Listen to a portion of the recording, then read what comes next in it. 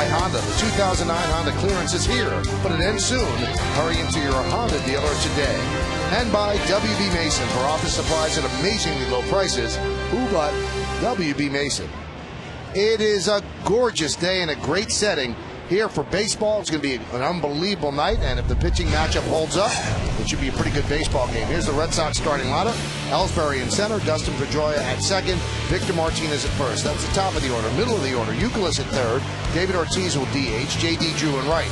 Bottom third of the order, Jason Varitek will catch, Josh Reddick, the rookie, is in left field batting eighth, and batting ninth and playing shortstop, Nick Green. You are looking at A.J. Burnett. He gets to start in the second game of this 4-game series. He's got a good record, 10-5, 3.89, and opponents are hitting just .242 against him. Ellsbury's ready. So is Burnett. Let's do it.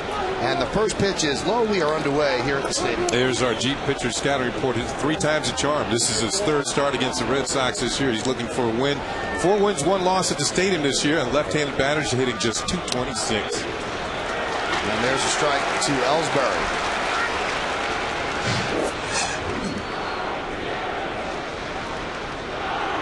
Want to keep him off base because of those 48 stolen bases. Been caught 8 times. That one's popped up. Shallow right center. Coming on, Swisher, he dives. He can't make the play. So Ellsbury on with a single. Tell you what, that is way out there toward right center, and Swisher is slowly getting up. Every once in a while as a hitter you get jammed, and as an outfielder you get a bad read on the ball, and you look like Milky came over a little late. Swisher gave an all-out effort. You said it, Michael. That's kind of out in the middle of nowhere. That almost seems like it was Melky's ball. It's a bad feeling, Kenny, when you start to dive and you know you still don't have a good play at the ball. Yeah, you saw Melky was a little bit towards left center field, and big gap for Ellsbury, who was in right center, and he dropped it in there.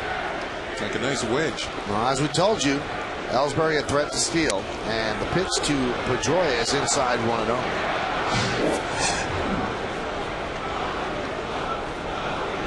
Dustin 10 hits in his last 26 at bats, coming off an MVP season last year. This is a good combination at the top of the order for the Red Sox. Ellsbury, when he gets on, as Michael said, he can steal. He's second in the league, only trails Carl Crawford. And then you've got Pedroia, makes a lot of contact, does not strike out very often. So if he puts the ball in play with any kind of authority, you can see Ellsbury at third base. Runner goes. No throw, stolen base for Ellsbury, his 49th of the year. Georgie couldn't get a handle on it, but Ellsbury had a good jump. Anticipating there. Georgie didn't come up with it real well. Stick it in your pocket. Very aggressive right from the start, off and running. What's that, 49th steal of the year? Carl Crawford has 51.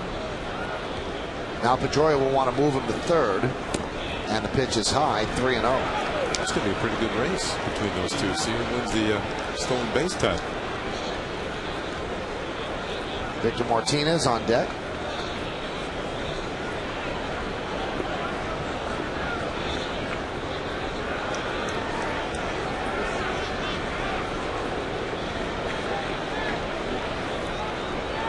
And the 3-0 upstairs, so he missed by a lot. So a walk to Pedroia. Runners on first and second, nobody out. Let's take a look at the Yankee defense behind A.J. Burnett. In the outfield, you've got Gaiman, Cabrera, and Swisher. Damon, although he doesn't have a good arm, 5 outfield assists this year. In the infield, Rodriguez, Jeter, Cano, and Teixeira. That's third to first. Posada had a big offensive night last night. He's behind the plate. Burnett is on the mound. You know, Michael, as you look at that graphic and you see that Johnny Damon has 5 assists, and we all know he doesn't have the best of arms, sometimes getting outfield assists is about hitting the cutoff man. And the cutoff man will take care of it and get you an assist by throwing somebody out. And also, a lot of people know he doesn't have a good arm, and they might run on him. It's also about opportunities, and a lot of times when you're not throwing well or something like that, you do get a lot of opportunities, because that is the first thing you'll see in a scouting report on what outfielders you want to run on and what ones you don't. Here's Victor Martinez. And the pitch low, 1-0. So a shaky start so far for A.J. Burnett. Career against Boston, 5-1, 3.80. But against Boston this year, 0-1 with a 12.91. And he actually had a 6-0 lead against Josh Beckett, and he blew that game. So he has struggled against the Red Sox, and this is a big start for him. The 1-0. This could be two. There's one. On to first. It's a double play. As Ellsbury moves to third. You said it, Michael. As soon as that ball is at Cano, chances are it's an easy double play. Nothing better as a pitcher. Really not into a groove in the first inning, kind of in some trouble. Good hitter up, double play. Dustin Pedroia was pushing the envelope there and being out of the baseline. If Jeter didn't make a good throw, the runner could have been called out because Pedroia could not get to second base on that slide. Here's Kevin Youkilis with a runner at third with 2 outs. And the pitch high. You can see that Burnett's throwing hard, 95 miles an hour. Youkilis 9 for 26 so far this season against the Yanks, having a good season overall, good on-base percentage.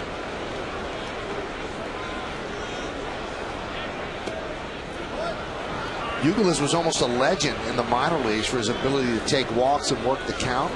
He was very much a big part of the book Moneyball, because the Oakland A's always were trying to get him from the Red Sox organization. They said Youkilis was Greek for the Greek god of walks.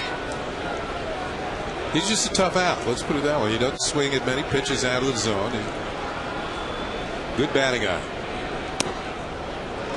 Now, I'm not saying that they're pitching around him, but I don't think they're going to give him anything really good to hit, especially you have David Ortiz, who's hitless in his last 16 at-bats on day. You know, times have changed. I mean, a couple of years ago, you go after the first couple guys just so you can get them out ahead of Ortiz, and now you see that how quick things change when you start to see guys struggling throughout the year. You'll pitch around guys to get to Ortiz at this point. Well, David is 0 for his last 17 with runners in scoring position, and you'll hear the boos here at the stadium. Last night, the same deal. They kind of quieted it down as the game went on because it became such a blowout. But Ortiz is going to have a press conference tomorrow at Yankee Stadium.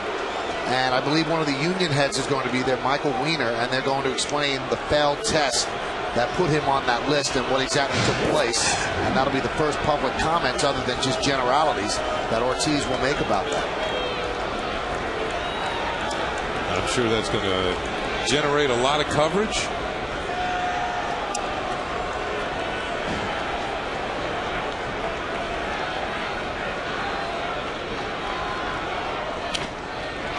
Grounded foul. I mean, we've heard a lot of different stories from a lot of different people. The truth will come out tomorrow, is that what you're saying? Well, a story will come out tomorrow, and then you'll decide whether or not it's the truth. No, let's hope it's the truth.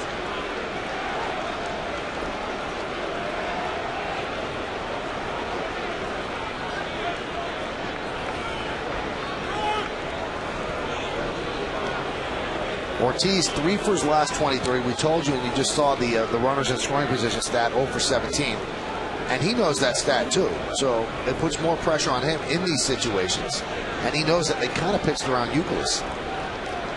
The 0-1. And it worked out. A ground ball to short right field. Booted by Cano. Fires to first. And they just got Ortiz. When you play on the outfield grass, sometimes the ball hits the lip and takes a bad hop. Red Sox 3 for their last 34 with runners in scoring position. Red Sox nothing. Yankees coming to bat.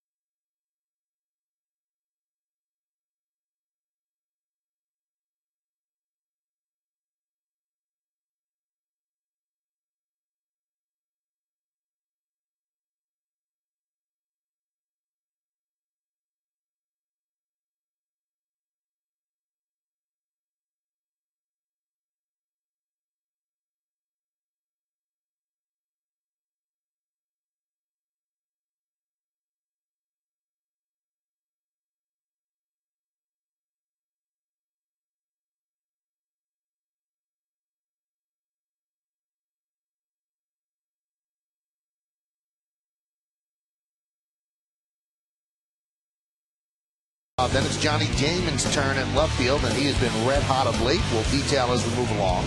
Batting third and playing first base, Martin Teixeira. Alex Rodriguez at third will clean up. 66 at-bats without a home run, longest streak of his career in a season. The DH is Hideki Matsui. Jorge Posada will catch. Robinson Cano at second. Nick Swisher bats eighth. He'll play right. And Melky Cabrera in center field is going to bat ninth. Here is Josh Beckett, the ace of the Boston Red Sox staff, and all those numbers would tell you he is a true ace. This will be his 22nd start, 13-4, 3.27 ERA, less than a hit per inning pitch, and you can see the number of strikeouts way up there. Here's our pitcher scouting report. He's only lost one time since June the 14th. He has not given up a home run. We saw the Yankees hit 4 here last night. This is the longest stretch of his career without giving up a home run. 36 2/3 innings, and he is rugged on right-handed hitters. They're hitting just 209 against them. That tells you he's got a pretty good breaking ball. Here's Derek Jeter.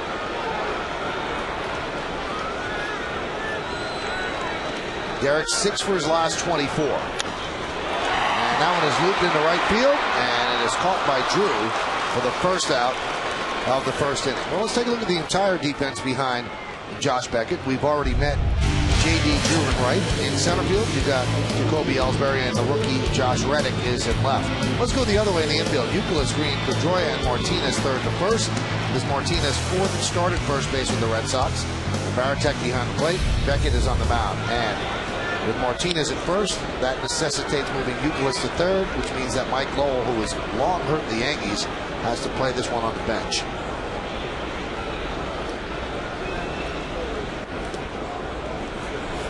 Count 1-1. Since June 21st, the Yankees have played 8.5 games better than the Red Sox. That's how much the Yankees have gained in that period of time. The Yankees come into this game with a 3.5 game lead over the Red Sox.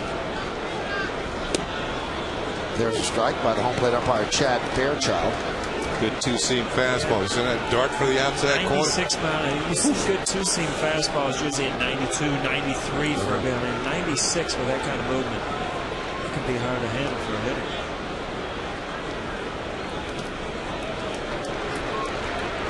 Damon has 5 home runs against the Red Sox, and the only former Red Sox to hit more home runs against the Red Sox on another team. You might not have heard about this guy, Babe Ruth. He had 11 against the Red Sox in 1927. Babe? The Babe. Why did they try and walk him one time? You know what I mean? The guy hits 11 home runs against you in 1 year. Do you think you start rolling the ball up the home plate? It was the old days, though, where guys had egos, and if you got 9 or 10, well, I'm going to get you out this time, and then number 11 be flying out there. What, you mean no scouting reports? No, I don't think they had scouts back then, other than Babe could hit. Strike 3, Damon down looking. So 2 away. IOTV offers you incredible HD picture and sound. HD is free with IOTV, the official HD service provider of Yankees baseball on Yes. And Josh Beckett, overpowering fastball with a lot of movement, too. I mean, last night we saw Darryl Cousins behind the plate. Seemed kind of like a hitter's umpire. That ball just off the corner, but strike 3. It's easier for me to take that strike 3 off the plate up here, Kenny. I can't figure it out, huh? Yeah, you know what? I never argued that much anyway. But really? Yeah, you two are so much alike. I had to see if they were on your side or not, you know? Count 2-0 to Teixeira. The only time I didn't like being called out on strikes is when there was men on base. You know, I figured you're batting third and fourth for a reason, to drive in runs. Get the call right.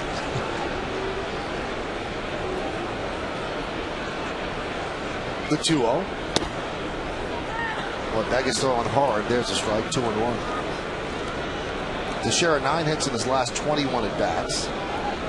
And the last 3 games, 462, which is that 9 for 21.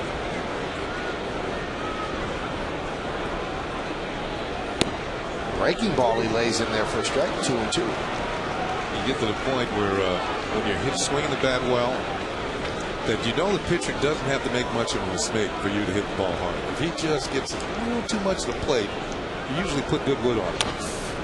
That one is chopped toward first. And Victor Martinez will step on the bag, and the Yankees go down in order.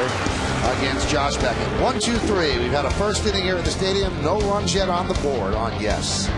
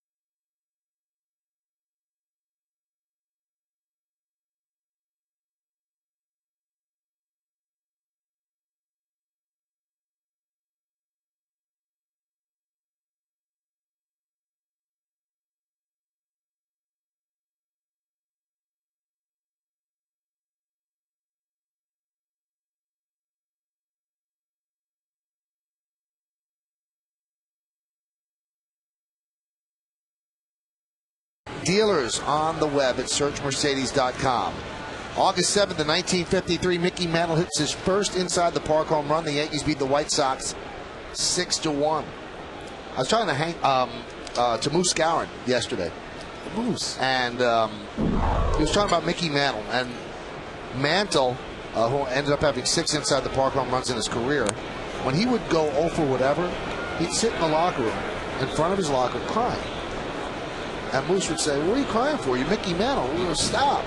And he goes, "Because there were 50,000 people here today that paid to see me, and I didn't give them anything that they paid for." And you believe? I mean, is that kind of overblown, or is that absolute? I mean, the guys. It sounded like Moose was telling the truth, that Mickey would cry when he would have a bad game because these people paid to see him, and he didn't give them a show. You know, when you think about it, he didn't have to cry very often. No, he didn't have a lot of offers. He could mix in a walk. But when your name's Moose, you're not going to make up a story. No, Moose Gowan is a good man. He does not make up stories. He actually told a story on himself. He's batting cleanup for the Yankees. Game goes on. First 3 Yankees get on base against the left-handed starter. For some reason, the other manager puts in a righty reliever. And Casey Stengel whistled, called him back, pinch hit for him before he ever came up in the game. Nice. Makes you feel pretty good about yourself. And Moose Gowan pulled an O'Neill. He threw the bat and it hit Casey Stengel in the shin. Yes. And then Casey the story's getting better and better. Called him into the office the next day and said, "You ever do that again, you'll be playing somewhere else." And Moose said, "I'm sorry, sir." Boy, have times changed. One night in Cincinnati, I threw my helmet. I kind of flipped it over. And it just happened to hit my buddy Uncle Lou right in the shin. And he took my helmet and walked down the steps and fired it down the tunnel. So I had to go retrieve it like some dog, you know, about a half a mile down the tunnel. J.D. Drew with a grounded to Teixeira, and there's one away. Hey, let's look at the game time weather conditions presented by Bigelow Tea. It's a beautiful day. That's the words. The number, 75 degrees, 47% humidity, 11 miles per hour is the wind, mostly clear skies. And, Paul, I checked this out on my own.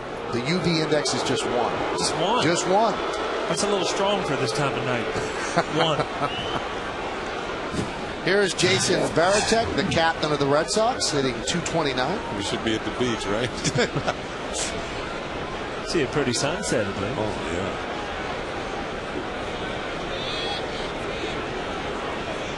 If you're at the beach in California, Gulf of Mexico, foul back, west side of Florida.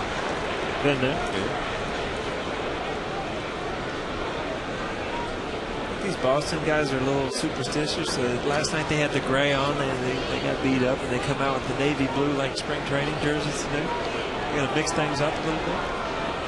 Who? If you just joined us after the Yankees put a 13-6 pounding on the Red Sox, they designated John Smoltz for assignment, and sad 42-year-old Hall of Fame career, it might end today as Varitek swings and misses.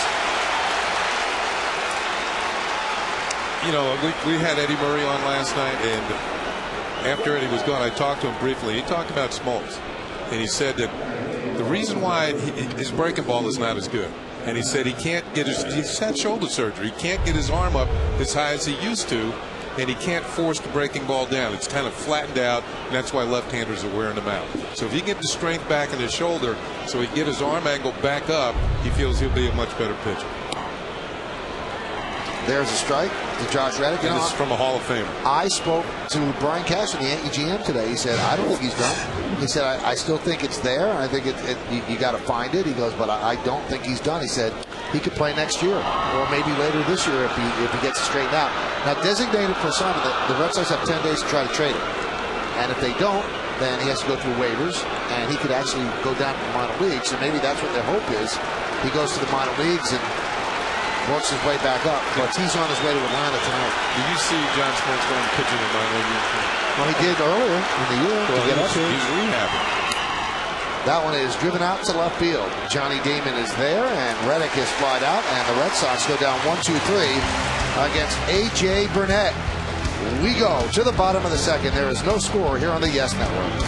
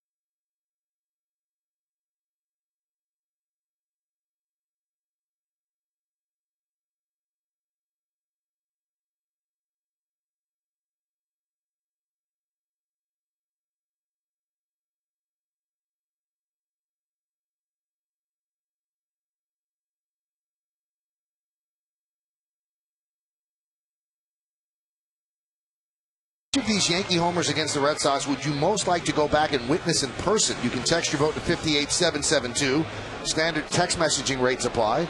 Babe Ruth's first at the stadium. Roger Maris' 61st. Mantle's final home run in 68. Bucky Dent's home run in 78. Or Aaron Boone's in 2003. I'll take Babe's. Can you pick them all? I want to see Babe's in 2023. You know what? If you ask everybody in the major leagues one person that they'd like to meet, I think it'd be unanimous. Everybody wants to meet Babe. You know, Roger Maris, Mickey Mantle, we did meet him at some of the old-timers games, but Babe Ruth is just, you know, something that turned this whole game around, that every player would say the same thing. What would you ask him if you met him? Hey, Babe. You like to hit homers, huh?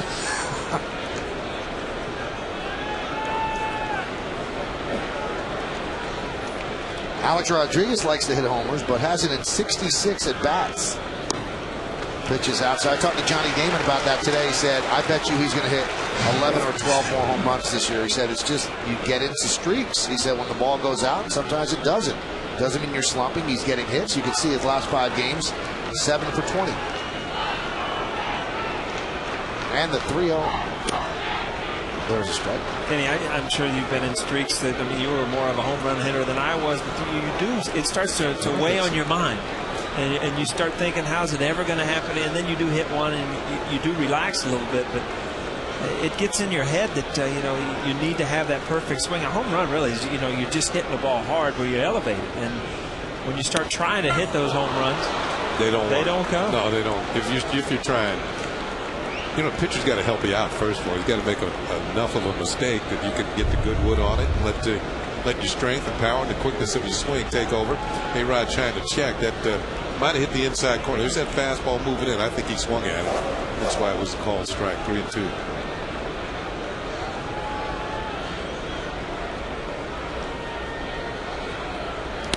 Strike 3. He was down in the count 3-0 and threw 3 straight strikes, and Rodriguez down looking.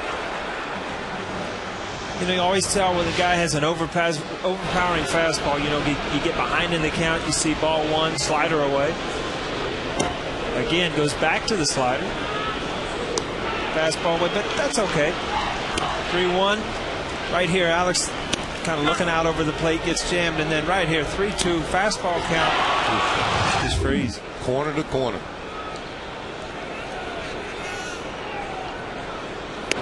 Pitch to Matsui is inside. I always felt when you face some of the top pitchers, when you get an opportunity to score, you better score.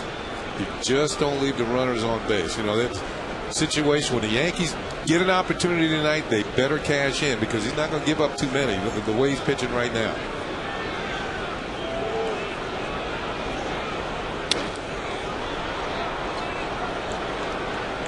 I mean, he hasn't given up a home run in what it seems like a month of Sundays with 37 2/3 innings. See that little hesitation he has. He gathers everything and then he kind of hesitates and then everything comes in. As a hitter, you start to move towards him when he hesitates, and all of a sudden everything starts happening real quick.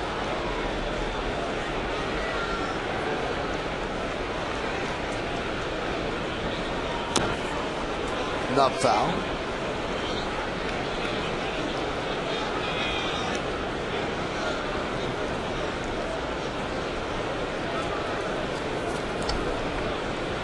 There's Theo Epstein. Now, Theo Epstein was not here yesterday, but he felt it was important to fly down to New York from Boston in order to tell John Smoltz in person. He did not put that all on Terry Francona, and the both of them met with Smoltz and told the veteran right-hander what they were thinking, and then they told him they're going to designate him for assignment. There's a ground ball to Pedroia, and Matsui's out.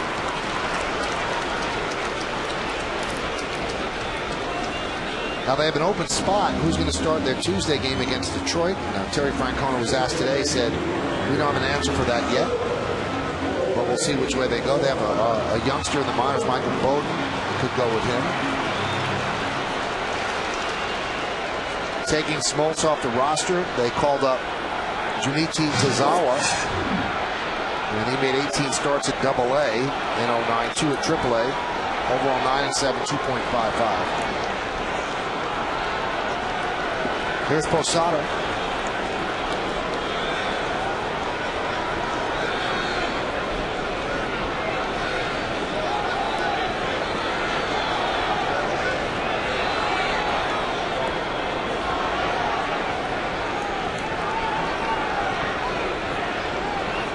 Posada with a big home run in the 8-run 4th inning yesterday. And a strike. Posada thought that pitch was low. Told you about Tazawa, who was called up today and meeting Matsui, fellow countryman.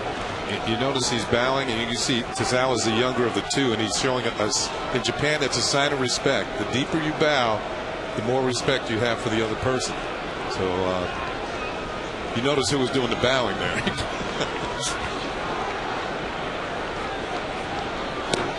Breaking ball misses outside. Count 1-1.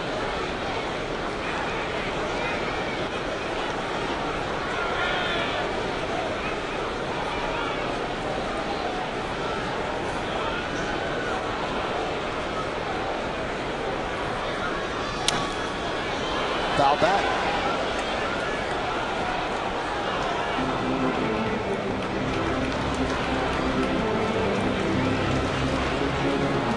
When you think about it, Ichiro and Matsui, they've been by far the best Japanese hitters that have come to the big leagues, and they how much they were revered in their country. Don't really get to see the byproduct of it.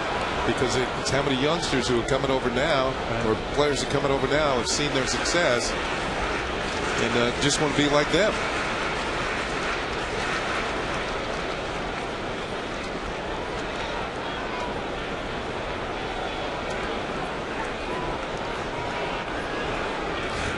That hair's too long, he said.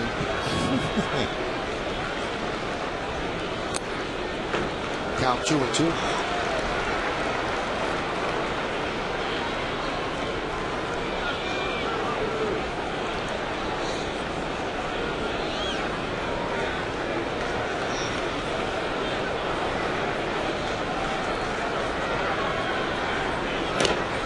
Took something off that pitch, and Posada way out in front. Third strikeout for Josh Beckett as the Yankees go down in order. He's retired all 6 Yankees that he's faced. We go to the third inning. There's no score here on Yes.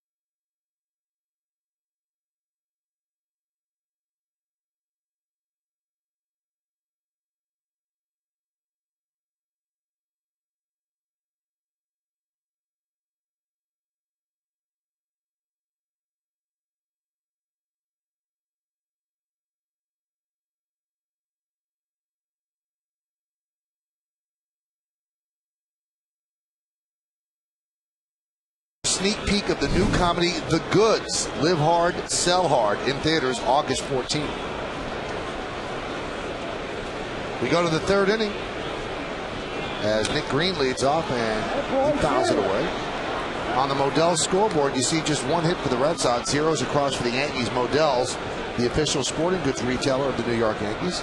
The owner of Modell's, Mitchell Modell, came by yesterday, said hello. He brings gifts when he comes. That's always nice when a visitor brings gifts. You know, when you go to somebody's house, you take them something. When you come up to the booth, you bring a little something. Yeah. It was awesome. We could have had some flowers up here. That would be nice. I think the gift cards work. And the thing with Mitchell, if you mention it every day, the gift cards will come every day. Oh, yeah. We're off tomorrow, so we might as well just hush.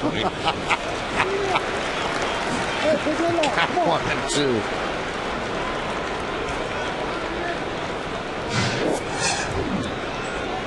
Jed Lowry's left arm is bothering him, so Nick Green is the shortstop.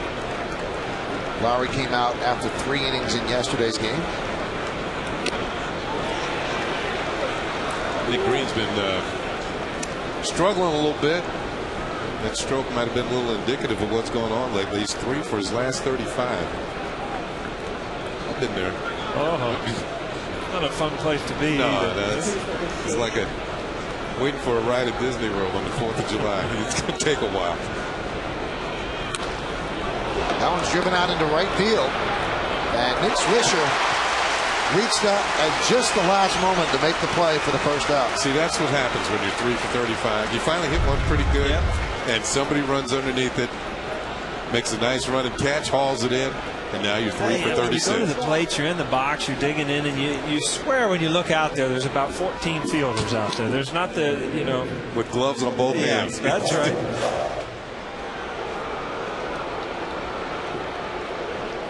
Back to the top of the order, and Jacoby Ellsbury. And there's a strike. Ellsbury dunked a single to right center field, just eluding the diving try of Nick Swisher, and then stole second. Well, the Red Sox could not get the big hit in the first inning.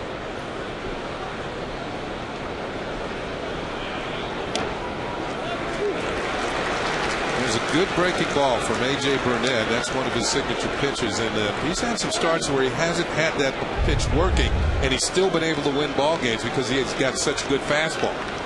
But man, that dotted the outside corner. The 0-2.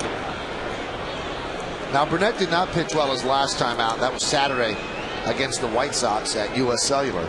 But if you look at his numbers, when he follows a loss, the start following a loss for him, he's 3-0 with a 0.68 ERA. It's not too bad. No, not at all. Nice rebound.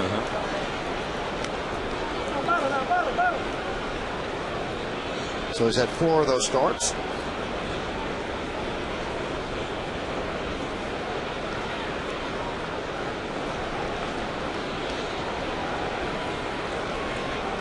And this is the 5th one. He's 10-5. The 1-2 to Shara. Will touch up at first as Ellsbury's out for the second out. Think about it, Burnett and Beckett, they have similar stuff. Overpowering fastball, good curveball. Ex-teammates probably talked it over on how to go about pitching. Imagine facing these guys. Yeah, that'd be a fun series, a little 2 or 3 game series. Go in, get both up.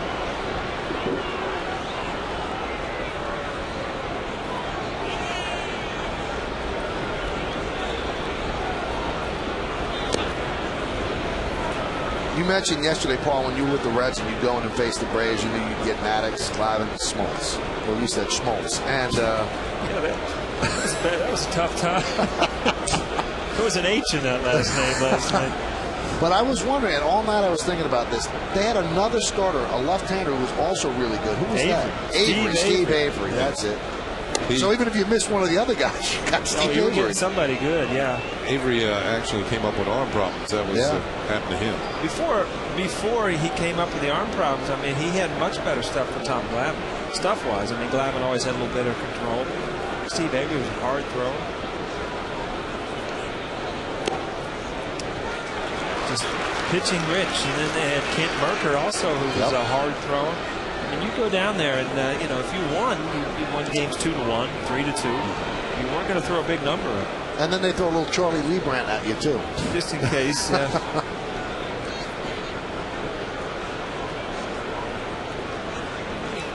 2-1. Remember years ago, the Montreal Expos used to train in West Palm Beach, and so did the Atlanta Braves. They go to spring training, go over and talk to Bobby Cox, who was the manager then, as he is now. And I hadn't seen Steve Avery pitch. And Bobby said, wait till you see this guy pitch. He's only like 11 years old. He throws the ball hard. He's got a good breaking ball. Dustin Pedroia walks for the second time against Burnett.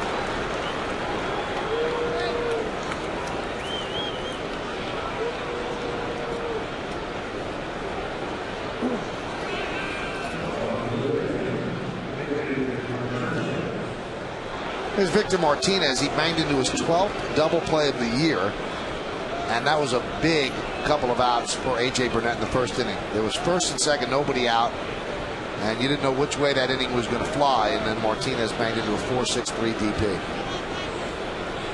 Pedroia with a lead at first, inching off. Really say enough about what that guy does for this team. I mean, we saw the game he had last night offensively, and look at that screen. I mean, who's the MVP of the league last year? If you didn't know, you would never guess that guy on the right, but he does so many things for this team. Hits well. He hits for some power. He's out there every single day. You don't watch him, he can steal a base. Red Sox have primarily 2 guys who run. Ellsbury the most, of course, with the 49 steals, but then it drops off the 14, and that's Pedroia.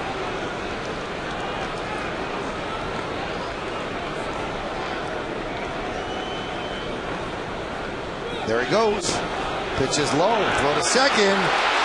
Got him. Good throw by Posada. Nice tag by Jeter. And Pedroia is out for the final out of the third. No runs, no hits, no errors. And because of this caught stealing, nobody left. That is not an easy ball to throw.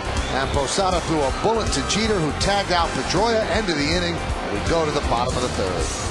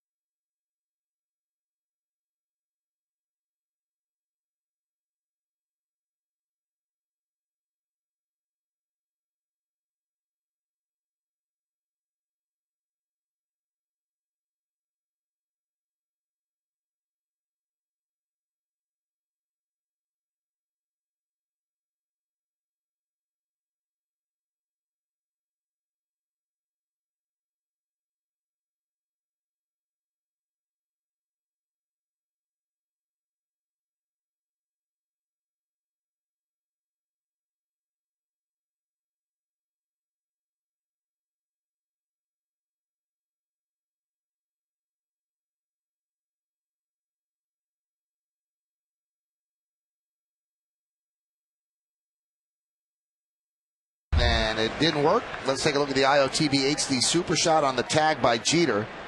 And he got him just on the fingers before they hit the bag to end the inning.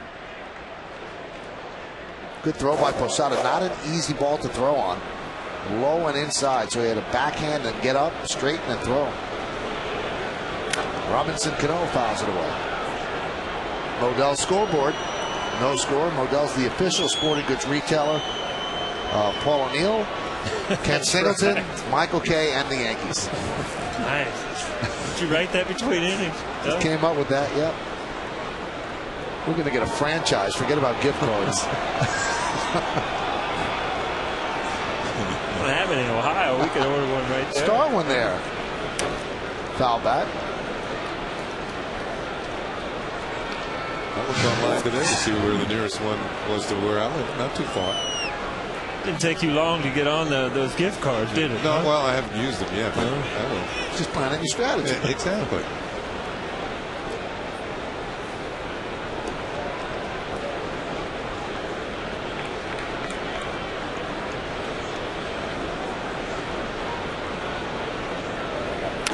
And you know what? People, let's be honest, people love gift cards. This is one of my favorite memories of Paul O'Neill. When I used to do radio, I'd have to do pregame show interview.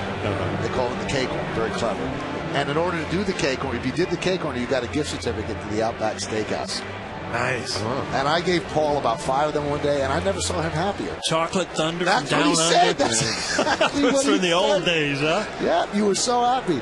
Hey, Paulie. Things have really changed because the Michael Kay show yesterday. That one is drilled to right field. It is a base hit.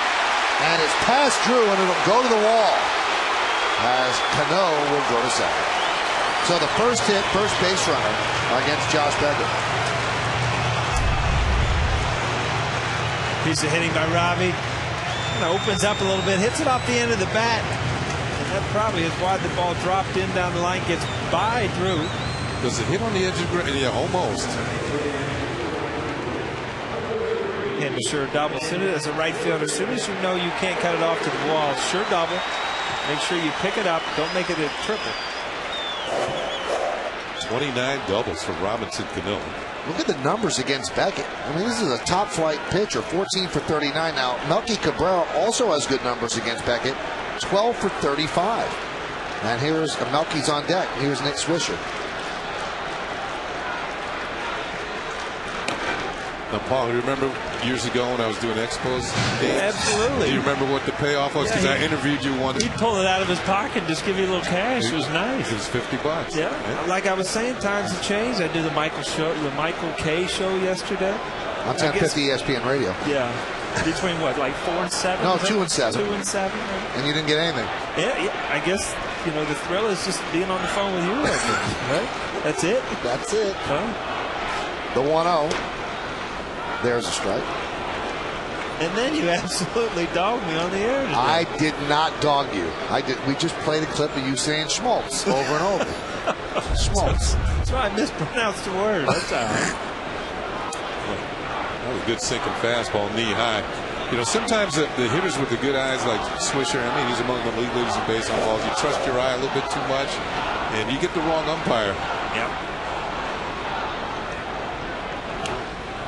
Good breaking ball. Now, Beckett's one of those guys, a lot of pitchers, when you go up there, you think, strike 1, strike 2, so what? I can still handle this guy. Josh Beckett's one of those guys that can strike you out with a fastball, can strike you out with a breaking ball. So as a hitter, you almost get in that panic mode when you get 2 strikes, because if he throws his best pitch, you're walking back to the dugout. Different philosophy of hitting with a guy that can strike you out. Swisher just wants to pull the ball, get Cano over to third. Oh, my. Wow, tough one to take. That was better than the first one. There's the target. Now, what's different about that one than the first one? Catcher moved his glove. It goes over the same area of the thighs. Oof. I thought that was better than the first one. I'd be hacking at that one.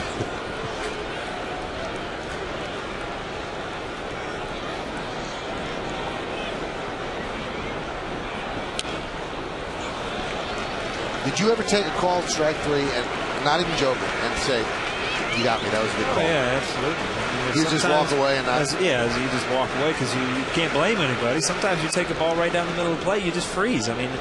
Sometimes you get in there and you get caught in the bat, and mentally you just all of a sudden the pitch is on its way and you just freeze. And it can be a fastball right down the middle.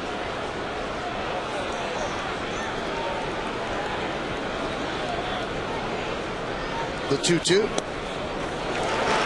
Yeah, I think back to when Kareem Abdul-Jabbar set the record for fouls in the NBA, the all-time record. He said they were all bad calls. Every one of them? Every one of them.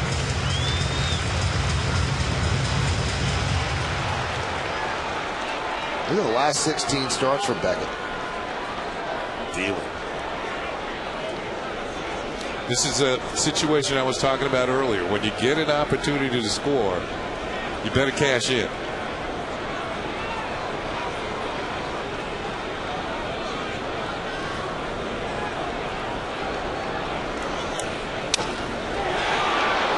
Foul ball and a broken bat. He has stayed at the bottom of that zone against Swisher the whole way back.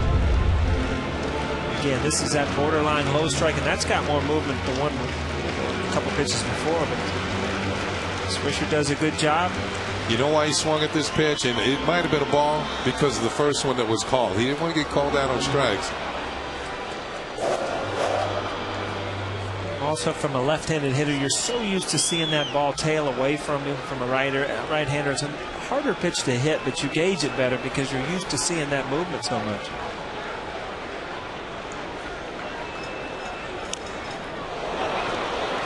Just got a piece. Maybe Beckett reading the bat saw Swisher go out there and hit that, at least foul it off on that previous 3-2 pitch. Come right back inside. It's a tough pitch to handle. You're in a situation where you're trying to pull the ball. You think maybe the pitcher won't throw me in, but that ball right there, that had two-seam action to it where he was almost trying to start it in off the plate, bring it back over the corner. It's going to be the 9th pitch.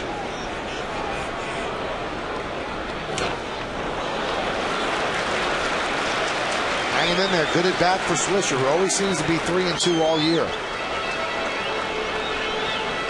Leads the team in walks, works the count. That's why you look at his .245 average, and Joe Girardi will defend him to the hilt. He said he's got good home run production, good RBI production, a good on-base percentage, and he loves Nick Swisher in this lineup and on this team. He's going to be the 10th pitch of the at-bat.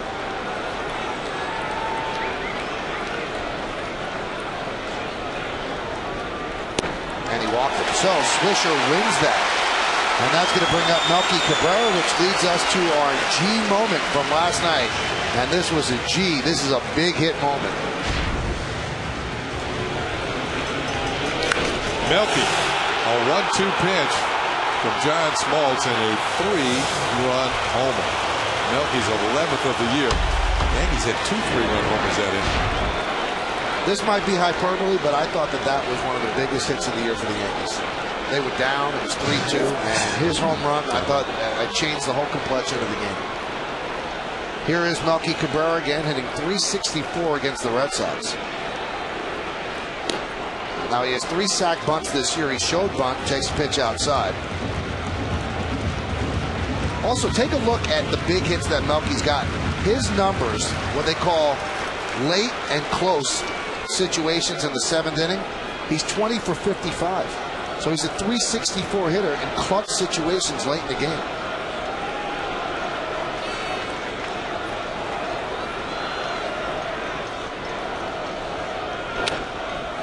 I talked to Brian Cashman today about Melky. I said, when you sent him down last year to the minor leagues, did you think you'd ever see him again?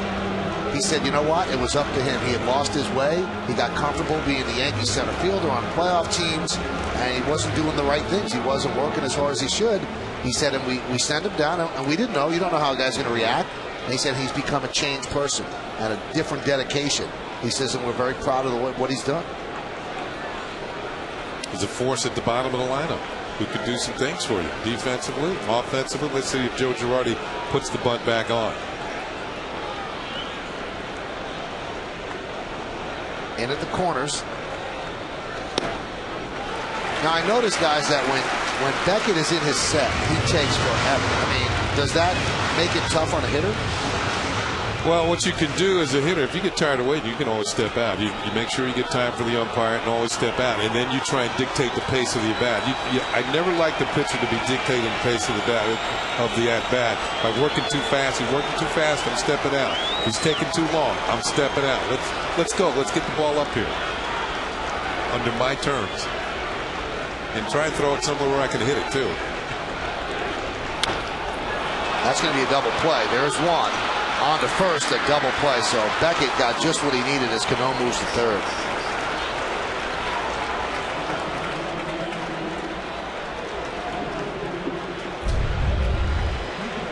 Here's that movement on that fastball, which creates the sink, and you can see the bat and contact on top of the ball and trying to pull it.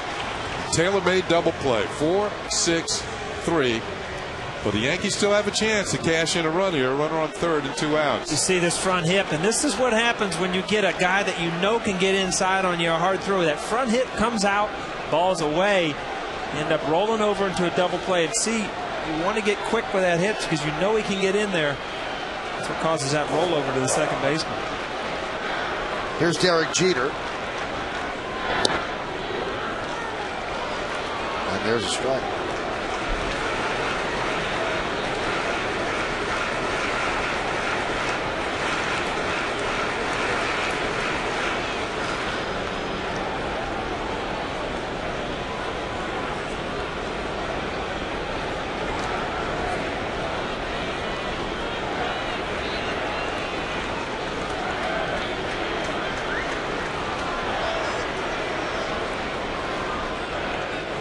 Beckett matched up against Burnett. They were teammates for 5 seasons in Florida from 01 through 05.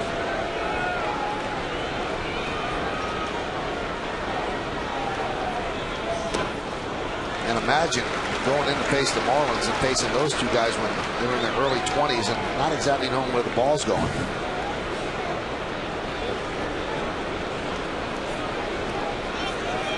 Beckett was a #1 draft pick, 2nd overall by the Marlins.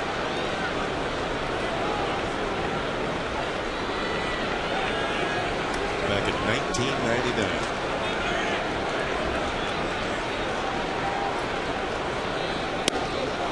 And Burnett got on the Marlins. He was a draft pick of the Mets, and the Mets traded A.J. Burnett to the Marlins for Al Leiter.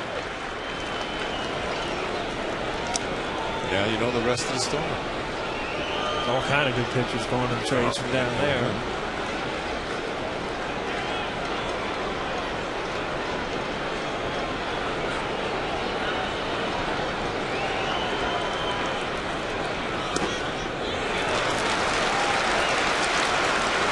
Derek's got himself into a hitting count, and he's got a hot hitter on deck, so that kind of places Beckett in a jam here. You know, if you've been watching what's going on lately, you saw Damon go deep last night. He's hit home in 3 straight games. Derek might get a pretty decent pitch to hit here. Might want to run that 2-seamer in on him if you can. Never going away. Grounded to first. Martinez fields. Flips to Beckett covering. And Jeter avoids crashing into him hard for the final out of the inning. So the leadoff double by Cano is wasted. No runs a hit, no errors, and 1 man left on base. Martinez far to his right, flips to Beckett to end the inning. We go to the 4th.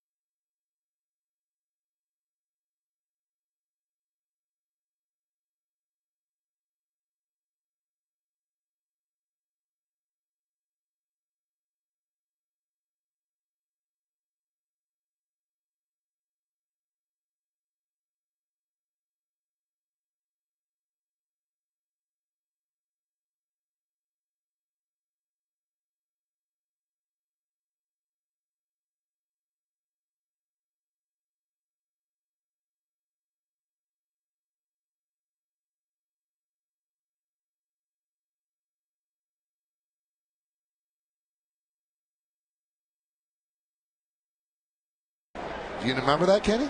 No.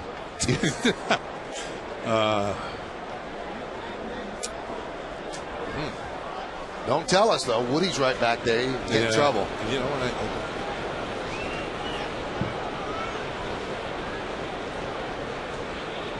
Pitch is inside.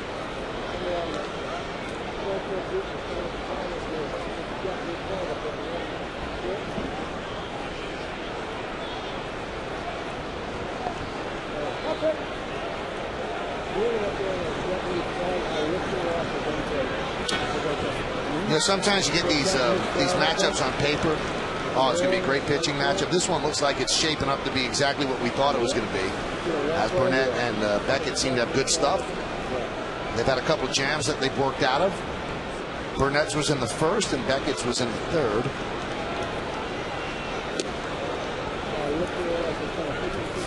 Pitching matchups, and a lot of people were talking to me today on the field about memories of Boston and New York rivalry. Did you ever see a better pitch game than that Pedro Clemens game here? It was amazing. That was probably the best overall pitch game from both sides. Maybe Andy Pettit and Schmaltz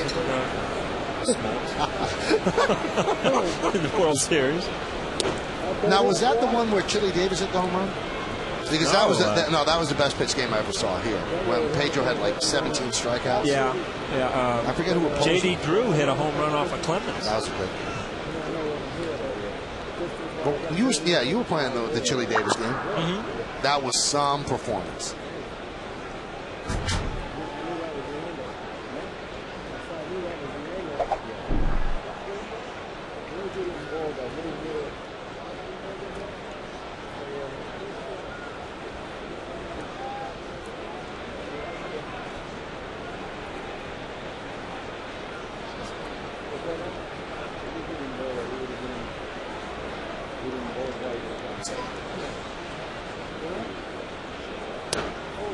There's a strike. Count 3-2.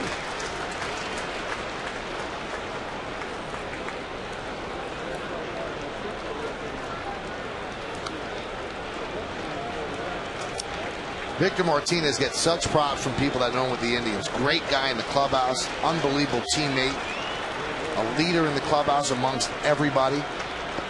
But it was, I guess, came down to a financial decision for the Indians to trade a guy who's such a big part of their whole team and the community. And he cried when he left. He did not want to go.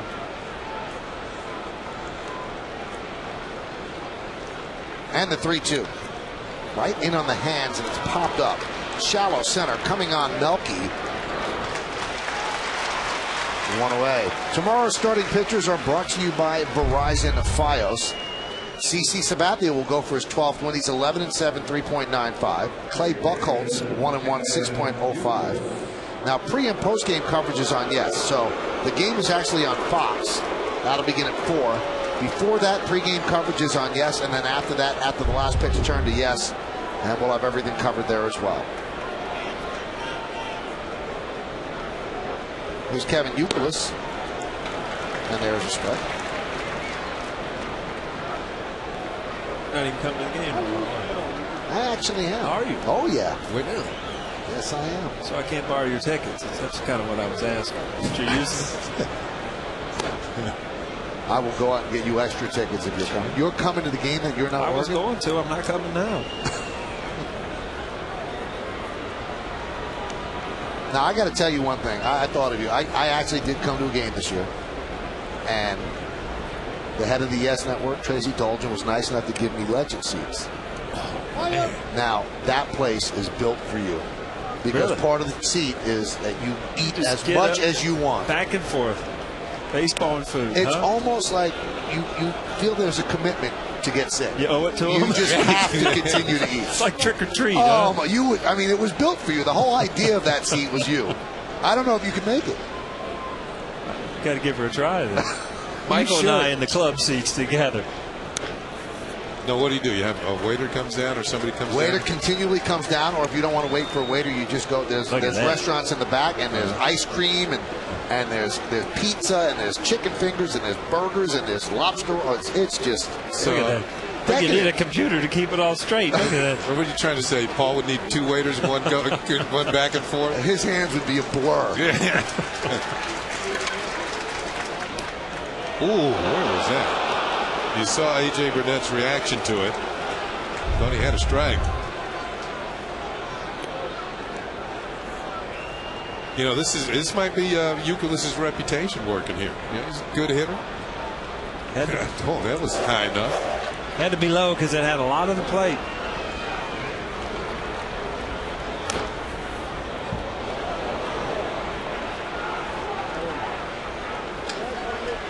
.56 pitches for Burnett. 1 out into the 4th inning. 29 strikes, 27 balls.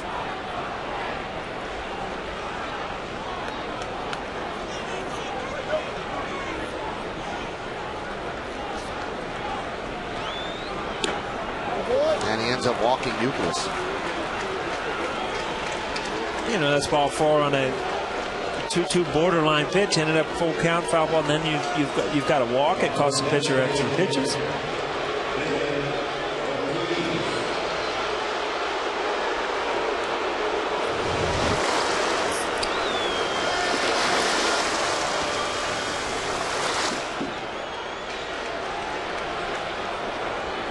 You see where Cano lines up with the possibility of a double play. That's not your normal position for a double play. He's still pretty far back.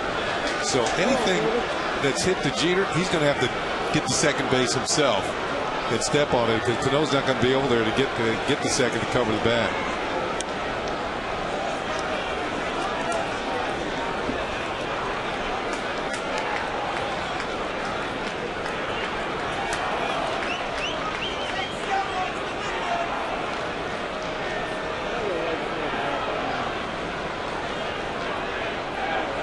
And the 1-0 way outside, 2-0. Ortiz is hitless in his last 17 at bats. He's 3 for 24.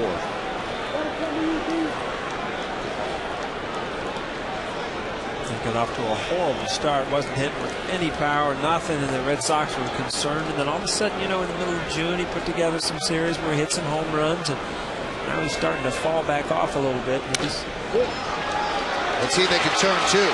There's one. Oh, what a double play. Beautifully started by Robinson Cano, and he fires a strike to Derek Jeter, and you can see David Ortiz is feeling the frustration. Nice play to the glove side. Good throw to Jeter, and then Jeter returns to first for the inning-ending double play.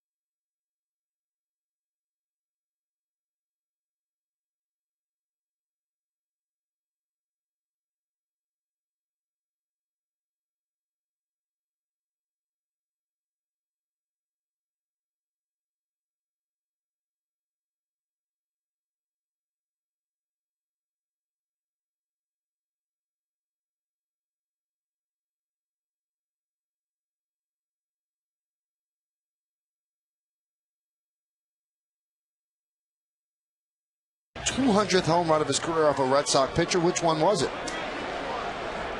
Dennis Eckersley. The Yak. It's a nice brand name. Hall of Fame. You know, when you look at where Cano was set up on this double play ball, usually double play ball, he's set a little closer to the bag. You pinch towards the middle.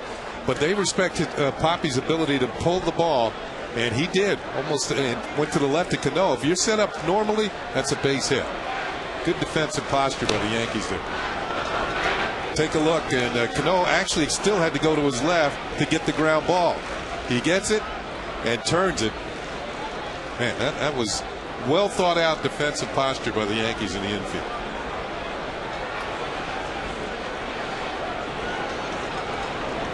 defensive posture. You ever feel that way, Michael?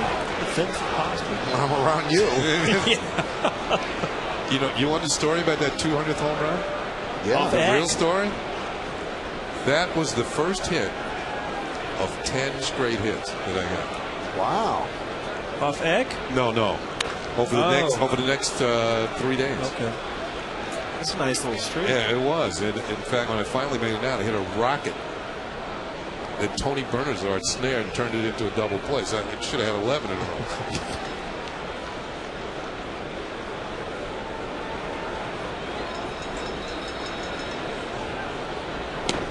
Strike three. Damon down looking.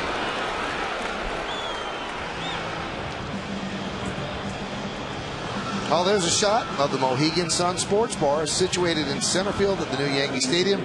The Mohegan Sun Sports Bar is a great place to gather and enjoy the game. Mohegan Sun, a world at play.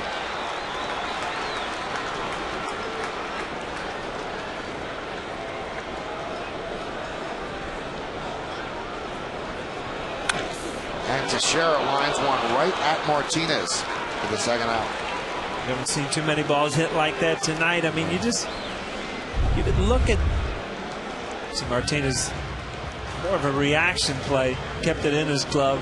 But you can tell when you walk up to the plate, Beckett has got great stuff, and he knows he's got great stuff. I mean, he'll stare you down, he'll look at you, he's got just enough attitude that says, hey, you know what, I'm going to get you out here. And there's not a lot of pitchers as a hitter when you look out at that you really believe is a hitter. And this guy's one of them. Breaking ball to Rodriguez for a strike.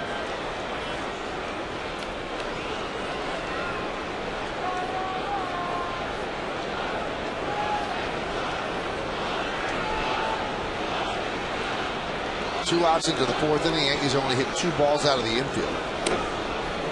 So breaking ball, then a fastball away. Count 1-1.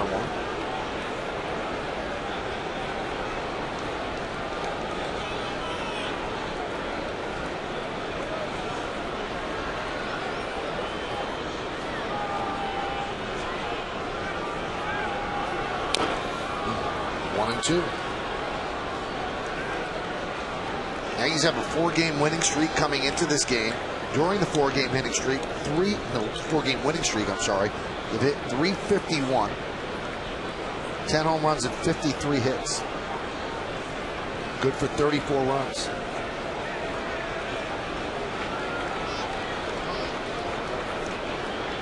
One, two.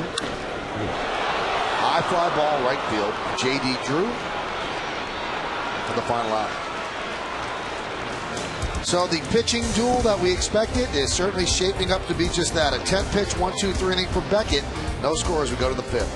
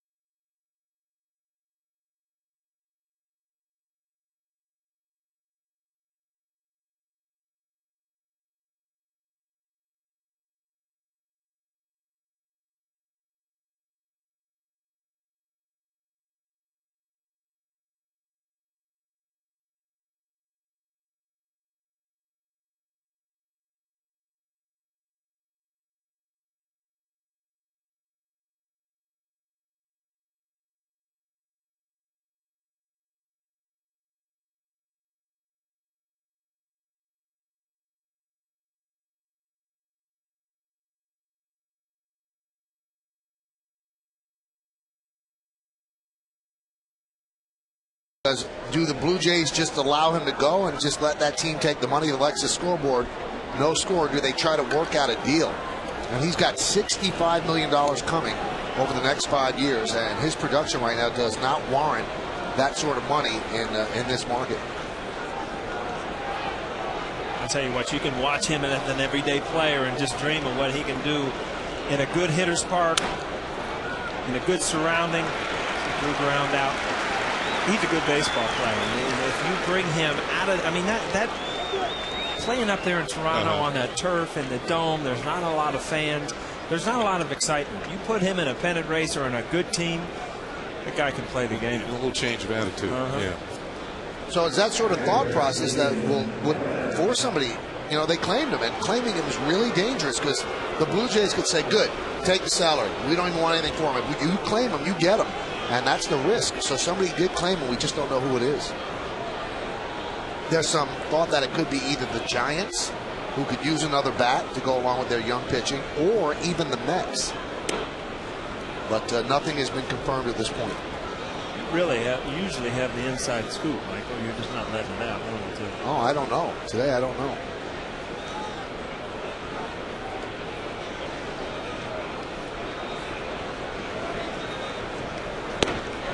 One thing, you must have talked to Cash a long time. You had a lot of Cash stories. A lot of Cash stories. Yeah. 20 minutes. Really? Yeah.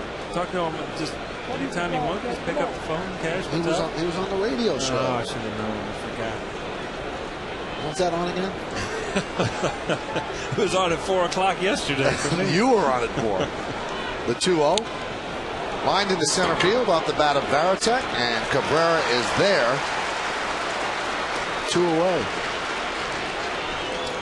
It's time now for another look at tonight's Toyota Text Poll. Once again, the question: which of these Yankee homers against the Red Sox would you most like to go back and witness in person? You've been texting us at 58772. Here's the results.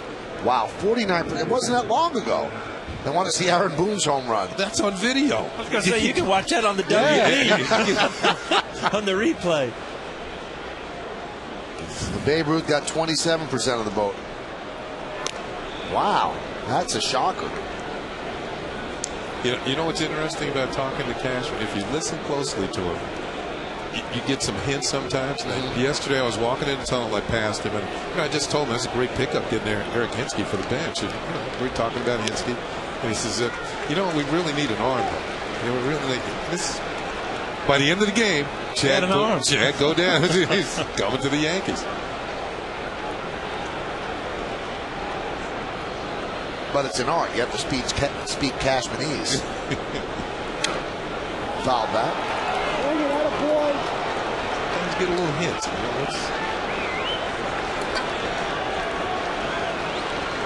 Michael, I still appreciate your observing Josh Reddick on the scoreboard last night, that he just drove up to the ballpark on his bike, his slingshot in his pocket, put his glasses on. Now he looks a little old. A little Dennis the Menace look.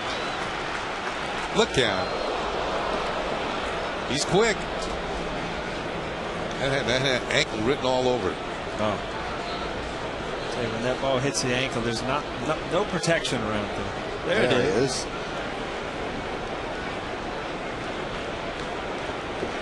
Well, he really looks young.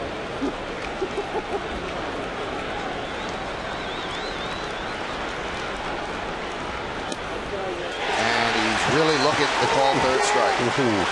1-2-3. A.J. Burnett does it also on 10 pitches, just like his buddy Josh Beckett. After 4.5, we're halfway through. There's no score.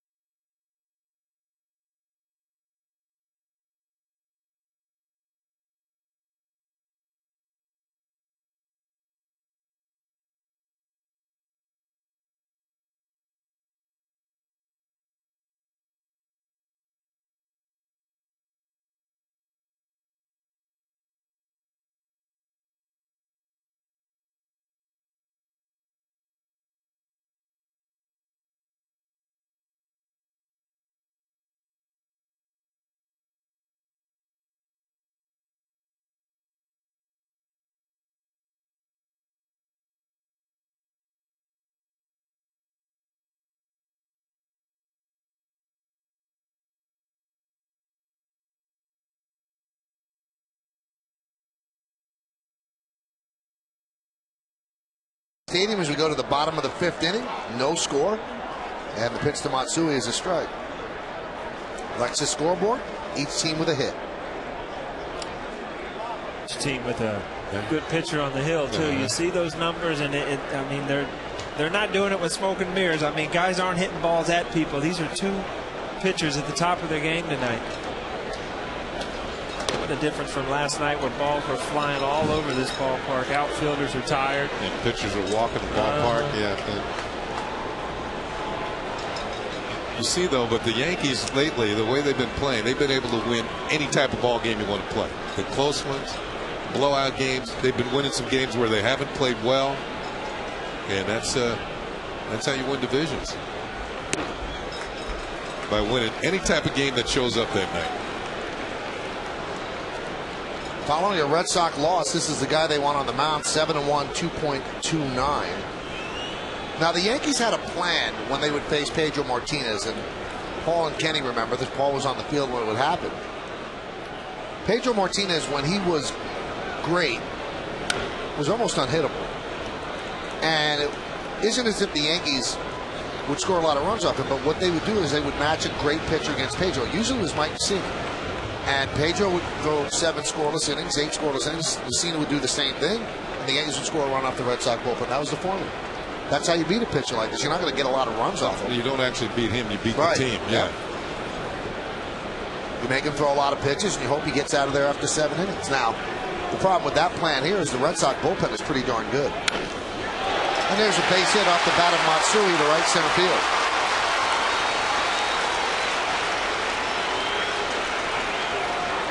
Yankees Baseball on Yes is brought to you in part by Extract, from the creator of Office Space, in theaters September 14th. Check that, September 4th, not 14th. Get there on the 4th, not the 14th. Now, I don't know if it's Extract or Extract. Extract. Why are you looking at Kenny? You're not even asking for my opinion on this. I know where to go for information, Paul. Ryan, help us out. You're a Fordham grad over there. Here's Posada with Matsui at first.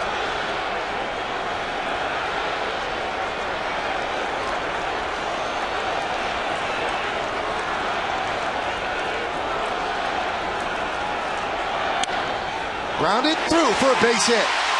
Matsui will stop at second as Drew comes up and flips the ball in. So successive singles to open up the 5th, and the Yankees have runners on first and second, nobody out. Yeah, second time in the game now, the Yankees have had the first 2 men on in an inning. It also happened in the 3rd. That's why that hole's over there, isn't it, Paul? You get something you can pull through the hole. This helps turn a 280 hitter into a 300 hitter as Posada pulls it through the hole, and Matsui can advance as far as second base. Beckett trying to really run that ball away to get Georgie to hit into a double play, but he got just enough of the plate where Georgie got the barrel on it, hit it hard enough in the hole. Back to what you were talking about a few innings ago, Kenny, the second baseman moves towards the bag for the double play, kind of opens up that big hole. Yeah, you can see the difference here where Pedroia is playing as opposed to where Cano was playing for Big Papi. Now 1-0. And even on these situations where they're playing in double play depth, they pinch a little bit towards the bag, and that means the holes are open a little bit more. You got a little bit more room through here, and certainly room through there for Cano. And the infielders want to get to that bag quickly, get the ball, and get out of there before the runner can get down there on. Line down the right field line, giving chase is Drew, and he makes the play. Boy, you can't hit it harder than that, and Drew got a good jump and ran it down heading toward the corner. Was there a base running mistake, though, by Matsui, who did not tag up? The ball was hit fairly deep. I believe if he tags up, he can make it to third base, and you want to be over there with 1 out. I don't think it was a particularly good read. He went halfway almost right away, as if Drew was not going to catch the ball. See, he starts, and you got to look to the outfielder and see where he's playing. You see, now it's too late. You see his reaction. Yeah. You know it. And the big thing is, it's not his first reaction. It's right there. Yeah. And when you take that second move, now you're caught.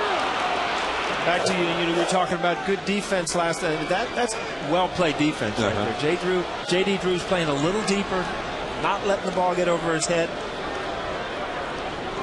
But I think when you're on second base, one of the things you're taught is to look to see where the outfielders are playing. Just look around at each one of the outfielders, see where they are, and when the ball is hit, you get a good idea almost right away where they're going to be able to catch it or not. And you can see Matsui, he's still kind of, thinking about what happened.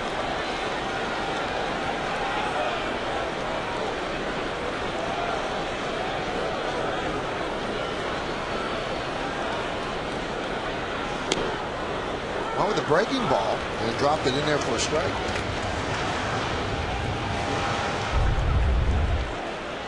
Again, you see, I mean, he pitched him a hard, low fastballs last at bat. Goes back to the breaking ball here. Nick Swisher had a long at bat last time up, so he saw a lot of pitches. Beckett probably thinks I got to go with something different.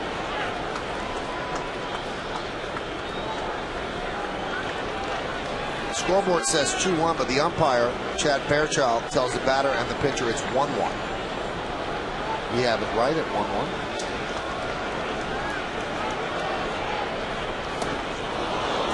Now it's 1-2. See Nick Swisher looking dead fastball there out in front of the breaking ball, saying to himself, yeah, different at bat.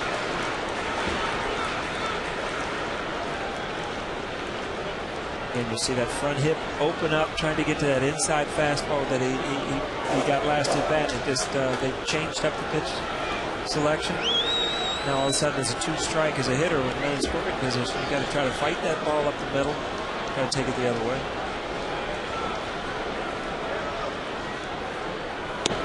Strike 3, Swisher down looking.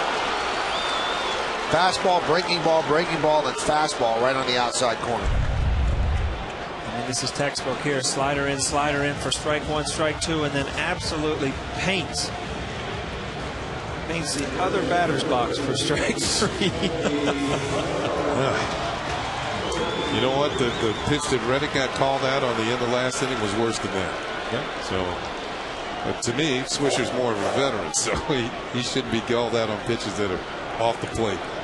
Here's Cabrera. He banged into a double play in the 3rd inning when the Yankees had runners on 1st and 2nd, nobody out. Now it's 1st and 2nd, 2 outs. I used to love to look at the umpires on 0-2 pitches like that. And you know, in the old days, we were taught as a pitcher 0-2 to nibble off the plate, you know, make you swing at something. And you'd look back at the umpire and say, you know, this is 0-2. He's not even trying to throw a strike. Trying to throw a ball off the plate, and you're still giving it to him.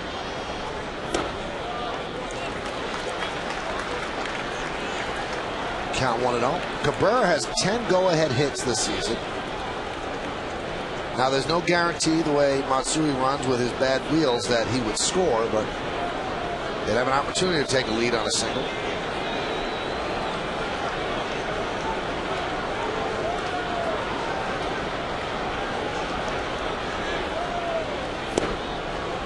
There's a strike.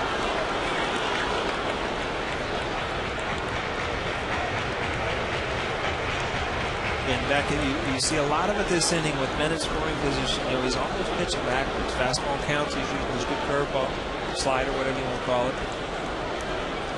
Still, his put away pitch has been that fastball away.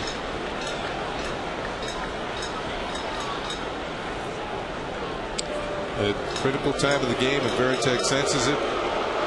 Going to go out and talk to Beckett.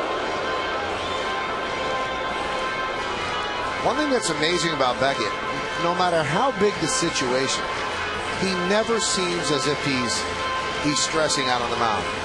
Never betrays his emotions. And I don't know if that throws off the batter or not, because the batter's heart's probably beaten. And he just stands there and stares in as if it's, you know, he's just taking a sun in Central Park. And, you know, sometimes when you see pitchers getting upset out there, you feel in the dugout when we get to him. You know, he's about ready to crack. But you don't see that with Beckett. No, you don't. And that's. You see Beckett's reaction there. And this has been that 50-50 call tonight. You kind of flip a coin. Half of them are strikes, half of them are balls. He almost looked like he raised that arm a little bit. 50-50. 50-50 call. That's frustrating for the pitcher and the hitter.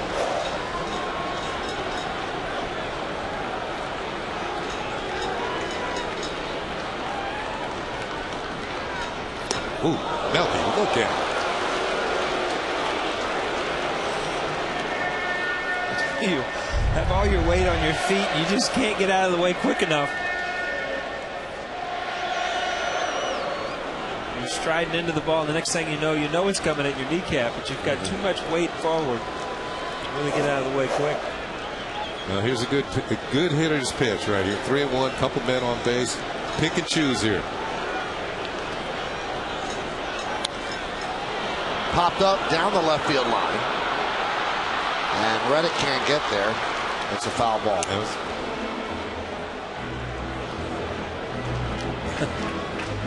took a bath over there with beer. It looks like Melky probably laid one in the cup over there for him. Melky's been comfortable over his career against Beckett. Big at bat for Beckett and the Yankees. Yeah, this could be a break for the Yankees here. You talked about Matsui not running all that well. You got 3-2 with 2 outs. Now he gets a little bit of a jump off second. He's going to be going on the pitch.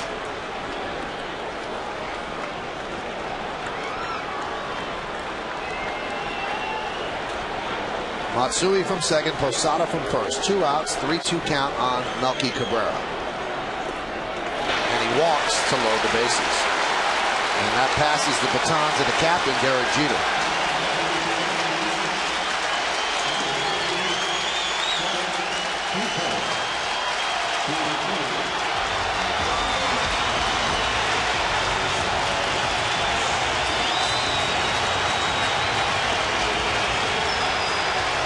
Jeter with a fly ball to right and a ground ball to first. And the crowd getting into this moment. Yankees with an opportunity to put the first run on the board. Slowly but surely, one by one, the fans here at the stadium beginning to get up out of their seats.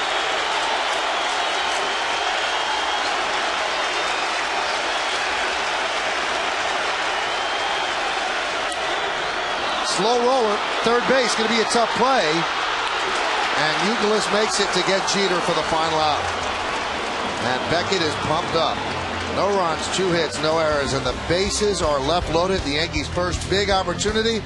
And Jeter couldn't get it done as Youkilis makes the play, and we go to the 6th.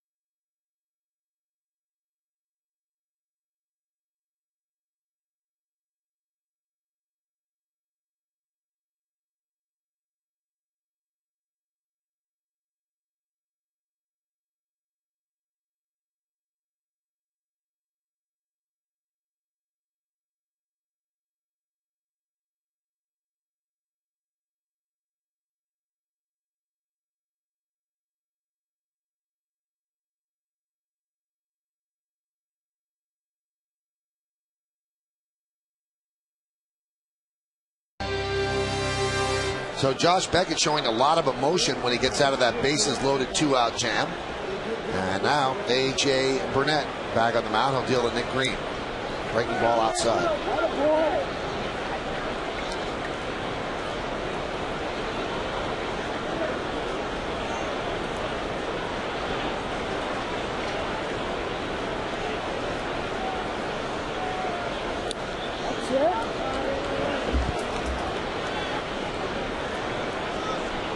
A couple of opportunities in the game for the Yankees to cash in, and could punch that extra hit in there somewhere.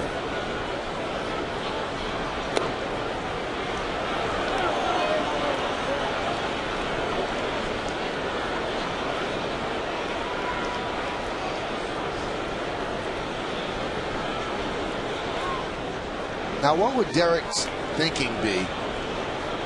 Swing at the first pitch there, Paul. It just feels that that's the best thing he's going to get.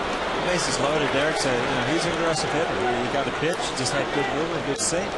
Just topped it. But again, I mean, you can't give Josh Beckett strikes. I mean, he's got too good stuff to be hitting 0-2, 1-2. So, with bases loaded, he's coming right at you. Saw the ball well, went after it. You're right about the movement. That's why he topped it.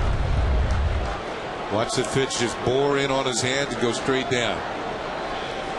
I think if the ball had stayed down a little bit better when Youkilis got to it, it'd have been a much tougher play. I'll tell you what, that's kind of almost an in-between hop and Majid's speed. I mean, he had one shot at it. If he fumbles that ball at all, everybody were on their feet and they would have been cheering real loud, because that's a lot tougher play than it looked. Now, Nick Green walking him when he's 3 for 36. That's a sketchy way to start the inning, but he's on first base now with Ellsbury at the plate. Pitch is high. Michael, you've been watching games since you've been about 10 years old. Do you like the slugfest, or do you like the 0-0 pitching? You know what? I like this type of game. I mean, there's more strategy, and every single at bat seems like it means something. I mean, I like a 10-9 game if it comes down to the last couple of innings. You know what I like? I like watching good pitchers pitch well, and that's what we're seeing tonight. Right. This is the way this game was supposed to go. If you looked at the matchup in the papers today, or if you're watching us last night, we're giving us pitching matchups for the next night. You expected a well-pitched game, and that's what we're getting.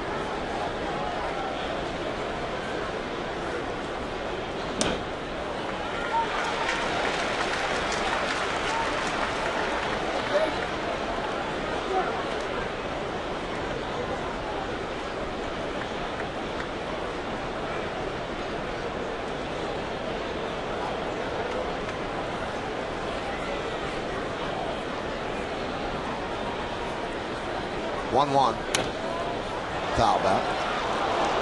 When you look at the Red Sox as a whole, as a ball club, they don't sacrifice all that often. The Red Sox only have 10 sacrifice bunts all season long. See Mike Lowell over there. I mean, this is a tough decision for Francona day in and day out on who's not going to be in this lineup. I mean, you had Youkilis from left field last night. Now he's at third base. Mike Lowell offensively, he's a big part of this offense. And these are the games that you might have to keep him in there. Right back to Burnett. He knocks it down, so that kills a double play. He'll get the out at first. If he had fielded it cleanly, he had a chance at a 1-4-3 double play. Hit the catcher's glove. Tipped Georgie's glove on the way in. You see him pointing back. Yeah, there's Chad Fairchild, the home plate umpire, saying that catcher's interference, so this will go as an error charged to Jorge Posada. And when you watched Ellsbury leave the box, he didn't take off right away.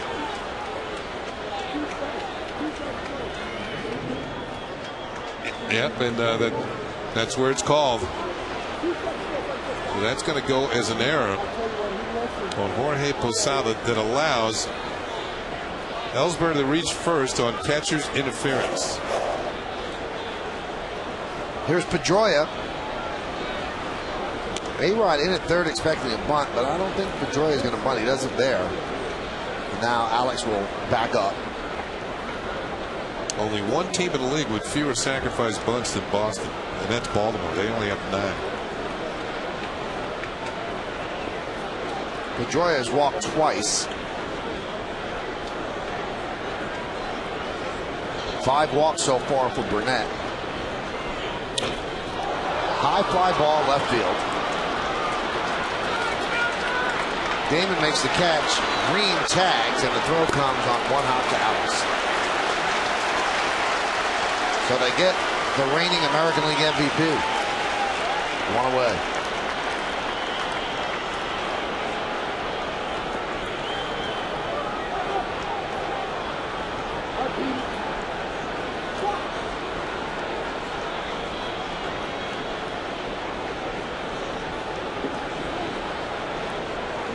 And here's the newly acquired Victor Martinez. They got him right at the non-waiver trade deadline on the 31st. And these are the moments they got him to get big hits like this. First and second. 1 man out. In the game that the Red Sox really need, especially after losing 13-6 with Smoltz designated for assignment before the game, all the injuries, Jason Bay out of the lineup. They need to capitalize on a good pitching performance by Burnett. By Beckett. I'm sorry. Such a tough call for a manager. I mean, you got the reigning MVP up. You're in a bunt situation. You got Martinez and Ortiz on deck. You know, in a one-run game, you know, if you score a run here, try to get a cheap run, you know, that might be enough for Beckett. So, tough call. Let Pedroia swing away and end up getting a big out. Like I said, they don't bunt very often. The 0-1. Red Sox are 3 for their last 35 with runners in scoring position. They didn't do well in the series against Tampa Bay, losing 2 games. And last night, obviously, was not a good night for the Red Sox all around. You know, sometimes you got to play to your ballpark, and to bunt for 1 run in Fenway Park is you know, it doesn't make a lot of sense because a lot of things happen in that ballpark. You know, 9-8 games, 10-7 games, but in a game like this, sometimes you know you might have to do something different. I mean, Josh Beckett has got the Yankees shut out to this point. Any way to get a run? Popped up. Shallow center. Cano is there. Infield fly rule is called. 2 away.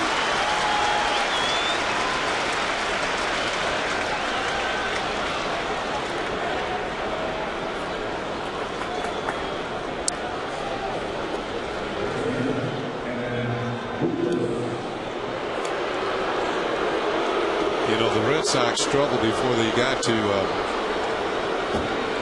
Yankee Stadium against the Rays. They weren't getting big hits down there against Tampa Bay.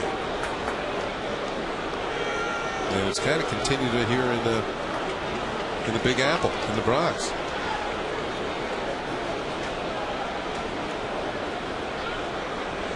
Here's Ugalis. And there's a strike. It seems like both teams started out really able to do nothing. Now they're both getting, you know, little opportunities, and it's almost going to come down to that one big hit from somebody on either side, because as good as these bullpens are, a couple-run lead, chances are that's who's going to go home with the win. That's a good breaking ball. One of the best he's thrown tonight. Watch the bottom fall out of this one. Whew.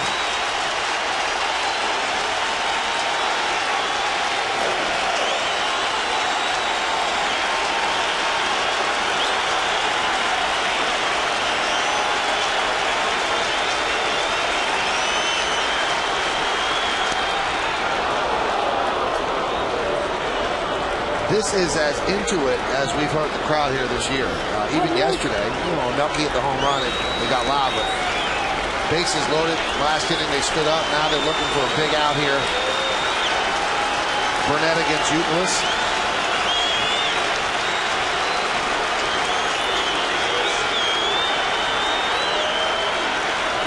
And the 1-2. Breaking ball away.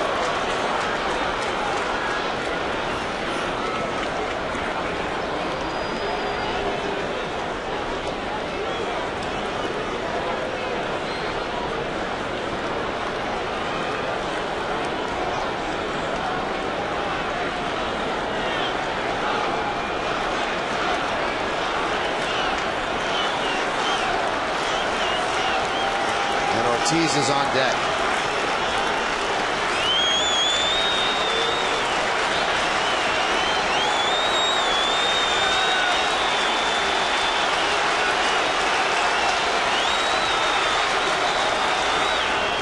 Got him. Breaking ball. Posada gets an angle. Makes the out at first as Ugalis strikes out, and that's big-time pitching by A.J. Burnett. First and second, nobody out, and he gets out of it without allowing a run. Don't go anywhere, because coming up next is a special look at the hilarious new comedy, The Goods, Live Hard, Sell Hard, starring Jeremy Piven, in theaters August 14th.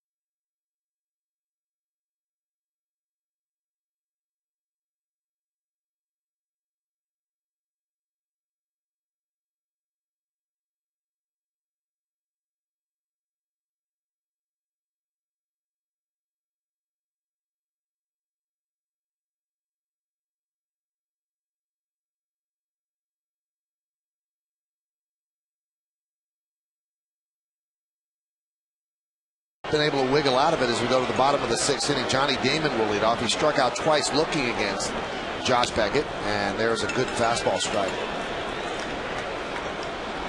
Well, we expected a pitcher's duel, and that's just what we've got. A.J. Burnett has allowed just 1 hit. Josh Beckett has allowed 3. Burnett's walked 5. Beckett 2. Beckett struck out 5. Burnett 3. Now, the only hit for the Red Sox was the first batter of the game, and that was Jacoby Ellsbury. And there's no score as we go to the bottom of 6th, and that was a play that Nick Swisher made a dive on and couldn't come up with.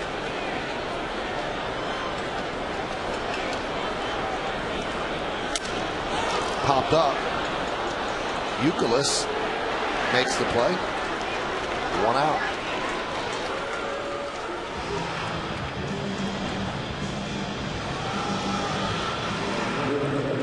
Just a beautiful night for baseball all day in New York City. It's been great.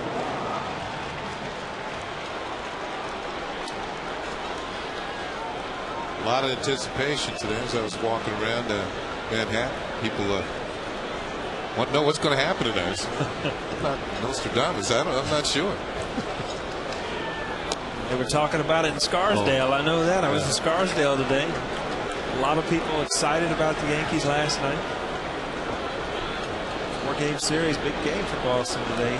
Get back to this weekend, the back of this weekend, trying to hold on to get 1 game out of a 4-game series. They're striking.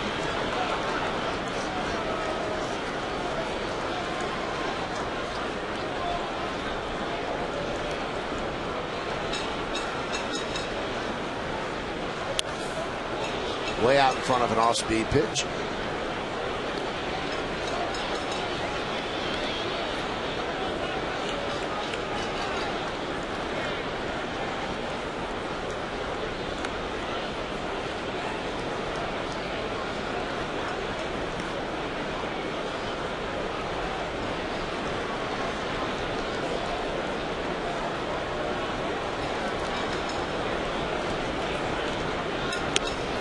And the count 2-2. Teixeira's grounded to first and then lined out to first. Well, you see how hard it is to get a sequence of things going against these pitchers. It might boil down to 1 swing of the bat. 86 pitches for Beckett, 54 strikes. Check swing. And the count now goes full at 3-2.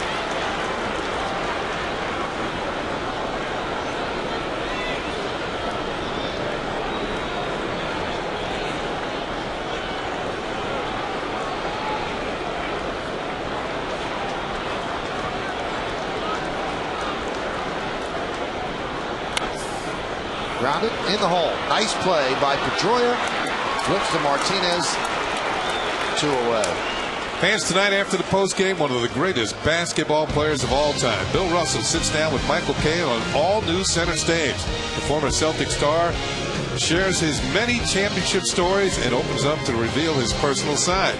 It's Center Stage with Bill Russell tonight after the postgame, only on Yes. Teixeira had to reach for a low breaking ball, and a good play by Pedroia going to his left. I think he leaves his feet as well as any second baseman in the league. Isn't that far to go?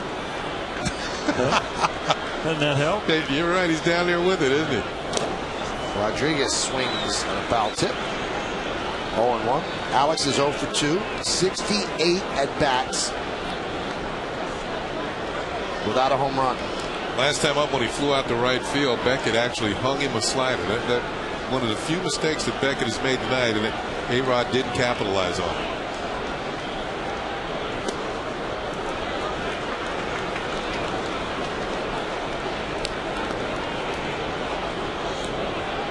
And then Alex is on one of his streaks. That's a 400-footer somewhere. 1-0. Oh, well, it's well hit. Let's put it that way. Some stretching in the Yankee bullpen as A.J. Burnett's pitch count getting up there.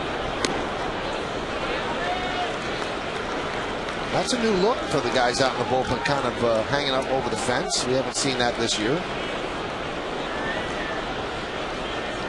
they heard your weather forecast when they were back in the cage there. I thought, well, we better get out and enjoy this a little bit. At UZ level.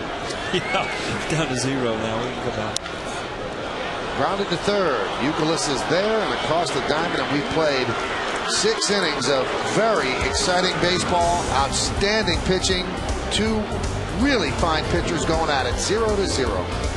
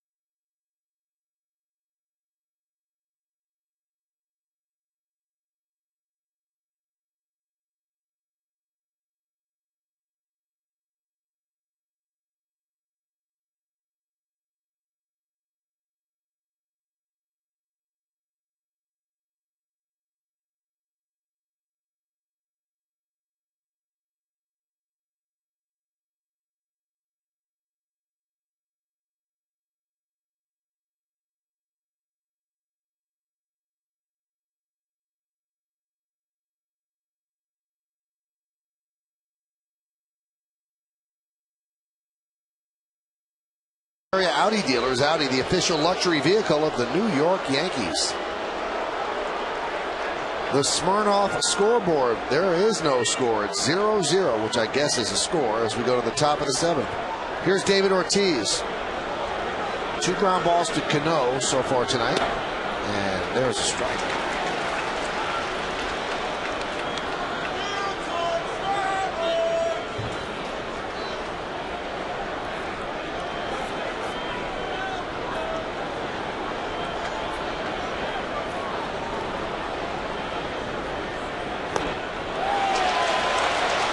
Count on 2.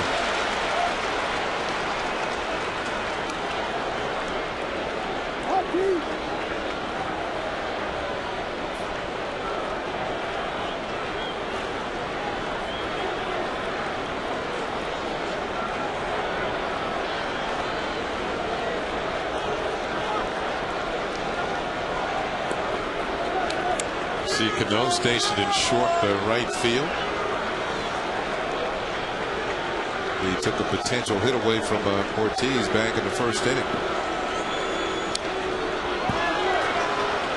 See Ortiz, it looks like he's trying to pull everything, and I know he's a dead pull hitter, but I mean, as a power hitter and you don't get off to the start you want, how do you try to make up for it? You try to hit home runs, and it looks like, you know, he's trying to, you know, to leave every time with every pitch. And again, Kenny, you said at the end of the game that you have to take what the pitcher gives you. The pitcher has to make somewhat of a mistake. You can get a pitch to hit out of here. Well, you know, I think he knows he's here at Yankee Stadium, and it's shorter to right. If he was Fenway Park, I mean, you could go to left center. I mean, you've done it. Right. That ball's out there for a left-handed hitter, too. Sure.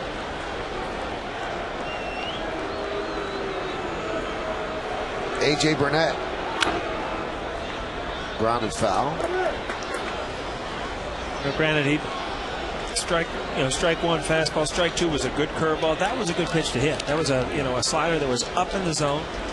The pitch you're accustomed to seeing David Ortiz hit hard. Just again, when you're trying to hit everything out of the ballpark, you start missing some pitches. You should just be centering and putting out to right center.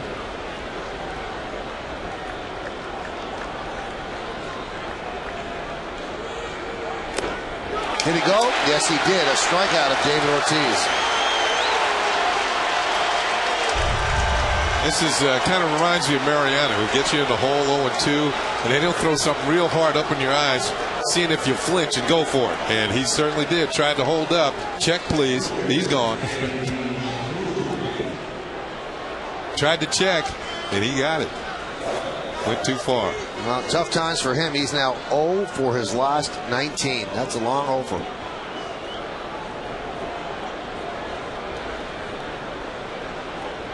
Remember your longest over?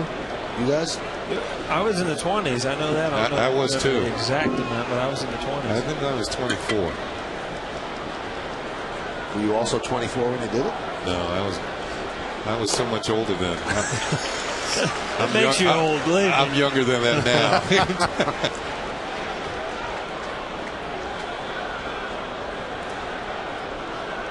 What is it, the Birds? Who sang that Yeah, song? The Birds? All right. It's going through my head up here. That's a good song. Soft ground ball toward first. Teixeira's going to take it himself, and he beats Drew to the bag 2-away.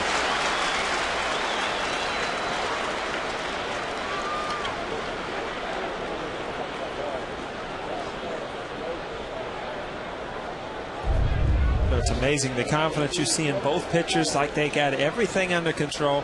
This to me is just a smart play. Why throw it over there? Why give yourself an opportunity to throw a little flip when you can take it yourself? Mark Teixeira has done nothing but good things defensively at first base this year for the Yankees. Here's Jason Varitek, struck out and a fly ball to center.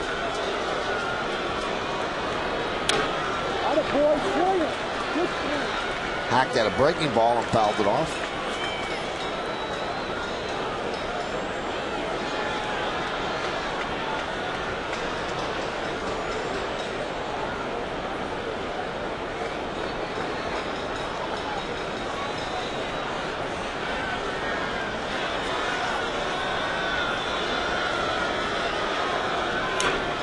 Foul that.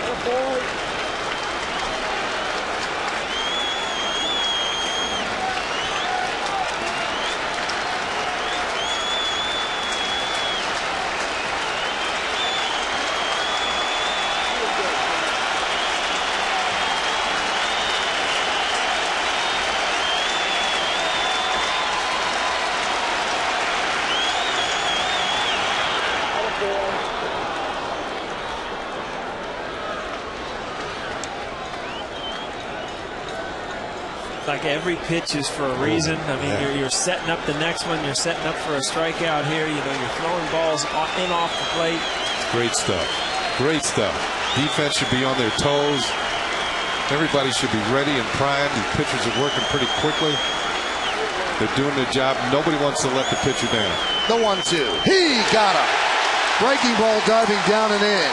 And A.J. Burnett is dealing. Any question about if Burnett could live up to this stage? He is certainly answering that tonight. A big start for him. He's given up 1 hit in 7 innings as the Red Sox go down in order. At the end of 6.5, time for the 7th inning stretch. There's no score, but we'll stay right here and honor America in the Bronx. We remember the servicemen and women who are serving our country at home and around the globe. Now please join Kate Smith as she sings God Bless America.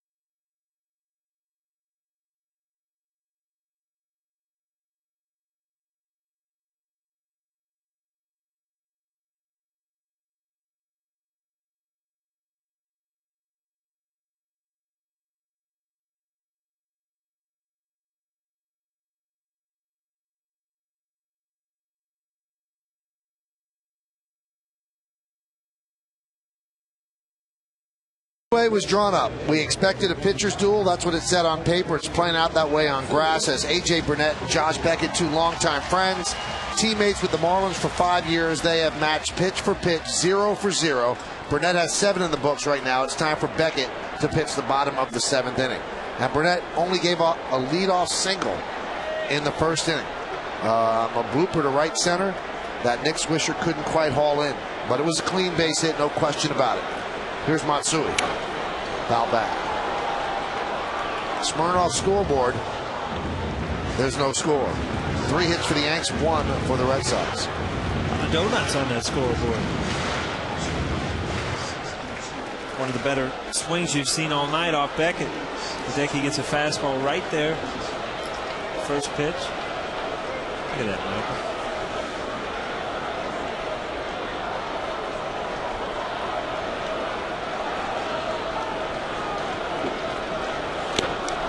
This game is taking on the ramifications of a game that I didn't actually see, but I read about. Juan Marichal and Warren Spahn, 2 Hall of Fame pitchers, went 16 innings apiece. Nothing. Wow. Figured somebody would run into one before that. Well, they did. Spahn lost 1-0 in the 16th. Willie Mays hit a home run off him to win the game, but during the game, Marichal was kind of early in his career, and Spahn was getting towards the end. And Marichal told his manager, "I'm not coming out of the game until that old man comes out of the game."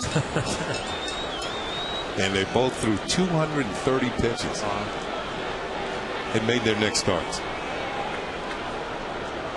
And their rotator cuffs lived to tell it. And both of them got to the Hall of Fame. Spahn actually threw a shutout in his next start. And Marichal's next start, he hooked up against Bob Gibson and lost. And you got to remember, it was only 4 days rest then. So 230 pitches. He wasn't coming out of the game. Neither one of them wanted to come out.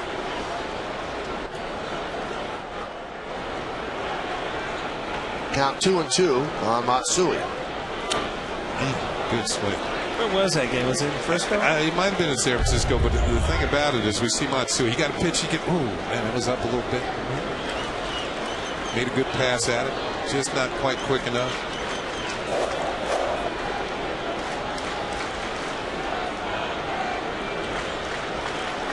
And what's the Milwaukee Braves thing?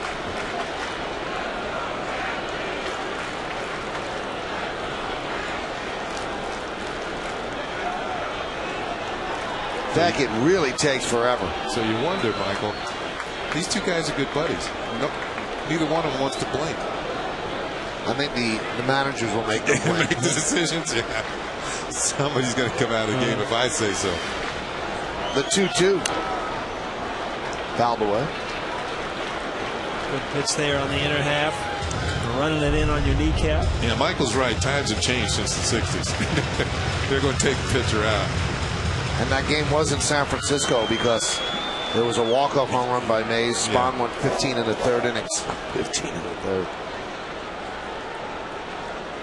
Probably a nice balmy night in San Francisco. Used to be freezing out there. The candlestick. Oh. Still throwing 95 here in the 7th inning. He kind of wanted this one, didn't he? He might have gotten it earlier in the game, but not this time. That's clearly outside. Matsui leading off the inning should get a pretty good pitch to hit here. 100 pitches for Beckett, 61 strikes.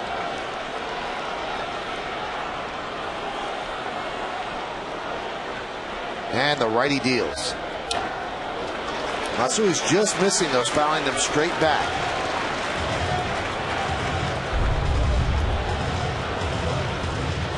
But still good movement on the fastball to the corner. That would have been a strike.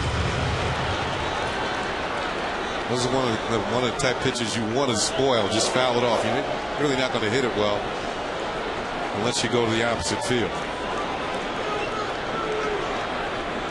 This will be the 9th pitch of the at-bat.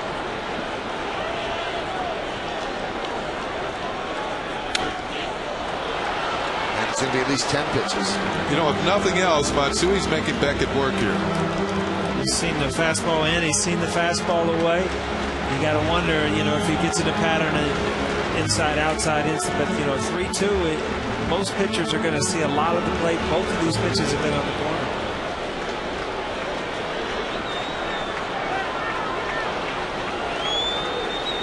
There's tomorrow's starter, CC Sabathia. He'll go up against Clay Buchholz. 3-2. And he wins the battle, does Matsui, with a single to right field. He's 2 for 3 against Beckett. Ball hit well, but the ball is probably ball 4. Down and in. Hideki had a great at bat. It was a couple pitches early in the at bat to hit well, but then he fought off a couple tough pitches.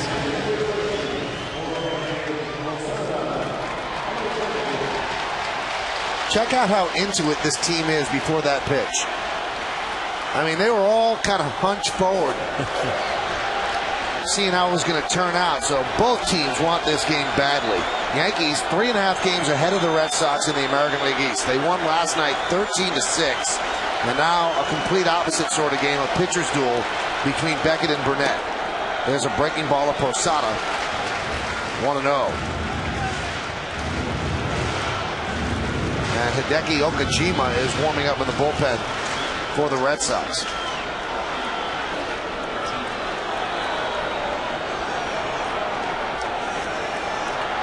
As Beckett's pitch count climbs, this will be his 105th. Fouled away. He dropped down a little bit there, get kind of a different arm angle, hopefully get a little more sink away from Posada. The gap is in left center field. Sometimes these sinkers go to the opposite field if you get one up. You see he's been up in here, but all of a sudden he drops down. And usually when you drop down, you, especially the lefties, you'll be able to run that ball to the outside corner a little bit easier. Good stop by Veritek. Count 2-1. Posada hitting .280 overall against Boston so far this year. He's at .407. He's 1 for 2 in this game. Last night he was 3 for 5.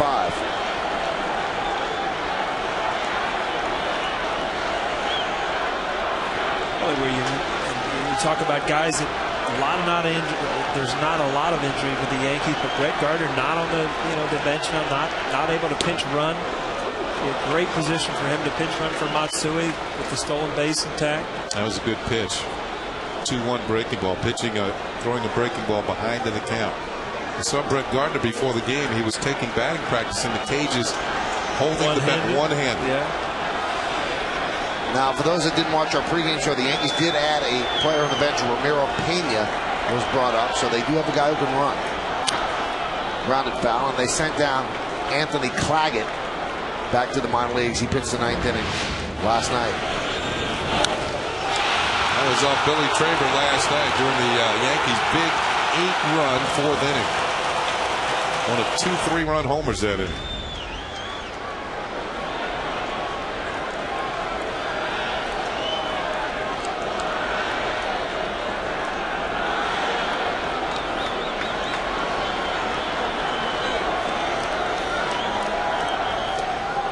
Swing and a miss, and Posada down on strikes.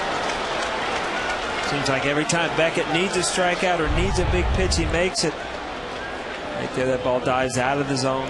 Left-handers love that ball down and in. Posada's probably thinking about pulling the ball through the hole.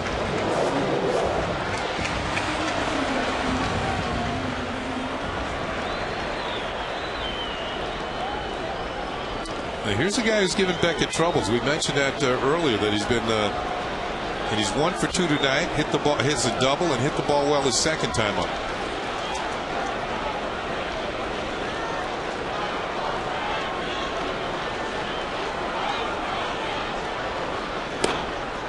And a strike.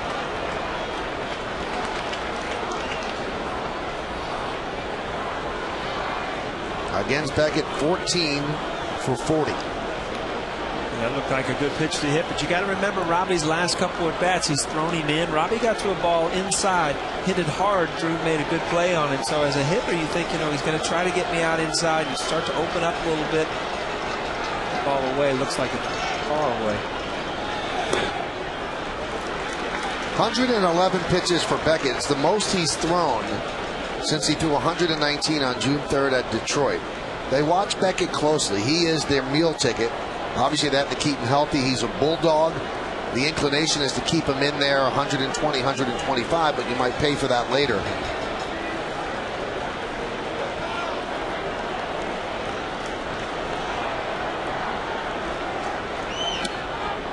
Count 2-1.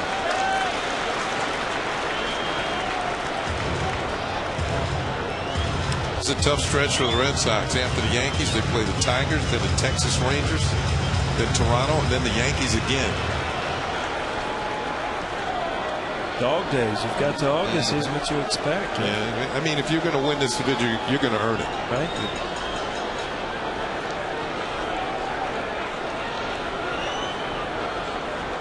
Matsui led off the inning with a single.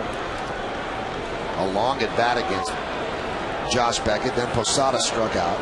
So a runner on first with one out. A 2-1 count on Cano. There's a fastball strike. 2-2. And as his buddy Melky Cabrera is, Cano has been good in the 7th inning or later. 336, 4 homers and 14 runs batted in.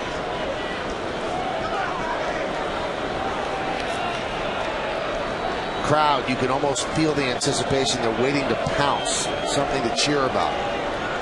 Crowd of 48,262nd.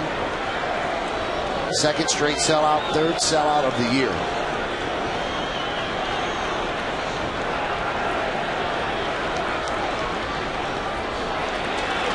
And you can see his put-away pitch right now is a breaking ball, especially to the left. He's diving down and in, but Cano recognized that and laid off. Yeah, he wants him to start the bat and kind of strike yourself at him. That's what he did on Posada, who could not identify as quickly. Nick Swisher was on deck.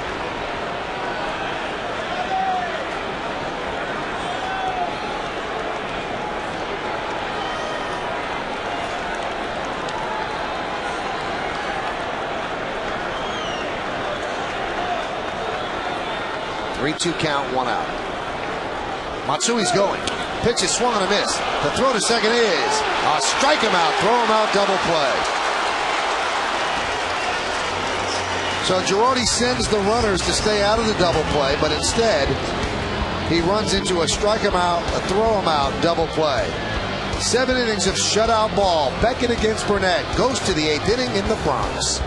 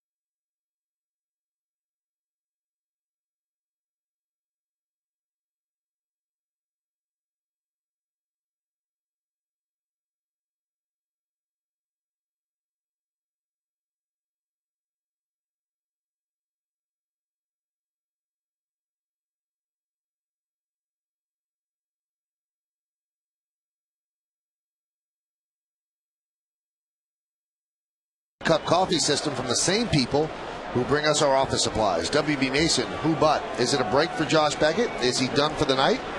Had a long talk with Terry Francona. We'll see how this inning plays out as Josh Reddick fouls it back against A.J. Burnett. Burnett's given up just one hit. That was a leadoff single to Jacoby Ellsbury to start the game.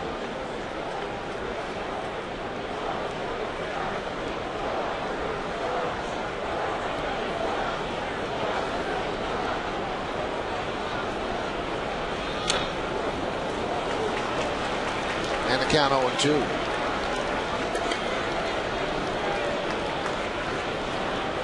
...101 pitches for Burnett, 56 strikes, 45 balls.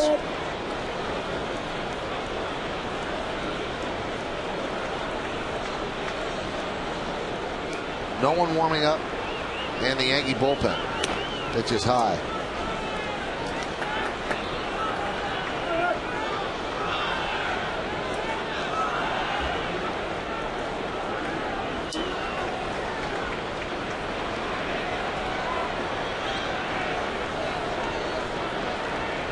Phil Yu starting to stretch. Foul away.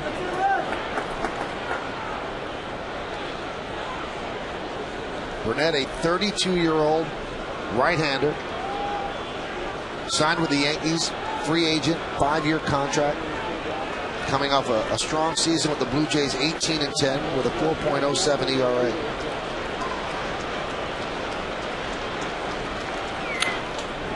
And that one's fouled back. And a strong record against East Division teams, including the Yankees. 6-3 against the Yankees in his career. So it's a double-edged score for the Yankees because they don't have to face him anymore. He continues to face the Red Sox.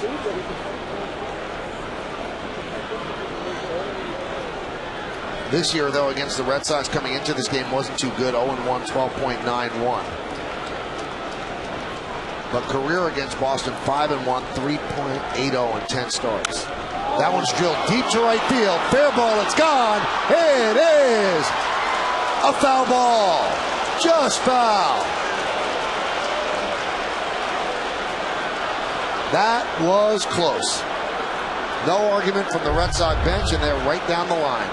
Breaking ball kind of hung in the middle of the plate, and Reddick's had some good swings this at bat, and you can see it just turn right. That missed by about 10 feet. Yeah, about 10 feet foul. He's had back-to-back breaking balls that kind of hung in the zone. Looked good for a while. Nope. And the 1-2 missed outside. Now when a pitcher starts to fatigue just a bit, the breaking balls do hang up there, and you occasionally can make that mistake, and Burnett almost paid for it as Phil Yu starts to throw.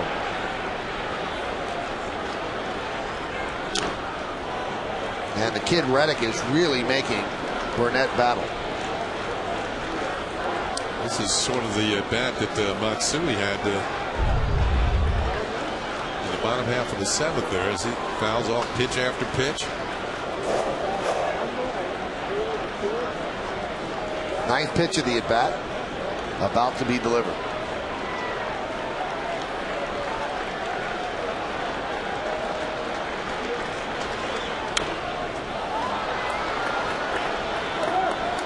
Burnett, I mean, you say Reddick has had good swings. Burnett has missed on a few pitches in this at bat. I mean, he missed on that fastball there, kind of inched back out over the plate. He missed with a couple breaking balls high. You're right, you get 108, 110 pitches. I mean, it's where you're, that you can make that mistake with the breaking ball. Got to be careful. Obviously, you're in a 0-0 game where every single pitch can mean win or lose. He wants in the dirt. And there's a ground ball to Jeter. And he just gets the hustling Reddick for the first out. Just got him.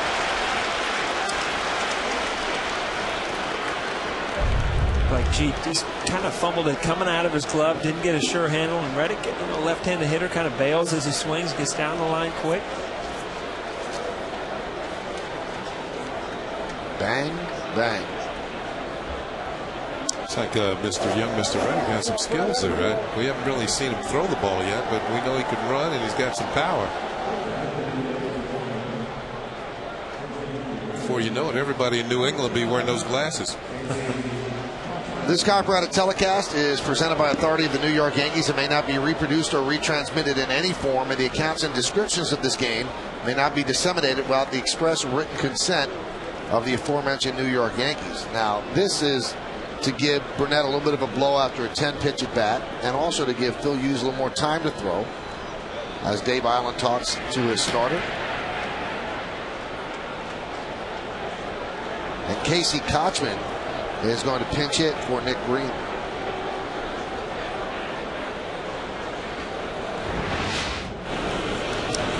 Well, Kochman reached out on a pitch on the outer third and hooked it into the seats, just barely into the seats. That was his first hit as a Boston Red Sox, and it was a 2-run homer. That gave the Red Sox the lead briefly in the top of the fourth. Fastball strike. As a pinch hitter in his career, 10 for 31. And he's walked 10 times. 12 punch-outs.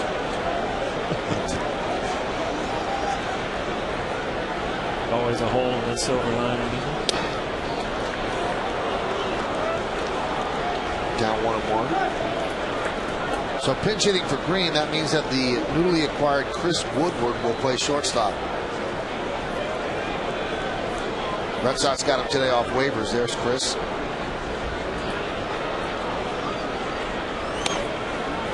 Count 2-1. From Seattle, correct? Yeah, we saw him when the Mariners were here. Played some third base for them. With the Blue Jays. Yeah, that's true. Trying to untie the game with one swing. Count 2-2. Along with Ken Singleton and Paul O'Neill, I'm Michael Kay, and you're watching Yankees baseball here on the Yes Network. Top of the 8th inning, there's no score, as A.J. Burnett and Josh Beckett have hooked up in one of those classic pitchers duels. Second game of this 4-game set. Yankees won last night 13-6, come into this game with a 3.5-game lead over the Red Sox in the American League East.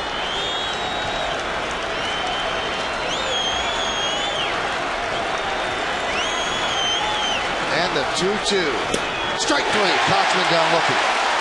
Now 13 punch-outs. You know, it's almost as if Burnett and Beckett had taken upon themselves to undo all that bad pitching we saw last night. I mean, all those walks, all those hits. They just said there's 2 new sheriffs in town tonight, and they're both not giving up anything. Call strike 3 on Kochman. He would want it to be a strike. Exactly, unless I'm pitching. Yeah, that ball was, up in the zone a little bit, but he had good movement back out over the plate, and I think that's what fooled the umpire. Here's Jacoby Ellsbury, the only Red Sox to pick up a hit against A.J. Burnett, and that came leading off the game. He got as far as third base in the first inning, and that's as far. He's the only Red Sox batter to get that far, a base runner to get that far.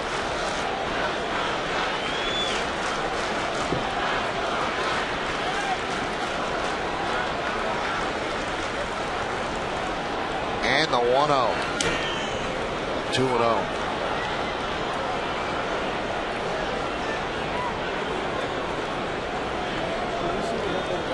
Dustin Pedroia on deck.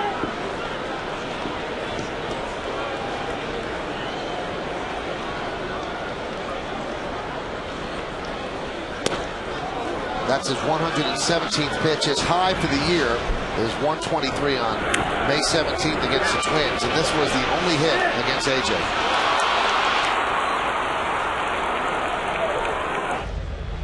First batter of the game. And he walks him on 4 pitches. And is that going to do it? It looked like it is going to be it, as Joe Joy is going to take the ball from A.J. Burnett. 118 pitches, 1 hit, but he has walked 6. And Burnett is going to get a huge hand from the stadium crowd. If there's any question about whether Alan James Burnett can pitch on the big stage, he answered that tonight.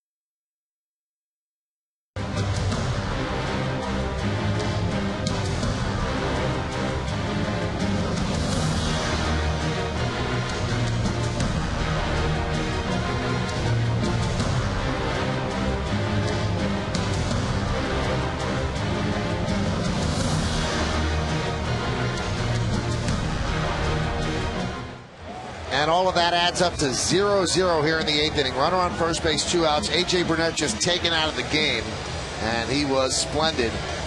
And now Joe Girardi makes the call to the bullpen, brought to you by AT&T. Your world delivered.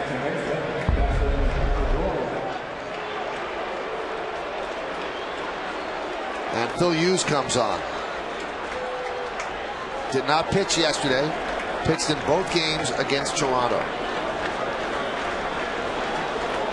Pedroia is 0 for 1 with 2 walks. Ellsbury on base for the 3rd time. Then he goes. Pitch out.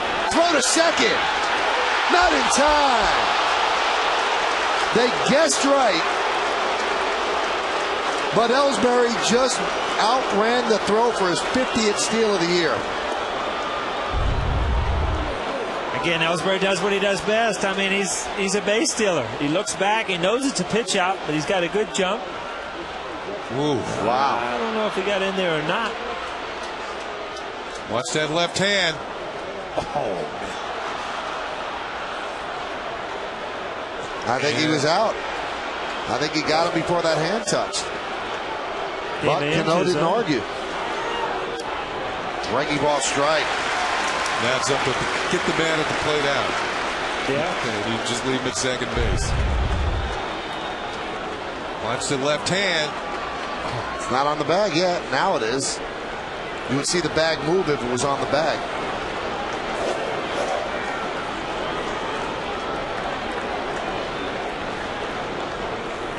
The 1-1.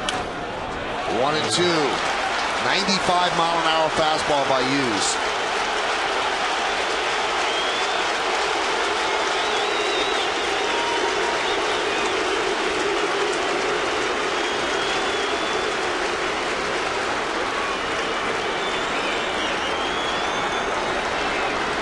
An important pitch, so they want to go over it verbally. You've got Ellsbury at second. Don't want him to pick up the signs. Pedroia has actually faced Phil Hughes 6 times in his career. He has never picked up a hit. Big moment in this game. Top of the 8th. No score. The go-ahead run is at second base. The speedy Jacoby Ellsbury.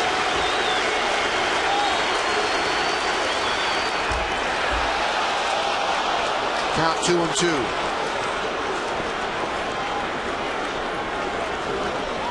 Many in the crowd of 48,262 on their feet. Josh Beckett on his feet. This crowd looking for a strikeout. The Yankees will take it out any way they can get it.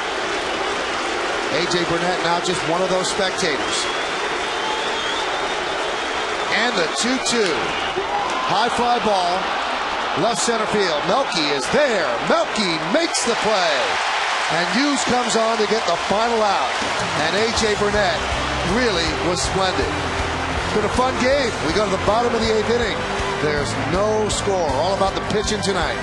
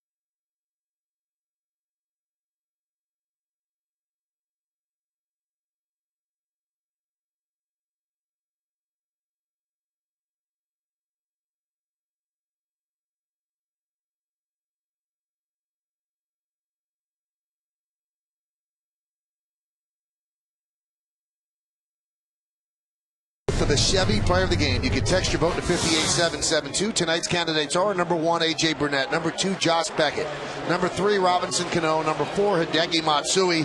Vote now, make your voice heard. Standard text messaging rates apply. Well, if you vote for 1, you got to vote for 2, right? Yeah, you got to vote for 1. It's almost got to be a tie. Right?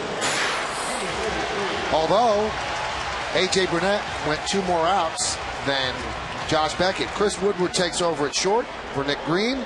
And the new pitcher is going to be Hideki Okajima. This guy right here, this guy hurts my neck watching him throw. It's amazing if you watch his delivery, how he doesn't throw his neck out of place every pitch. So Josh Beckett's night is over. He went 7 innings. Now it's up to the bullpen. Ouch.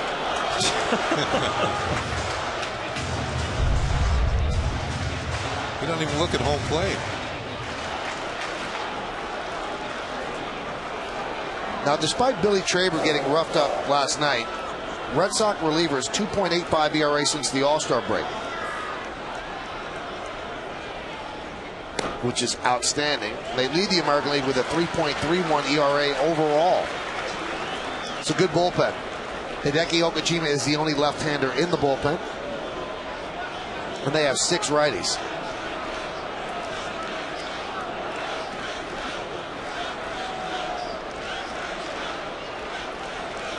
The 2-0. It's 3-0. Told you, first in ERA, 5th in saves, batting average against is 3rd, 242, and they strike out almost 8 per 9 innings.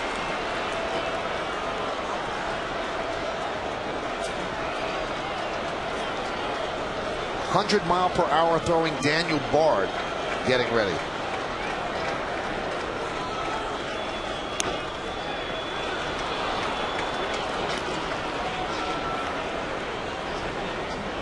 And Mariano Rivera getting ready.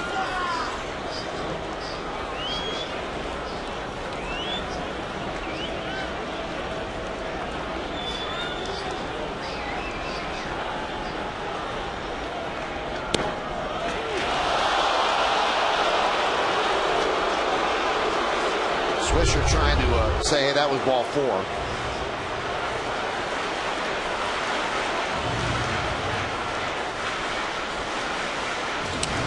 That's a strike. Pretty close. Yep.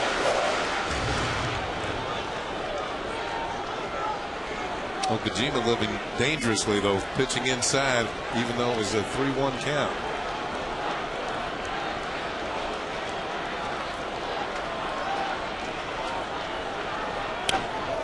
Nub back to the mound. Okajima. 2 Martinez, and there's 1 away. You see Nick Swisher scream back at the umpire, and Kenny, I'm sure you've been there, and I have too. That you feel like that was ball 4, and you're screaming back that that's your at bat. Yeah. And, leave those guys alone because you have to come up again. That's right. The game's not over. Like, I'm just looking out at our view here. Did you look at the moon through the top of the stadium, through the flags? I mean, people play a lot for that. It's a good seat. It's not bad. That's our view out the booth right here. It's pretty nice. Oh, the ballpark looks great. Any ballpark looks good when it's full. Yeah, it does help. Has energy. Takes on a life of itself. And the pitch to Melky is a strike. Switch hitter turns around to the right side. 0 for 1 with a walk. Are these situations we've been talking about with Melky? Late and close situations. This is late and close.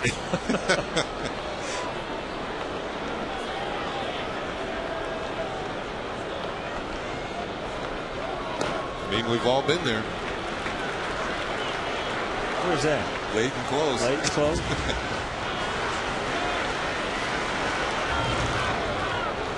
He's 1 for 5 against the left-hander. You mentioned, Paul, that your neck hurts watching him. Do you think it throws off a batter, or now that they've seen him a couple times, they don't get thrown off? I think once you've seen a guy, you start to look for where he releases the ball. But again, from the screen, it's amazing his control, because he has great control. He pulls away, just throws his neck out, and throws a strike. You can't tell me this is good for him. That was comfortable, isn't it?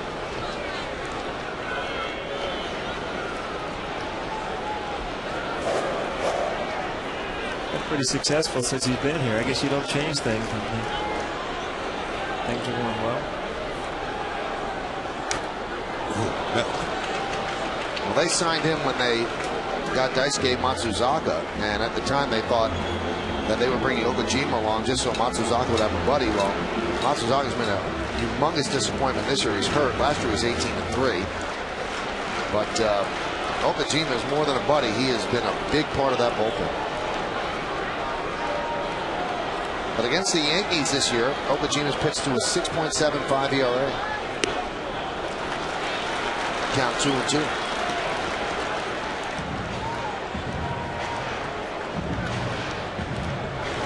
You ever talk to anybody when you're on deck? No, but it used to amaze me because you're trying to focus in what you're going to do at the plate, and I'd look over and he'd have conversations with people, and it was able to turn it off and turn it on. It just always amazed me. 2-2. Usually it's the other way around. The people are talking to you, especially when you're on the road. They're not always complimentary. Act like you don't hear them because exactly. It's coming back as soon as you do. Yeah.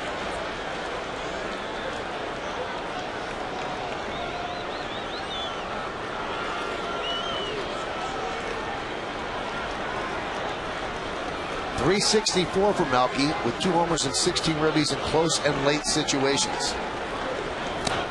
Not this time. Changeup and Melky way out in front. Well, the changeup thrown by Okajima has earned a nickname, the Okie Doke. And he twirls the Okie Doke on Melky here, gets him way out in front, and strikes him out. Sell it as a fastball, but takes a while getting there. Took off about 20 miles an hour. Well, you can tell the big thing on a changeup is that same delivery, and his delivery, everything looked the same, and the ball is just not there. Here's Derek Jeter. He is 0 for 3. Derek had a chance to get the Yankees some runs in the 5th inning his last time up. Bases loaded, 2 outs. He swung on the first pitch from Beckett and grounded it slowly toward Youkilis at third and gunned out at first to end the inning. Jeter is 3 for 6 lifetime against Okajima. This year, after the 6th inning, Jeter's hitting .341. And these stats, it's no accident that the Yankees have one of the best records in baseball because everybody's having a pretty good year, especially in tight games, close situations. Boy, that changeup mesmerizing the Yankees. Count 1-1. He mixes just enough fastballs in and curveballs to get away with throwing this changeup. But this is his out pitch. This is his strikeout pitch, his get-ahead pitch, everything. His pitch is completely off his changeup.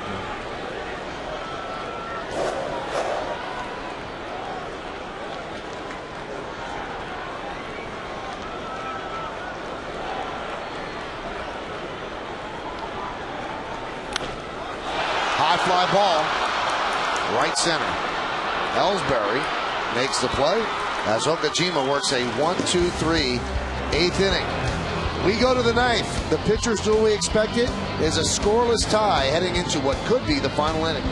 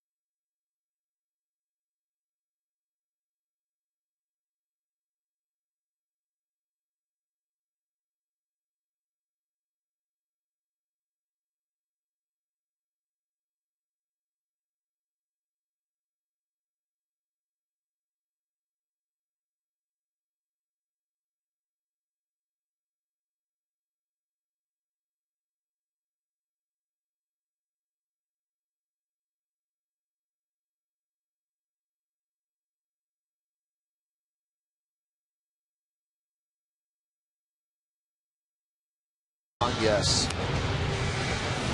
Yankees tighten up the defense. Jerry Hairston Jr. takes over in right field.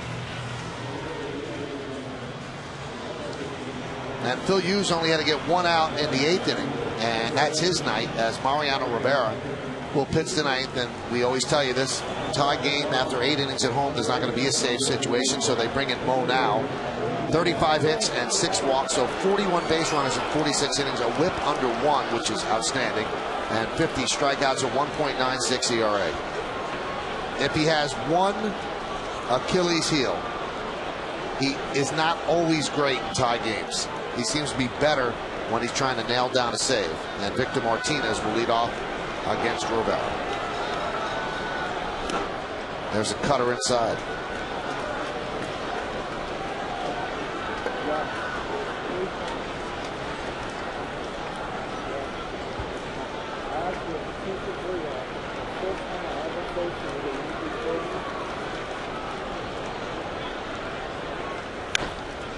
Right in on the hands, and all he can do is ground that foul. That's the problem as a left-handed hitter. The only way to hit this cutter when it keeps coming in, you pull your hands in. The only thing you can do with it is pull the foul.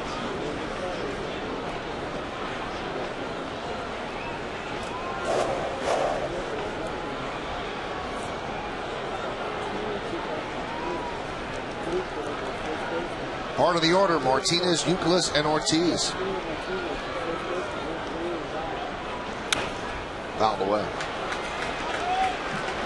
There's a pitch that didn't quite get in. You see Martinez kind of shake your head. All of a sudden you realize, you know, I just got a pitch I could have handled off Mariano. Chances are I'm not going to get it again. You see Georgie's glove right back over the middle of the plate. That doesn't happen very often. No. Cut it.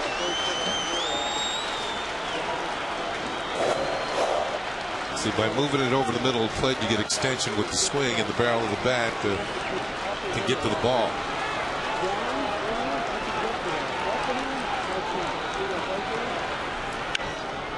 Drilled down the right field line with foul. So intent on covering that cutter in off the plate that sometimes you see that ball away and you just can't react to it.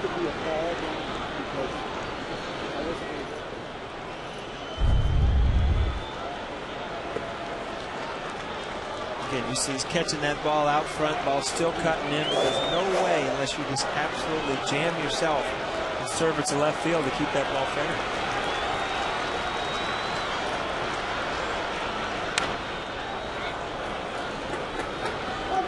It's that backdoor cutter Mariano tries to, after all those pitches in, tries to catch the left-hand hitters looking. Saw the shift to the outside. Ball was cut towards that corner in the Victor Martinez. This is what you call an emergency swing. Just trying to spoil it. Pretty good hitter to be able to do that after you've seen all those cutters inside.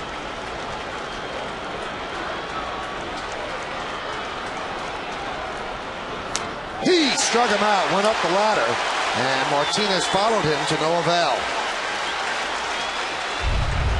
Good job by Posada. You know, he set him up. You're only going to see that ball away one time. Now he set up the fastball out over the, you know, just out of the zone.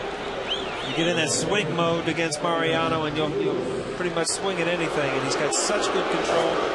He'll put it where Georgie wants it. There's Kevin Youkilis, 0 for 1 with 2 walks.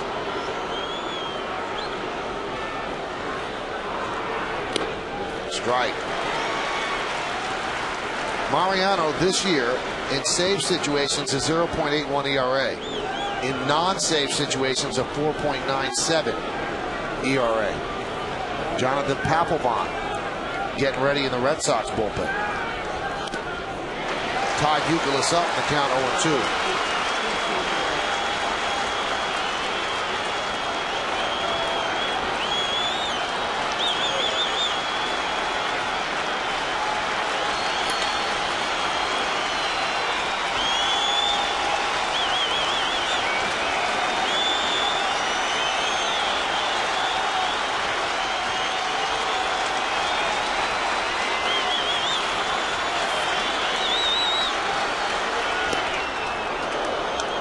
Missed inside, 1-2. Tried to go up and in. This one's a little too far in. Euclid almost walked into one. And David Ortiz is on deck.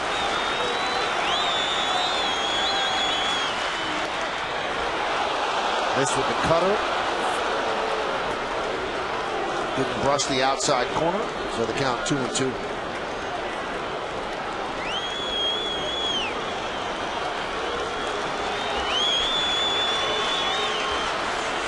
Strike three. Euclid is down looking, and he is not in love with that call.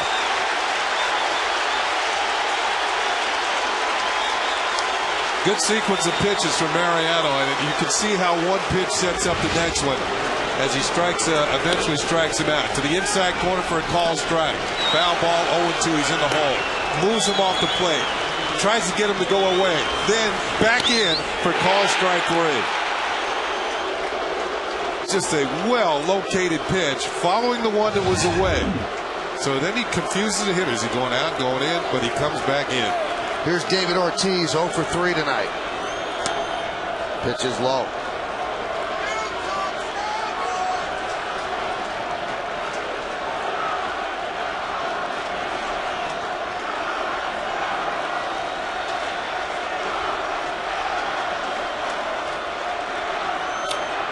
Lined into right field, and Jerry Hairston will play it on a hop. So that snaps it 0 for 19 for David Ortiz, a 2-out single here in the ninth. And for Mariano, you're just glad you gave Poppy something to get hand on. You're just glad he kept it in the yard. I mean, he's been struggling. You go right after it. You see, this ball didn't have late cut like a lot of those other pitches to. It was middle, too. Hairston Jr. making a good decision right there as an outfielder. You give away a single, especially in this, 2 outs in an extra, ninth inning game. You don't want to come in and let that ball get by you. Give somebody a double. Here's J.D. Drew. Cutter inside.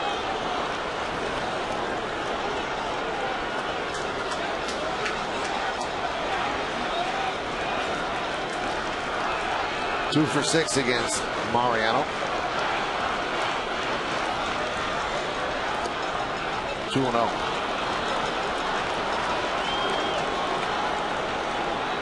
Drew's not the type of hitter who's going to help you out. He doesn't swing at very many bad pitches. In fact, last night he walked 3 times.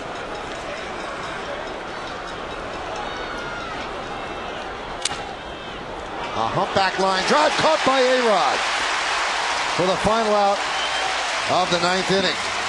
Mariano comes on. The pitch is scoreless ninth. He gives up a hit, and that runner is stranded. Yankees have a chance at another walk-off win. We go to the bottom of the ninth. No score.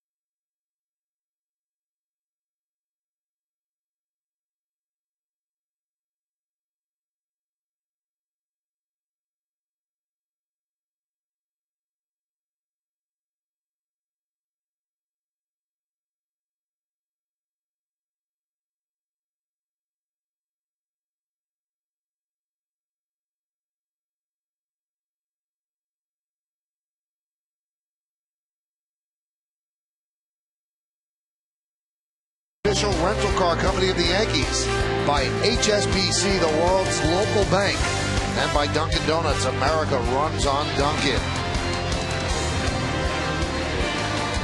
Well, it comes down to the bottom of the ninth inning, and the question has to be asked, guys, who wants pie? Yankees have had 9 walk-off wins, and Johnny Damon's been involved in one of them. May 17th, he went yard into Damon's deck. The helmet goes flying. A mob scene at home plate, and later on he got a little pie in the face. Johnny Damon will lead off. He has 3 career walk-off home runs. Okajima is still in there.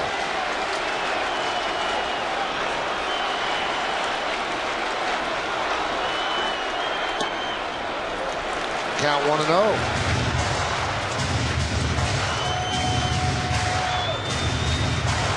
Two for 10 against the Red Sox left-hander. Alfredo Aceves beginning to throw in case there's a 10th inning.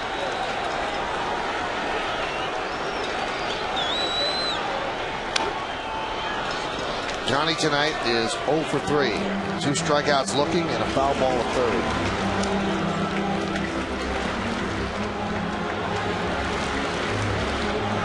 Which one of these pitchers is going to make that mistake?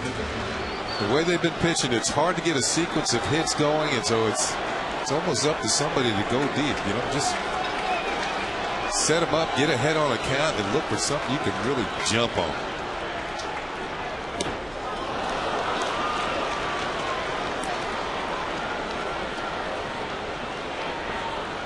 Mark Teixeira waits on deck. And Alex Rodriguez after him. That's about due. If you believe in due, he's due. 69 at bats without a home run. It ain't wrong.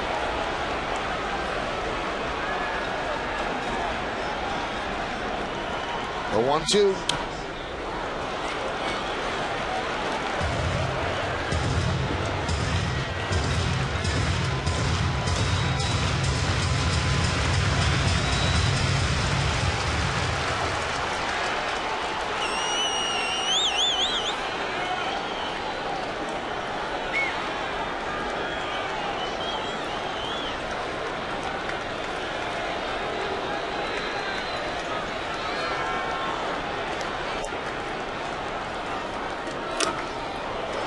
Barely got a piece of that one.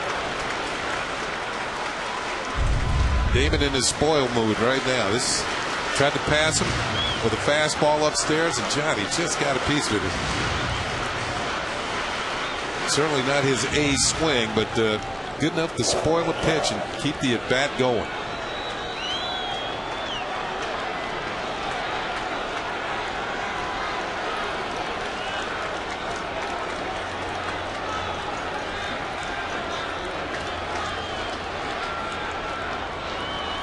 That one bounces up there, and count levels at 2-2. You know who was good at that? We just had him in the booth last. Eddie Murray was good at spoiling pitches. For a power hitter, he could flick the bat and foul a pitch off a tough pitch. Then the pitcher make a bad pitch and it'd go 400 It some seems feet. like if you do that in a couple times in a count, sooner or later you're going to get something to hit. And, you know, he was good enough. Obviously, when he did get that pitch, he did something with it.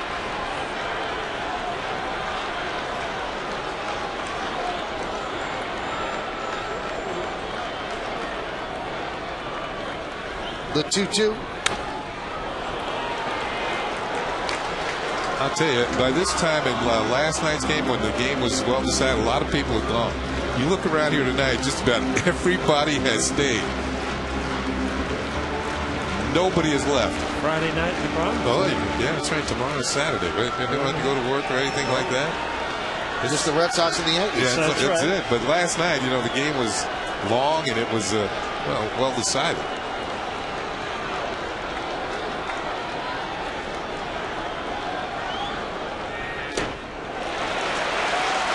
Well, the next pitch will be the 9th pitch of the at-bat. Yeah, Johnny Damon has grinded this at-bat out and run it full, 3-2.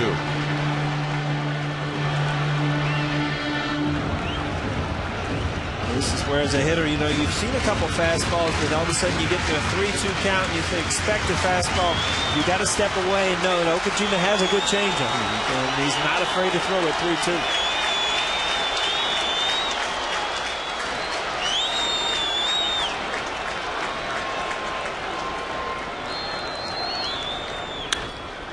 popped up, so Okajima wins that battle. Reddick is there, and there's one away here in the bottom of the ninth.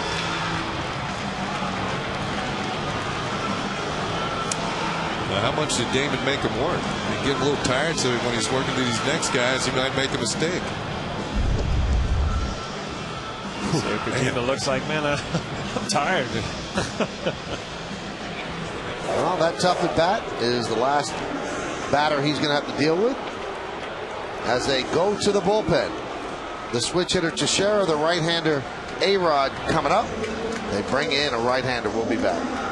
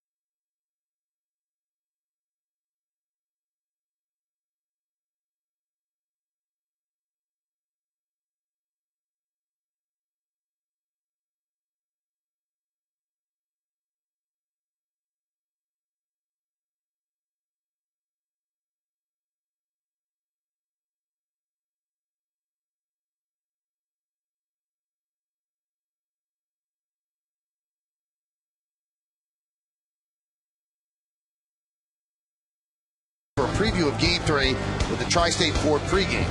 Then the game's on Channel 5. Then after the last out, come back to Yes for the in-depth analysis and highlights on the WB Mason postgame. Right after that final out. It all starts tomorrow at 3:30 right here on Yes. Now this should be fun. The guy who leads the American League in home runs, tied with Justin Morneau, and a kid, Daniel Bard, who throws aspirins 100 miles an hour, 40 strikeouts in 32 innings. And the first pitch is a strike. Leading off with a breaking ball. Huh? Bard's last appearance August 4th in Tampa, threw 29 pitches. 2 hits, 2 walks, a home run, and allowed a run in 2/3 of an inning. And Longoria ended up hitting that home run against Daniel Bard.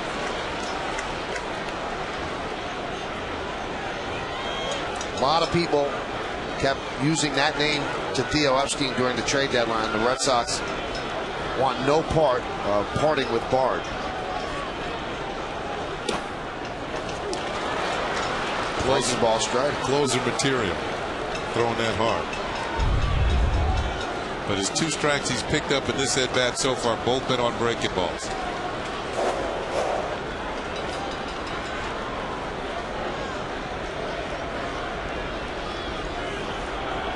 Crowd quiet, waiting.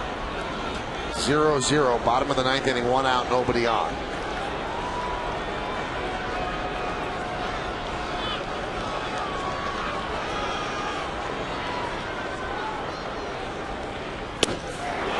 Blew it right by him, 98 miles an hour. 2 breaking balls and then you throw 98, that's almost unfair. Again, you come in with a scouting report of 100-mile-an-hour fastball. All of a sudden, strike 1. Another strike. And if you think about it, he did not get a strike with a fastball in the whole count. But again, when you know the guy throws that hard, sometimes he'll leave the zone. Well, this sets up nicely for Alex Rodriguez, as Paul mentioned. 0 for 3, 69 at bats without a home run, longest streak in one season in his career. He's at 19 home runs on the season. Bard deals inside. 10 of his 19 home runs have either tied a game or given the Yankees a lead. And And it would seem to be his best bet against a guy like Bard, if he's hitting the ball out, would be to right field. And he has power that way. He hasn't hit that many this year toward right.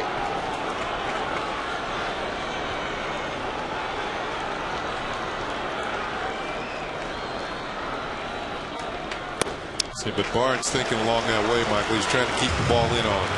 And if you're going to do that and all of a sudden one strays, the first two pitches have been balls inside. Now, if you're A-Rod, you get the idea. They're trying to pitch me, and now you got to use your quick stroke. It's not about how hard you swing the bat. It's how quickly you can get it through the zone. Get the barrel of the bat to the ball. Bard throws hard enough. If you connect, it's going to go.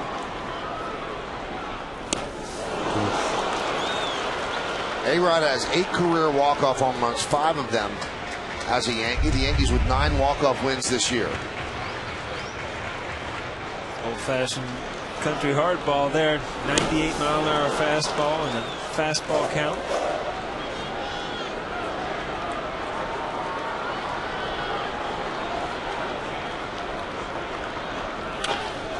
And it was a breaking ball in the hole. Now Woodward can't come up with it. So a base hit for Alex Rodriguez. So the winning run is on base.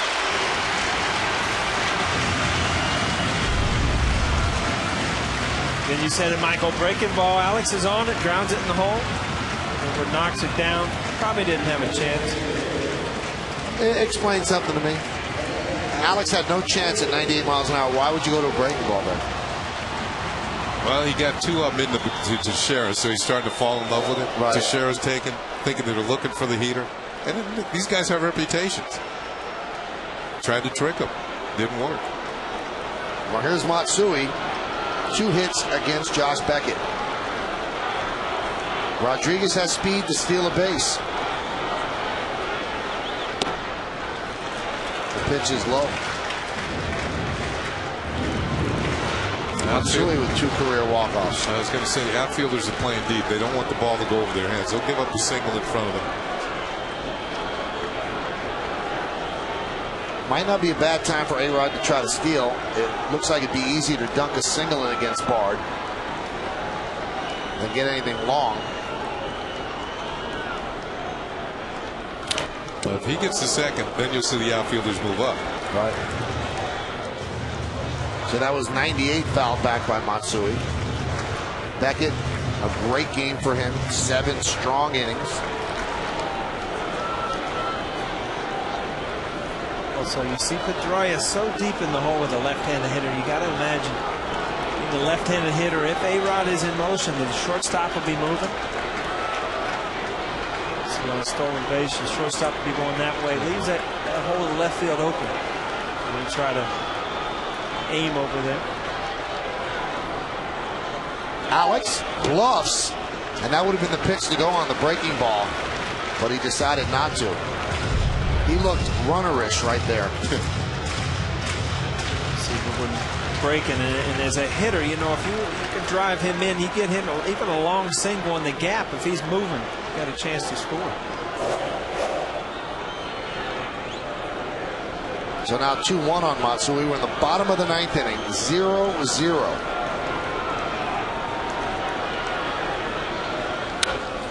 Fouled away.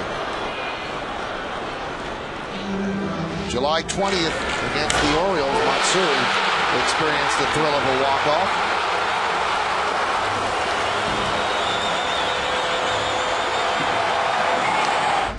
And ended up with some pie. That's what you get. That's what you get. You get some pie. You get pie. You'd have been swinging for the fences. All right. Hey, all I got to do is eat dinner to get pie. I don't have to hit a home run. 2 balls, 2 strikes, 2 outs. Bottom of the 9th.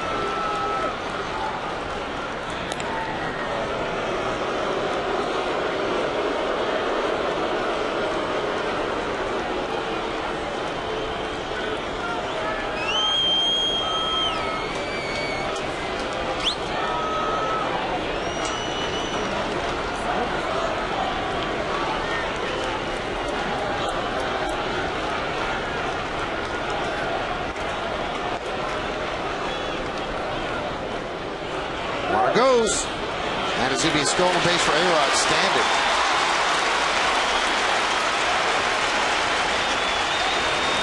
Strangely, A-Rod ran past second base. He never slid. Well, it's easy when you figure out you're going to be safe. You're not going to slide. It's easier to just kind of slow down gradually. You know, pound that hit if you don't have to. He was watching Woodward, and Woodward, throw wasn't coming his way. So now, again, the crowd slowly begins to rise, almost like a slow motion wave.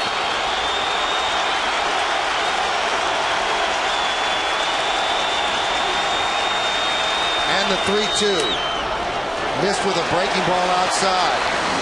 So a walk to Matsui, and that passes the baton to Jorge Posada. And John Farrell's going to talk with Daniel Bard.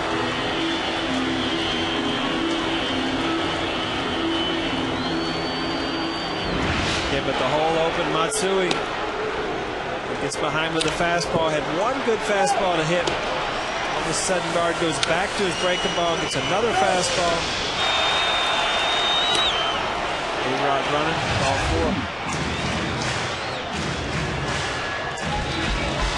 4. Jonathan Papelbon will wait until, or if, the Red Sox get a lead or run out of pitchers on the road.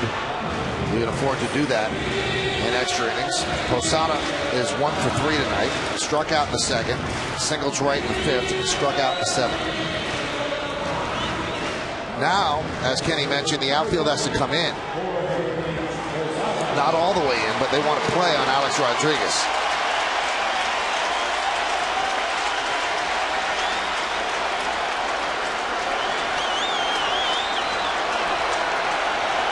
Bard checks Alex, and the pitch. Foul back. Alex getting a good secondary lead on off of second base, but if Posada had connected with that, he wouldn't have needed a secondary lead. Get a jog going.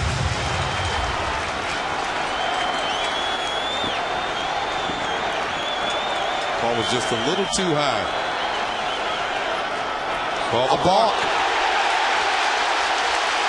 Now he doesn't know what he did. Dustin Pedroia smartly goes to the mound to calm him down. This is where you really got to, you can't let him get frustrated. Pedroia does a good thing here because it doesn't matter. Right there. Right there. Good call.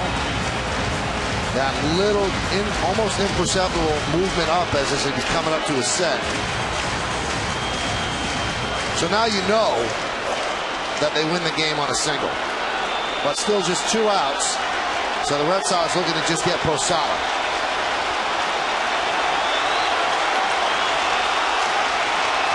The 0-1.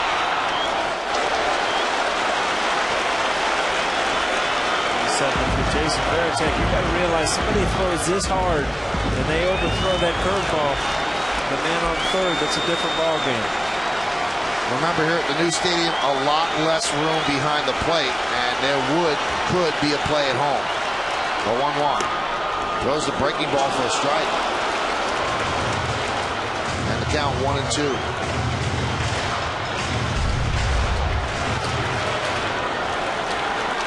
One thing about him, as far as he throws his fastball, he uses a curveball. It's not really a slider. So there's a discrepancy in the speed of the pitches. Just about every curveball strike has been taken.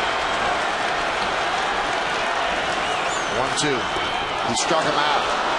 Diving down and in. And Posada strikes out to end the bottom of the 9th inning. So for Bard, no runs a hit, no errors, and 2 men left.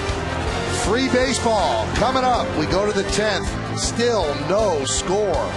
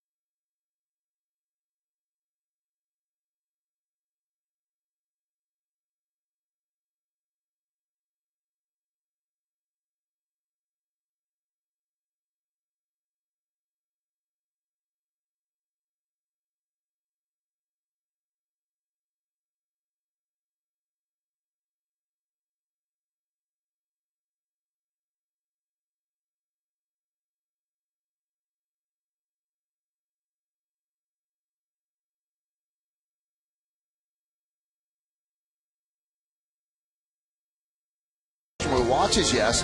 Go to yesnetwork.com to get more information and sign up for your subscription now. Well, we go to the 10th inning. We are so glad that you could join us. It's been a really neat ball game, a pitcher's duel. Each team has had its chances, hasn't been able to come through. Some nice defensive plays as well. And here we are into free baseball as we go to the 10th inning. Daniel Bard wiggles out of trouble. Terry Francona and Joe Girardi go head-to-head now as the game goes into not sudden death, but certainly when it goes into the bottom of each inning, it's sudden death.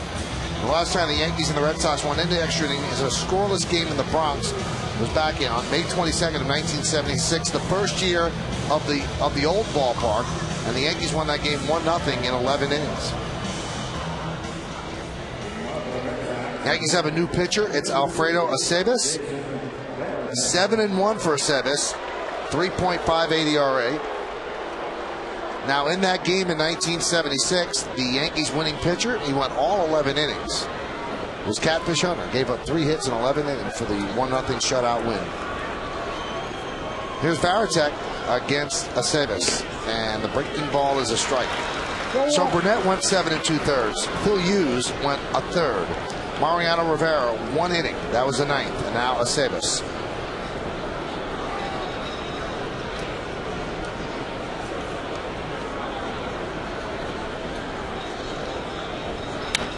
Fouled away. We count 0-2.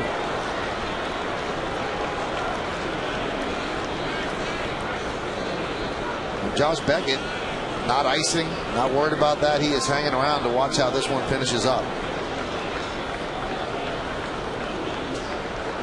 And the 0-2. Dribbled slowly at the first base line. Teixeira takes it himself. 1 away.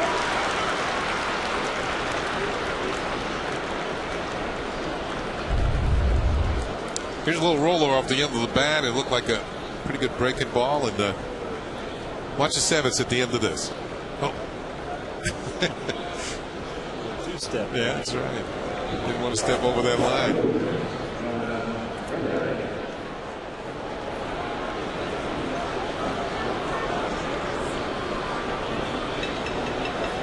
Here's Reddick. There's a strike. Reddick had a long foul home run in the 8th inning, leading off the 8th against A.J. Burnett. Ended up grounding out to short.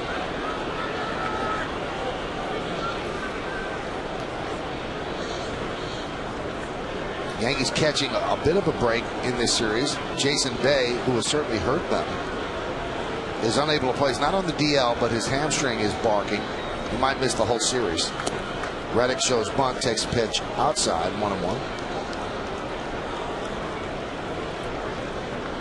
Well, we all know that Reddick can run to first, so that means that he can probably steal a base if he gets on. There's Ramon Ramirez and Papelbon. Now Papelbon's up there in case the Red Sox get a run, then he comes in. Hot shot to second base. Tough hop for Cano. 2 away.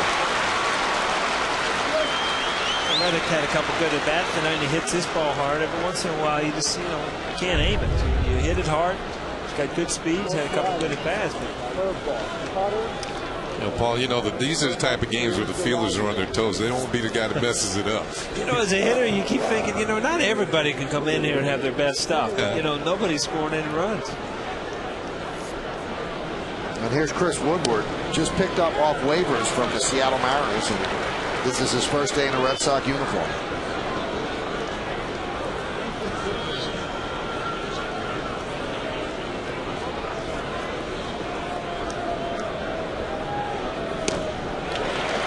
He was playing a lot of short at Seattle. Seattle got Jack Wilson in that trade with the Pirates. Woodward became expendable. And the Red Sox need infielders. Jed Lowry's hurting. So they picked up Woodward. And he is immediately thrust into the crucible of Yankees Red Sox.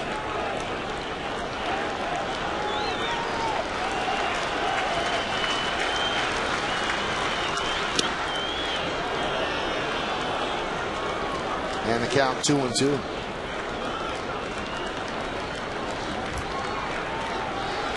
Something about weird that it almost takes you to spring training. You look at a guy wearing number 91.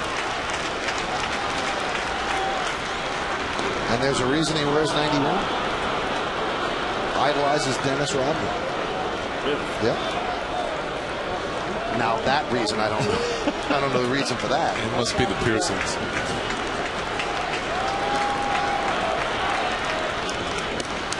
Just missed outside with the breaking ball. Along with Paul O'Neill and Ken Singleton, I'm Michael Kay, and you're watching Yankees baseball right here on the Yes Network. We are in the top of the 10th inning, and it's a 0-0 game. We were hoping, we thought, we surmised that it was going to be a pitcher's duel between Josh Beckett and A.J. Burnett, and it has been that. It's been a dramatic game. It's been an exciting game, but neither team has been able to get a run across. Here is Jacoby Ellsbury. Woodward leads off first. It's pretty neat to see Beckett over there just watching the game. I mean, I'm sure there's a nice big screen in the new clubhouse, but stand out in the dugout where the guys are still battling to try to win the game. Some pitchers are mad you didn't get them any runs, and they're in there with their ice pack. But pitched a great game and still wants to see this team win.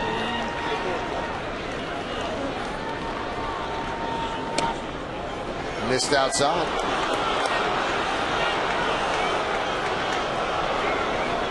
Crowd getting a little restless. Couple close pitches. Just off the corner outside.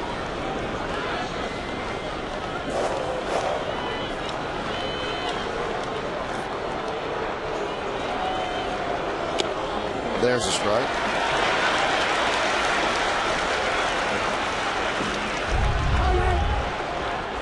Good breaking ball. I mean, he's thrown a couple of them. And when you're behind in the count, especially in a tough situation in a game like this, to be able to throw that breaking ball and fastball counts. We saw Beckett do it quite often when he was in there.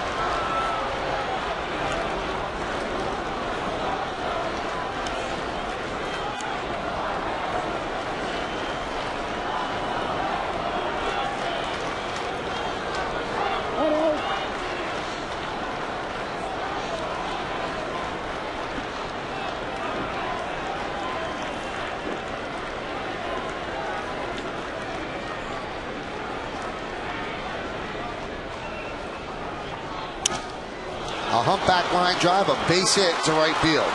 Woodward will stop at second. So a base hit for Ellsbury, his second hit of the night. And now the go-ahead run is at second base. When you said it, Michael, off the end of the bat, a little humpback line drive, but they all count. We're in the scoring position, and you just wonder, you know, as Evans, what is he going to go to here? This is the biggest out of the game. You know, your breaking ball, I beat with the fastball there. They're going to get on the same page and what signal they're using. Hate to see this little guy up. If you're a Yankee fan in situations like this, I mean, it's a tough at bat. He'll hit the ball hard. He'll put it in play.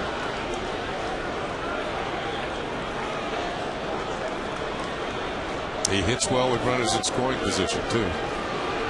Well, Aceves is suffering because he walked the number 9 hitter, light hitting shortstop, and now he's in the middle of this. He's going to have to try to wiggle out.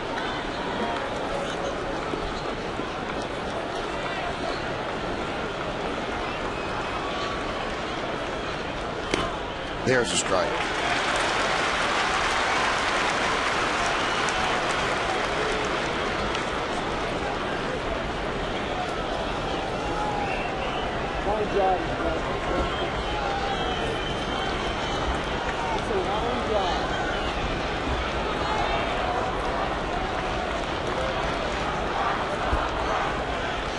The 0-1. High fly ball left field. Damon. We go to the bottom of the 10th. So Aceves works into and out of trouble. Bottom of the 10th inning coming up. Cano, Hairston, and Cabrera.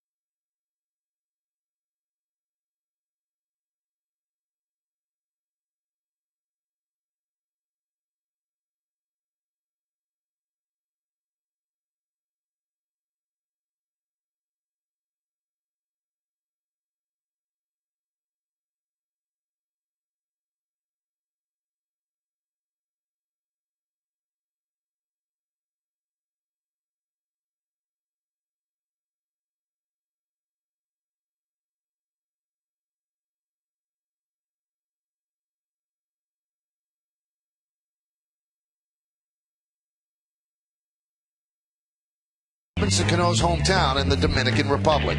See the area that Robbie grew up in, the Yankees Latin Baseball Academy, and more. It's the Emmy-winning Yankees on Deck Sunday morning at 11:30, only on Yes.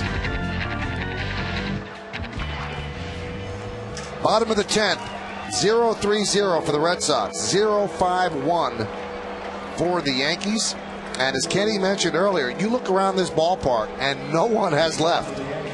It's the third sellout of the year, second straight sellout of this series, and everybody is still here in the bottom of the 10th. And it works out perfectly. It's a Friday night, no school tomorrow, no work tomorrow. There's no school anyway in the summer unless you fail classes. And it's a good time to just hang out and watch a really fun ball game. No score. New pitcher for the Red Sox is Ramon Ramirez. And he's going to face the bottom of the Yankee order. Robinson Cano will start it off.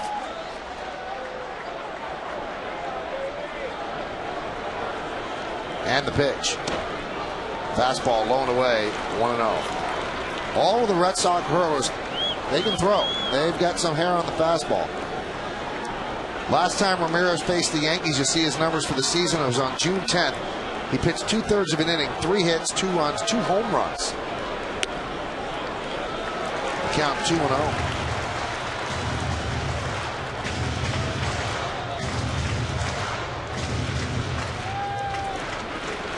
Red Sox got Ramirez from Kansas City for Coco Crisp.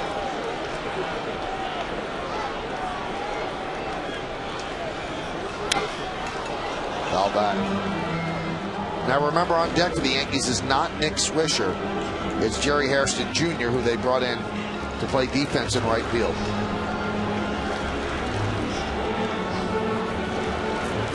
Eric Hinsky has a bat. He could be pinch hitting for Hairston,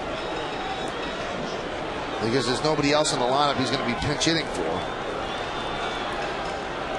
Also, if Robbie starts this inning off with a single, you can use Harrison to bunt. And if he just makes it out, they might bring in Hinsky to try to hit the home run. So the count 3-1. Hinsky's ready. And he's hit a lot of home runs for the Yankees in a short period of time.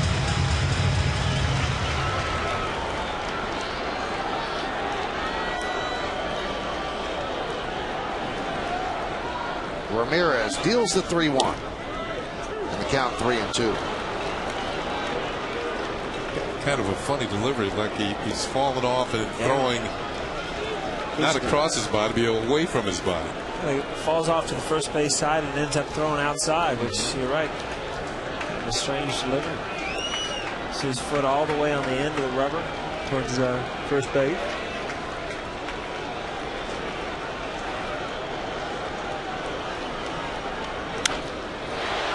Fly ball, left field, Reddick. 1 away.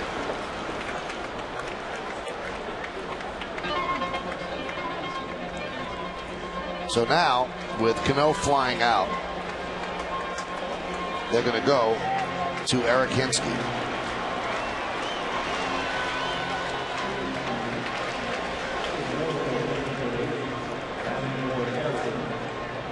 Pretty good ratio. 5 home runs and 24 at bats. 6 home runs overall between the Pirates and the Yanks.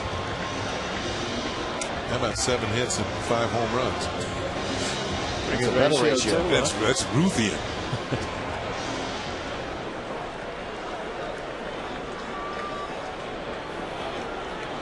Hinsky's made the transition from a guy who played every day to a pretty good guy off the bench, and that's not easy to do.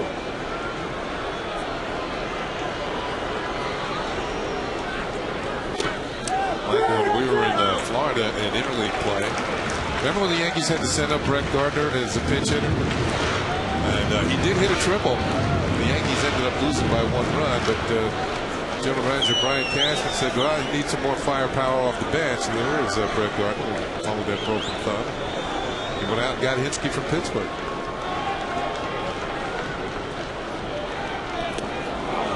Hinsky, a .260 hitter, 25 for 96 as a pinch hitter in his career with 2 home runs.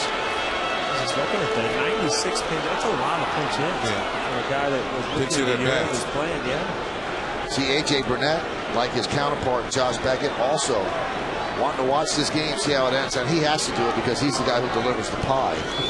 It's already in the cooler in there.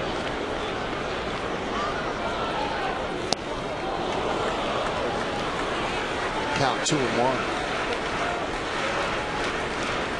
In fastball count, you're going to take a swing. Better off just swinging through it than trying to adjust it. There he is, falling towards first base.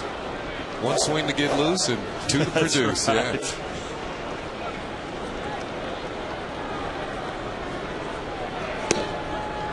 Throwing hard. With the count 3-1.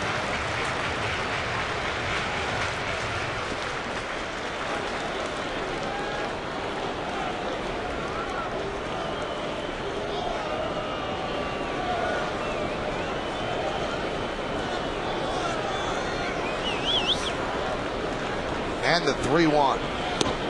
He walked him.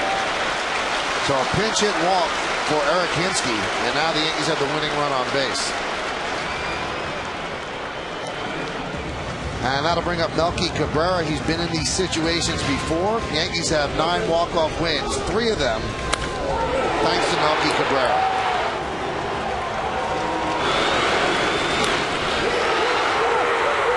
That one against the Twins.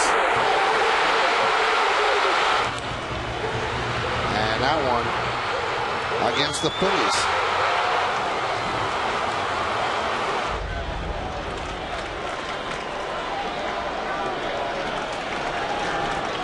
So Cabrera at the plate. Jumped on the first pitch and fouled it away. This is intense, nail-biting, pennant race baseball here at Yankee Stadium. This game means the world to the Red Sox, who got beaten up yesterday. The Yankees want to continue to put distance between themselves and their rivals and their closest pursuers. And here we are in the bottom of the 10th inning with a game without a run on the board. The Yankees can score here, the game is over.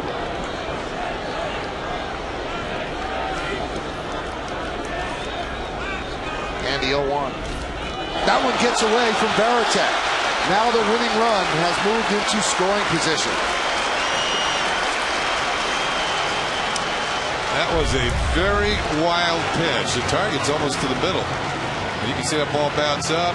About belt high, it hits him as he's trying to block it, and ball caroms off his forearm and over towards the Red Sox dugout. That enables Hinsky to get down to second base. Tell you what, that didn't feel good. If you watch, that went off right on the heel of his hand. Kind of ricocheted.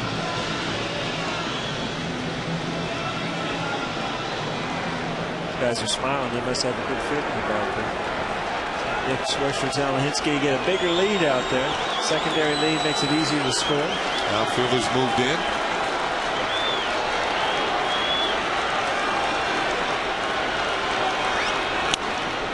Ground ball second. Pedroia to Martinez, and Hinsky moves to third. And that gives Jeter the chance to win the game for the Yankees. How many times in his career has Derek Jeter come through in the clutch? And the crowd is expecting more of the same. Will he face Ramon Martinez, or Ramon Ramirez, I'm sorry, as Terry Francona looks out to the bullpen. Looks like he's signaled out there, and he's going to bring in his closer. That's how badly the Red Sox want this game. Jonathan Papelbon is going to come on. It'll be one of the game's best closers, Papelbon, against the Yankee captain, the man who won a World Series game in November. A chance to win this game in August. It's coming up next.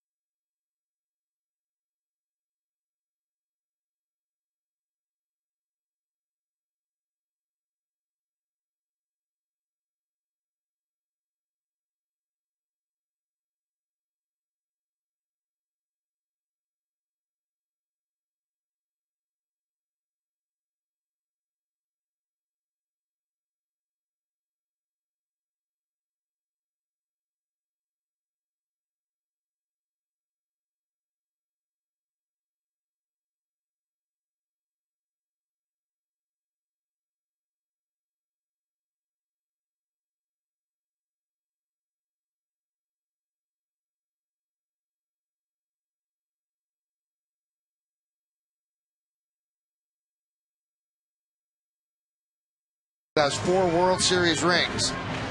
2 outs here in the bottom of the 10th inning.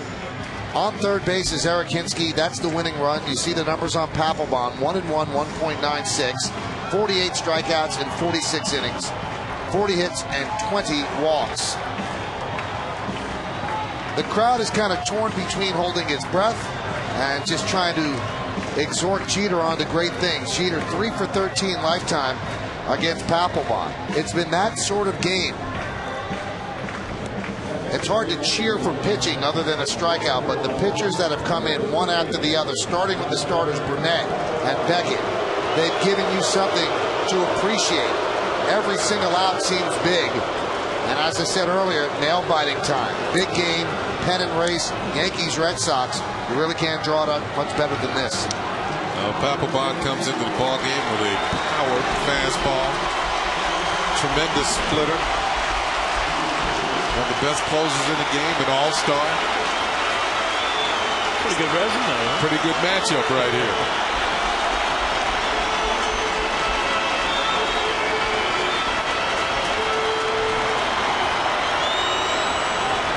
$48,262, most of them standing. Jeter is a .325 lifetime hitter in extra innings. We're in the bottom of the 10th. 0-0. Eric Hinske 90 feet away from giving the Yankees a win. Papelbon deals a strike. Jeter today is 0 for 4. The Yankees on the top step of the dugout, waiting to charge onto the field.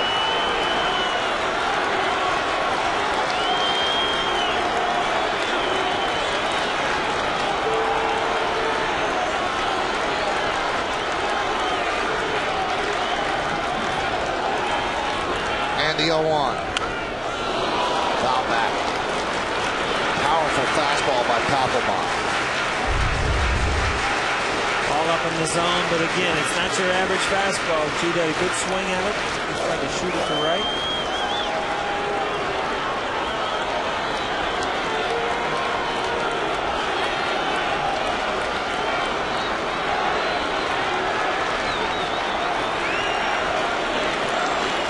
That's a good curveball. You're also messing around with that curveball, trying to bounce one and then on third base.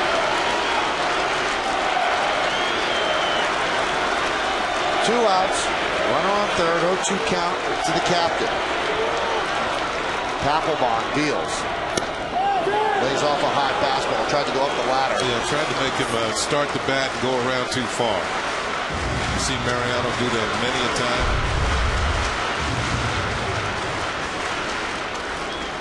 Well, for Francona to bring in Papelbon tells you how badly the Red Sox want this game. Papelbon is their closer. He comes in safe situations. He's just trying to save the game from not going to the 11th inning.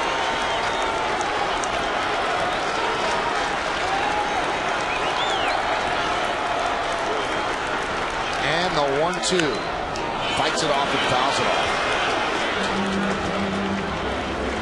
6 career walk-off hits for Jeter. The last time was against the Pirates in 07. Jeter had a chance to get some runs on the board in the 5th inning against Josh Beckett. Yankees had the bases loaded, 2 outs.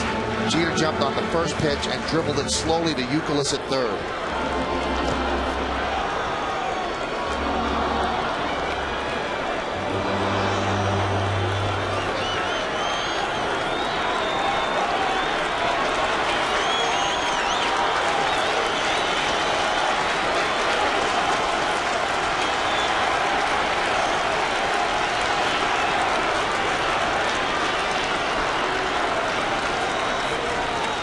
And the 1-2. All the way again. Any nerves involved here? Is Jeter nervous at this point? Oh, absolutely. You're trying to focus in on what you're doing, but you want it to happen now. And all of a sudden, you look at the count, you know, he's got pitches he can use. You haven't seen his curveball. You haven't seen his forkball. It's been an all fastball at bat. So in the back of your mind, you keep thinking as a hitter, you know, is he going to go to something else?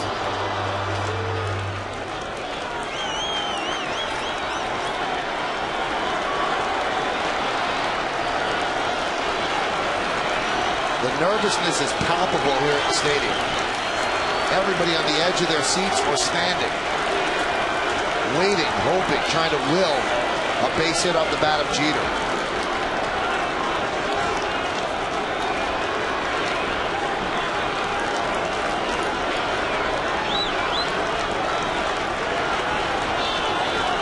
Papelbon takes a deep breath, then that eerie staring for the sign.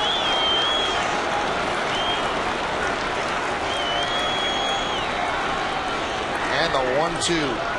He struck him out. Papelbon overpowers Jeter and strikes him out with a fastball. It was all heat against the captain. And the Yankees leave the winning run on third base. No runs, no hits, no errors, and one man left. We go to the 11th inning. Nothing.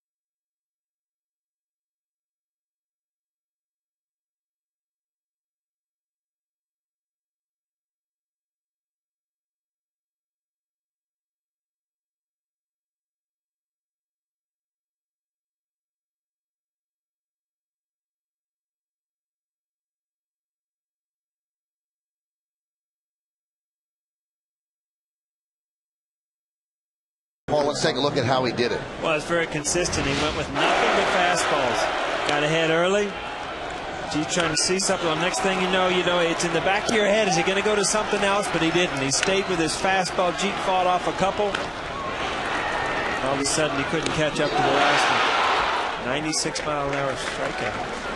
And Aceves deals a strike to Victor Martinez. So the heart of the order coming up for the Red Sox here in the 11th. Martinez, Youkilis, and David Ortiz against Aceves in his second inning of work.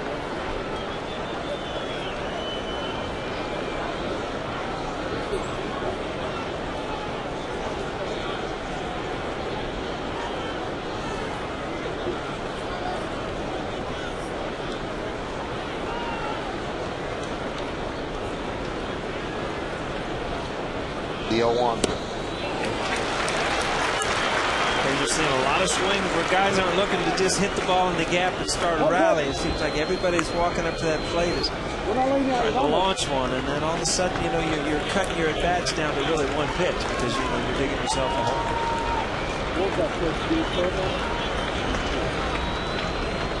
Swing and a miss, and Martinez down on strikes.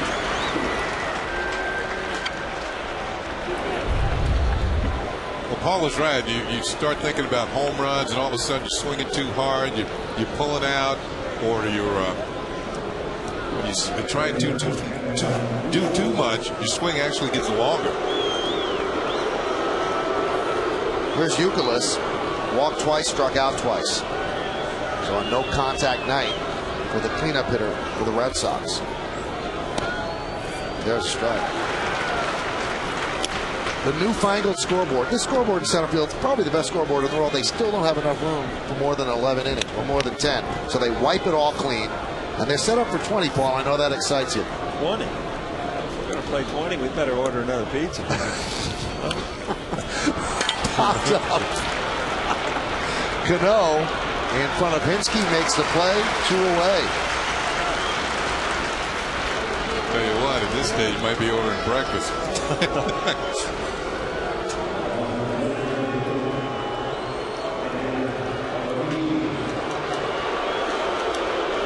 Aceves has done what you want a guy to do. He comes in, he throws strikes. Really pitched in counts where where he has to come into guys. Need a defense shift around. Cano in short right field. Right field zone working. And the pitch outside.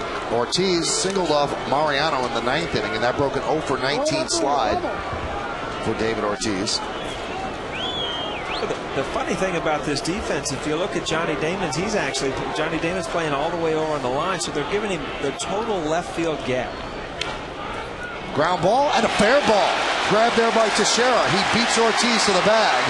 And Alfredo Aceves retires the Red Sox in order. 1-2-3 in the 11th.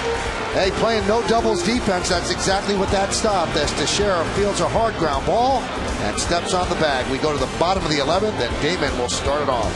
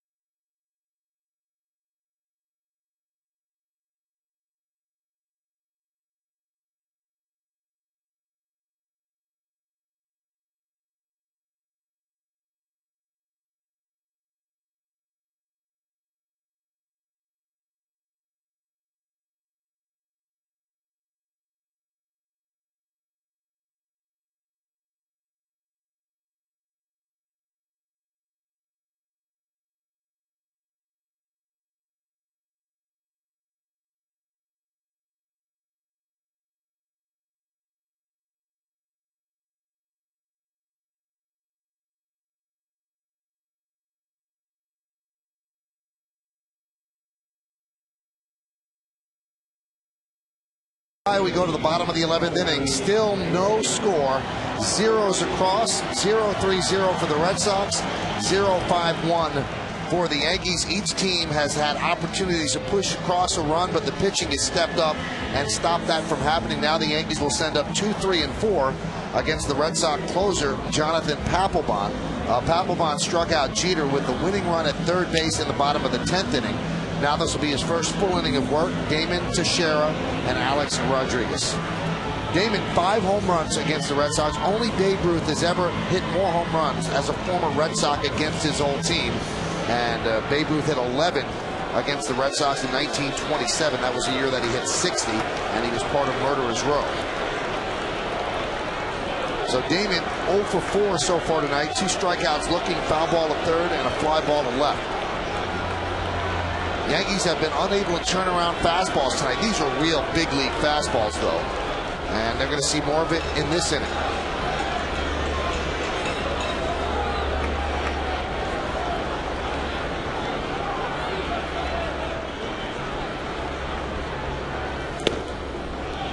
Fastball strike.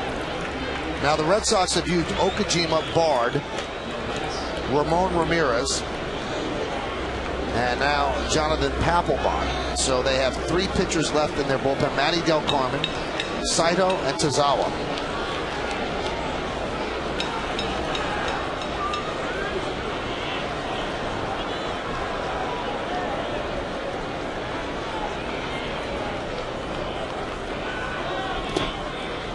Count 1-1. As Paul said, as we look at the pitchers that have been used and the only ones left, you have a tendency to go up there and think hero. Oh yeah. But there's such a thing as getting an inning started, and Johnny Damon, for years has been one of the better leadoff hitters in the game. So although with the Yankees this year he's batting in the second spot, this is where his leadoff hitting skills can pay off. 0 for 12 against the Red Sox closer. You saw the pitchers that were left for the Yankees: Phil Coke, Melanson, Robertson and Bruni. The 1-1. Foul back 1-2. I think that's why extra innings probably drag on longer than they probably should, because hitters do fall out of their game. They don't play little ball. They don't just keep their swing short and try to pick up a hit. They're trying to end the game and be a hero, be a home run hitter. You know, hitters in extra inning games, you become a little kid again, because when you're in the backyard and you're dreaming about things, you don't dream about starting the inning off and hitting a single. You know, you hit the game-winning home run, and the crowd cheers, and I mean, the stage is set for you. So it's very hard to go up as a hitter and not think about trying to end this game on one swing.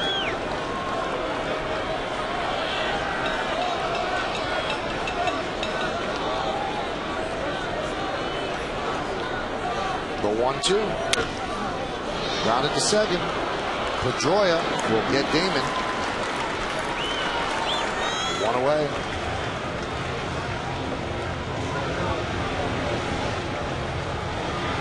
It started with these two, and boy, did they live up to the advanced billing. Hey, it looked like a great pitcher's duel.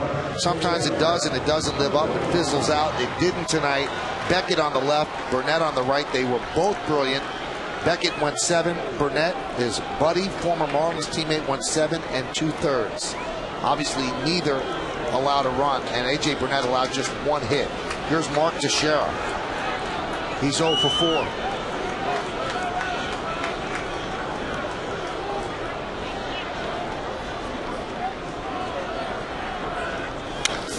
High fly ball, deep to center. Ellsbury back. He has room, and he makes the play.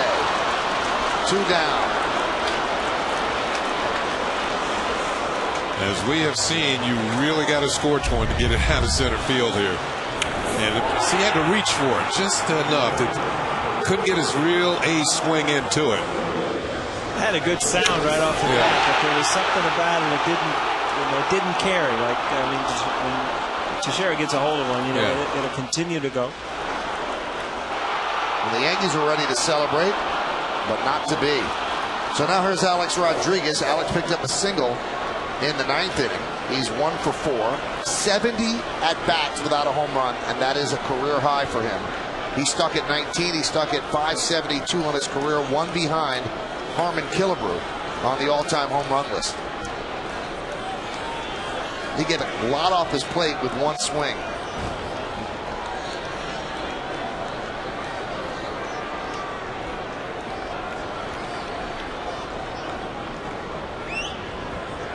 And Papelbon deals. Now, A-Rod had a big dramatic home run off Papelbon a couple years ago in the rain at Fenway Park. And you can see he's done some damage against him.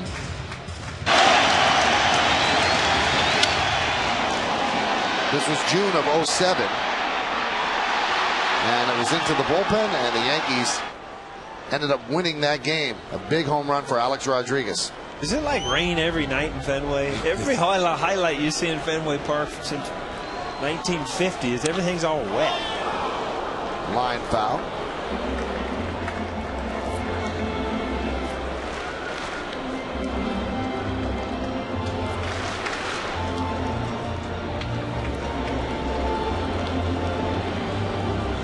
Another good matchup here.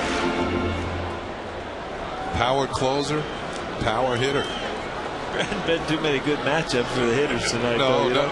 But at least one-sided. At least it's somebody who's known for hitting them. Although he hasn't hit one lately. On paper, they all look good, but yeah, for some reason it was pretty one-sided tonight so far.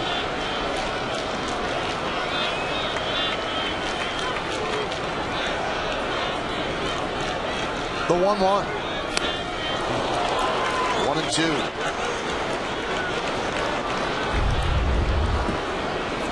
And the way you try to get A-Rod out is you tie him up inside. You see that movement up, 96, 95 mile-an-hour fastball. Tough to get to as a power hitter. Certainly a nail biter for both sides.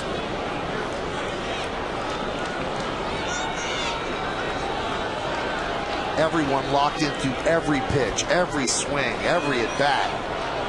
That could mean the end of the game. Neither team wants to lose this one, because this would be a tough loss. Great pitching, and if you let it get away, you're going to let it get away in extra innings.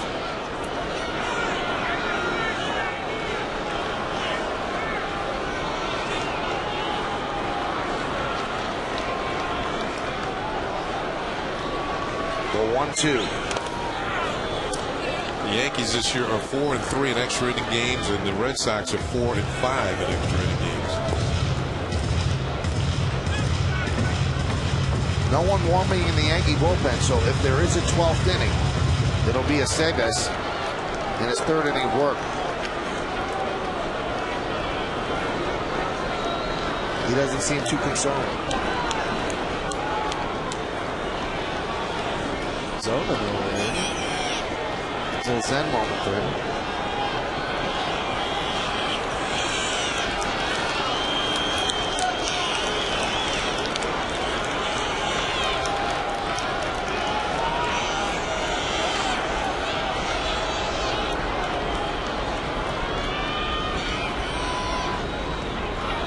The 1-2. He struck him out. So a 1-2-3 inning for Jonathan Papelbon as Alex goes down swinging. It's been all about the pitching tonight. In regulation, in extra innings, we've seen great pitchers shut down great hitters. We go to the 12th.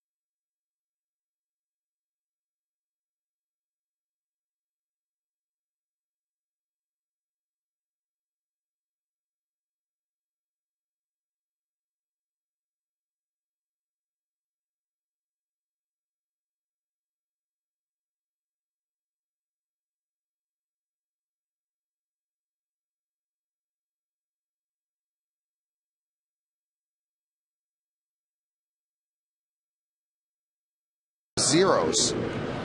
Have not had to use another one in terms of runs. Have a 3 in there, or 5 for the Yankees hit-wise. The Yankees committed an error, and that was the catcher's interference on Posada. Otherwise, a very, very clean game. We go to the 12th, and J.D. Drew will start it off for the Red Sox. Aceves deals, and that one is wrapped foul. Now, Papelbon has pitched an inning and a third.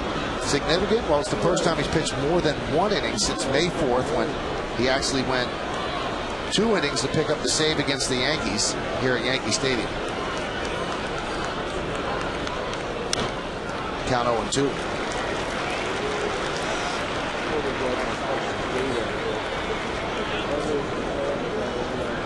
Manny Del Carmen will likely pitch the bottom of the 12th. Who knows if the Red Sox take the lead, if they'd send Papelbon out. The 0-2 outside.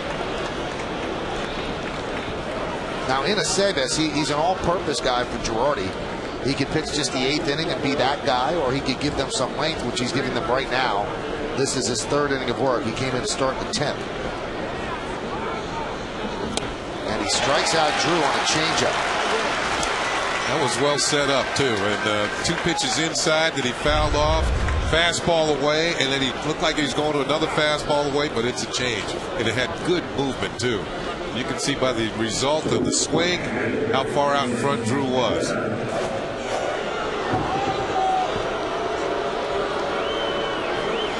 J.D. Drew 0 for 5 today.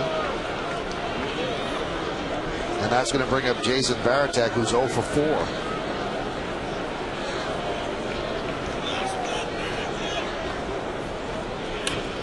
Tries the bunt. Now, looking at the Red Sox side of the scorebook, they had a chance to score a run in the 1st inning. 1st and 2nd, nobody out. Martinez hit into a double play. Then Youkilis walked in. David Ortiz grounded out the Cano. The next time they had a runner in scoring position was in the 6th. First and second, nobody out, but Pedroia flies out to left. Victor Martinez pops to second, and Youkilis strikes out. They had a runner in scoring position in the 8th inning with 2 outs. Ellsbury's at second. Pedroia flies out to center field. And in the 10th inning, they have runners on first and second, 2 outs, but Aceves got Pedroia to fly out to left. Those are the Red Sox scoring chances. The Yankees scoring chances, they had runners at first and second in the 3rd inning, nobody out. Cabrera wrapped into a double play. Jeter grounded to first base. They had the bases loaded and 2 outs in the 5th. Jeter grounded to 3rd. The 1-2. Fouled away. In the 9th inning, they had runners on second and third with 2 outs, and Posada struck out. And then in the 10th inning, they had a runner at third base with 2 outs, and Derek Jeter struck out against Papelbon for the final out. So those were the scoring chances. Varitek goes down on strikes. 2 away. Kenny, he borrowed my notes for all those past rounds. You see that? Good pitch by Aceves. Aceves is working his show so far. He's got 3 strikeouts. It seems to be getting a little better as he moves along here. Varitek kind of draw those hands into him, you know, from a hitter, your beat inside. You draw those hands and try to get the barrel to the ball. 33 pitches for Aceves. Dave Island maybe talking things over about Josh Reddick, who has had some impressive at bats. David Robertson kind of just meandering out there, hasn't really thrown yet. I think maybe because they don't know Reddick all that well, and they just want to make sure they're on the right page with him. Sunday in Baltimore, Reddick put a number in the home run column lifetime. His first career home run in a wild game against the Orioles.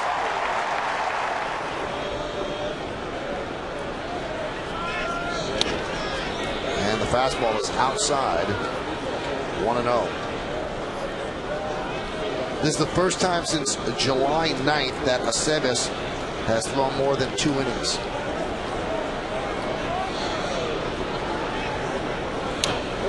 Was that his start against Minnesota? July 9th? Right before the All-Star break? Yeah, it was. He didn't fare well, but the Yankees won that game.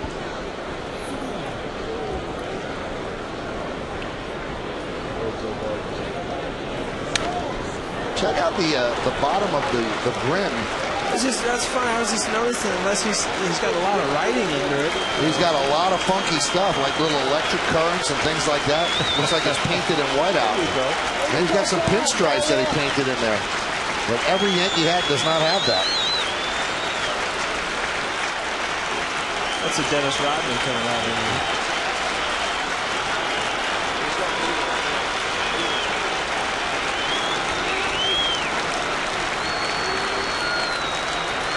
And the 1-2. Grounded to first. Teixeira guarding the line. Beats Reddick to the bag. And boy, has Aceves been impressive. He's retired 7 in a row. As we go to the bottom of the 12, Yankees have another chance to win it.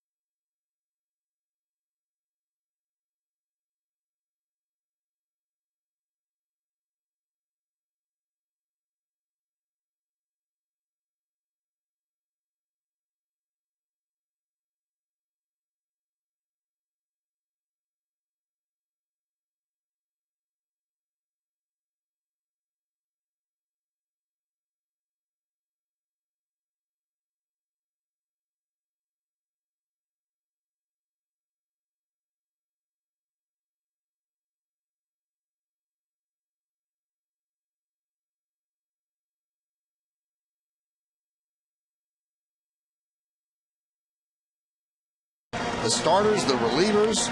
No one seems to be able to get the big hit. And now the Red Sox bringing another hard thrower from their bullpen. That's what they feature out there. This time it's Manny Del Carmen's turn. He'll be the 6th pitcher used by the Red Sox, and those are Del Carmen's numbers. 43 hits and 44 1/3 innings, 21 walks, a bit too many, 31 strikeouts, sporting a 3.05 ERA. And he will start it off by facing Hideki Matsui. Matsui is 2 for 3 with a walk.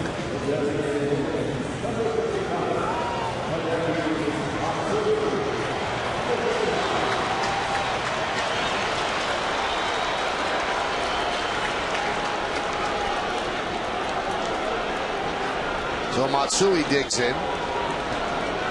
Shortstop Woodward shades him up the middle. The third baseman Youkilis is about 20 feet off the line at third. Everybody else fairly straight away. Ellsbury maybe a step or two toward right center. Del Carmen deals. And a strike.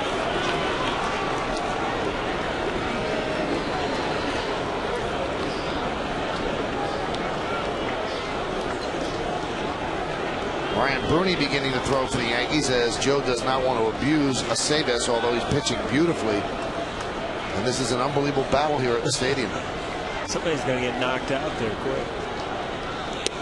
You know, it's funny, when you're playing an extra inning game, you kind of lose sight of what time it is and this and that. But then all of a sudden you'll check up to the scoreboard and you see Seattle, Tampa Bay. I mean, they're in the 4th inning, they're playing on the West Coast, and you realize something's wrong here. And Tampa Bay leads Seattle 3-1 in the bottom of the 4th inning, so that even puts more of an urgency on the Red Sox as the Rays are breathing down their back.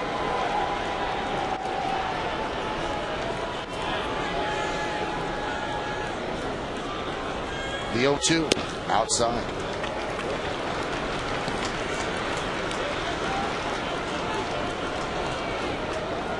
Posada is on deck.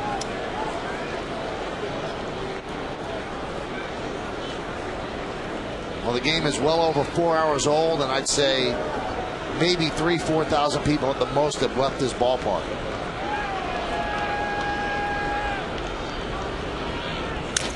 Shattered bat, popped up. And Youkilis will make the play, and the barrel of the bat ends up in the seats first row down the right field line.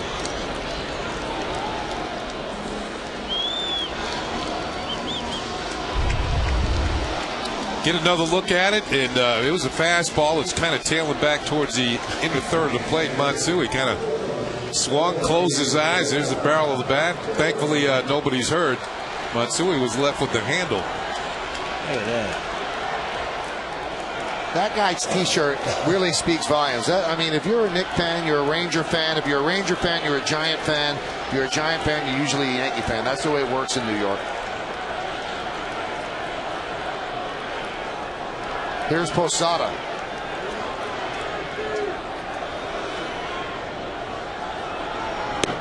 It's usually Islanders and Jets and Mets.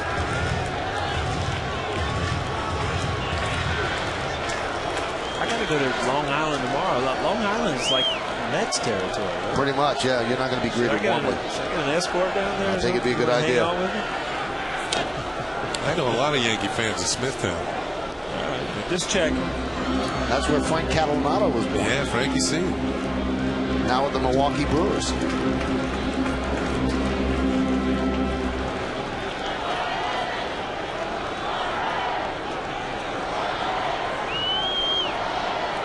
Posada had a chance to win it in the 9th and struck out.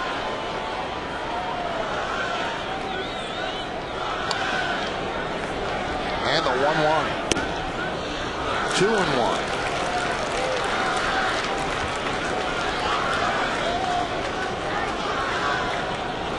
If it's a long night watching, then it's a real long night for the guy catching. And both Varitek and Posada have handled all 12 innings. Varitek back there, you can tell.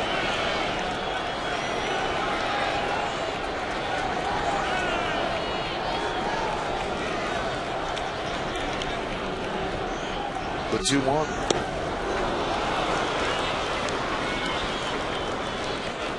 Jorge Posada's had 2 game-winning hits this year. One against the Angels here at the stadium, scoring Teixeira.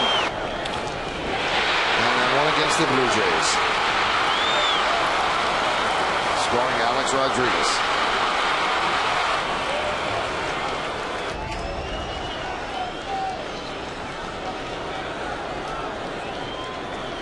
Two balls and 2 strikes, 1 out, bottom of the 12th inning, 0-0.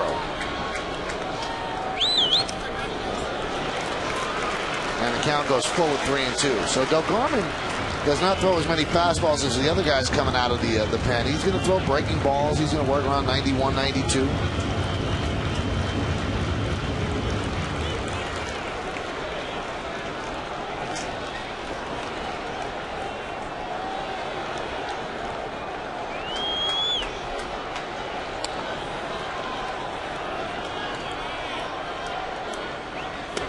Check swing, and Posada walks.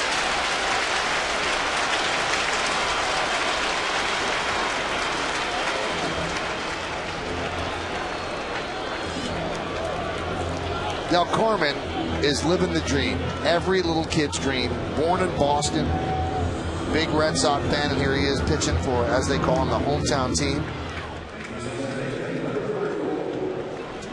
Every now and then it happens. It happened to Paul. Grew up in Ohio, became a Cincinnati Red, and then more remembered as a New York Yankee. Sometimes it's not a great thing, though. Had with Kenny. Grew up in Mount Vernon. Started with the New York Mets. John Franco, Brooklyn boy. Al Leiter, Jersey boy. Pitched with the Yankees. Cano pops one up. Youkilis makes the play.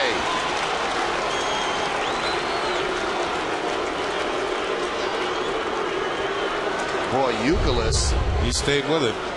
He does a lot of things. I mean, we talk about what he does at the plate, but, you know, he had him in left field last night. It's a good play at third base. He's played first base in the past. One thing he does do, doesn't matter what position he's at, he plays hard. He puts together 4 or 5 good at-bats every night. See him take that one little glance to see how close he was to the tarp. One other guy we should mention, Lee Mazzilli, Brooklyn kid. The New York Mets at the park today. Here's Eric Hinsky, runner at first. And the count 1-0.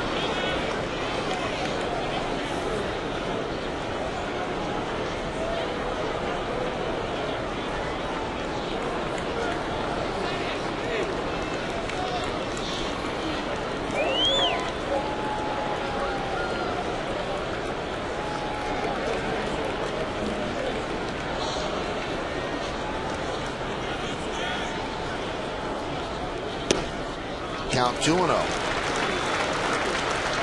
You see Veritek back there kind of playing the game with the hitters, you know, setting up early, possibly inside, and then kind of jumping away late. A lot of hitters will sometimes kind of feel where the catcher's setting up to try to pick up a location. Veritek's kind of playing a little game back there. Not every pitch, but showing guys early where they're going and then jumping somewhere else. And if you watch his eyes closely, he always looks up to see if you are peeking. You know, I had some catchers would sit a little closer to you, tap their glove, so he felt like they were right on the inside corner, and then they would shift to the outside corner. Coach Rodriguez was real good at that. He loved to try, and it almost became automatic. If he was inside, you know they were going away. Right down the middle, 3-1.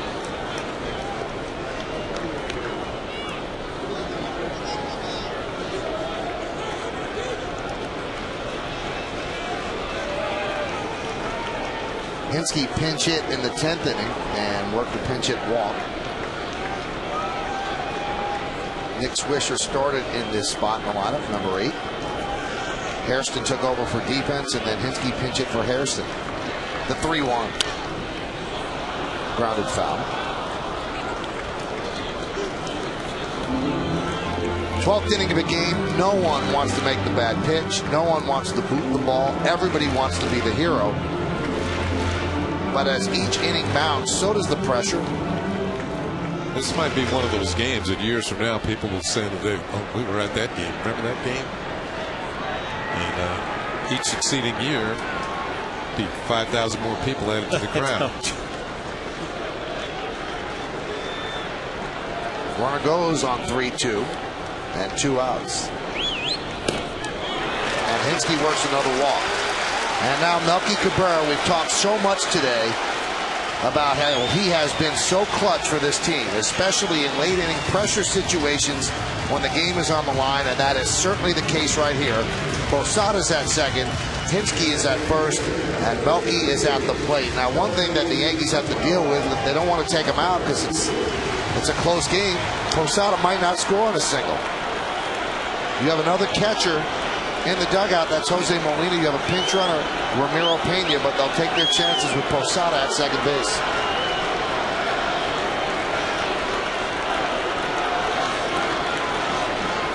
Look out, Melky. His reputation precedes him. John Farrell, the pitching coach, quickly out to the mound. See if you get a game-winning in on this one. That's right. Now let's review the arms in the outfield. The best arm in the outfield for the Red Sox is J.D. Drew. He can throw you out. Ellsbury has about an average arm in center, and Reddick also average in left field. The best arm obviously belongs to J.D. Drew. But it's incumbent upon Posada to take a big secondary lead, because you know anything up the bat, they're going to be charging, they're going to come up throwing, and Posada is not fleet of foot. So what you're hoping for is a little looper that drops in between the outfielders as opposed to a line shot that's hit right at somebody, even if it is a base hit. You're hoping for anything if you're in that Yankee dugout. Yeah. Robbie Cucuz's spread sitting there waiting for you. You need to get in and eat and get ready to play tomorrow. The 1-0. 2-0. Melky has faced El Carmen 5 times. He has 2 hits.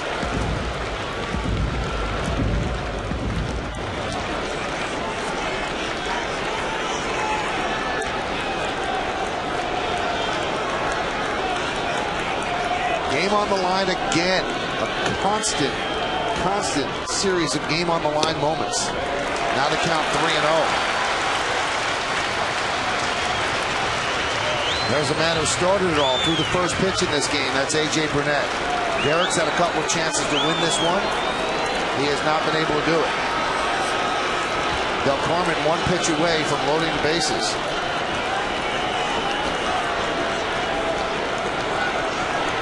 And the 3-0 taking all the way, and he nipped the outside corner, did Del Carmen. 3-1.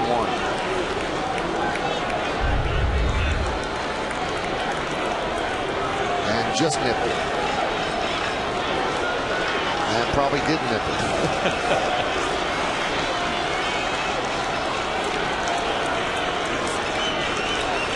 3-1.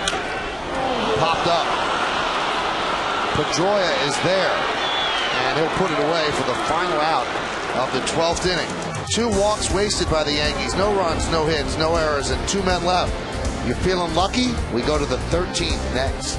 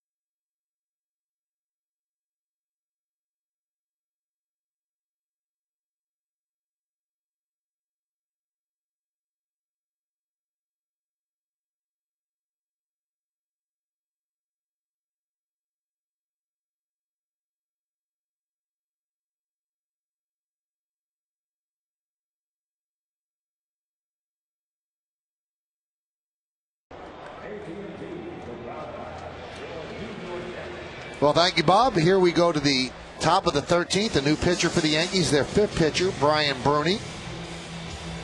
And we are in a scoreless tie.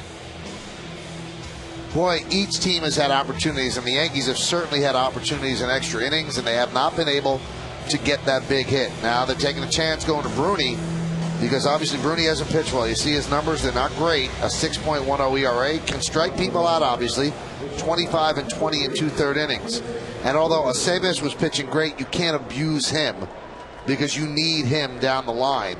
And he gave them 3 outstanding innings. And now it's time for Bruni. So he's going to face Woodward, number 9 batter. And there's a fastball strike.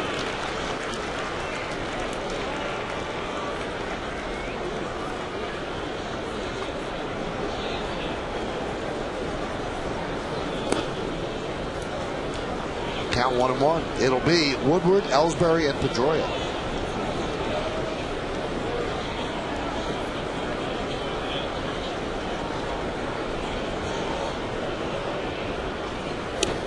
Now, after using Bruni, they're running out of people in the Yankee bullpen. There's 3 out there. You've got Mark Melanson, you've got David Robertson, and you have Phil Koch.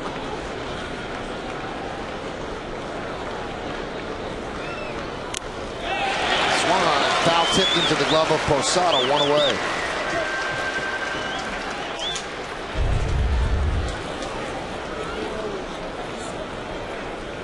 High fastball right on by Chris Woodward.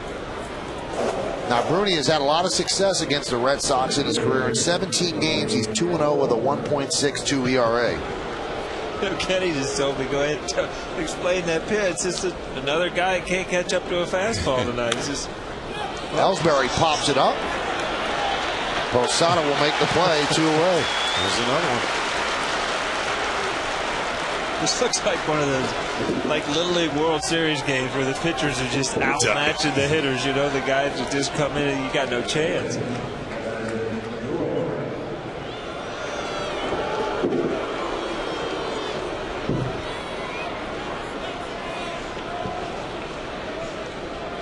There's Pedroia.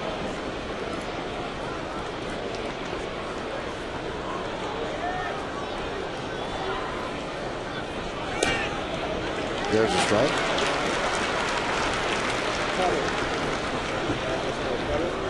Like that right there. Pedroia is 0 for 3, 3 fly balls and 2 walks.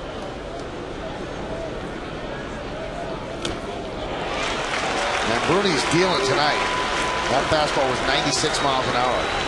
It's a big outing for him. You know, you're put in a situation where it's a tie game, extra inning game. You can shut them down and show, Girardi that you're ready to pitch in these big situations again.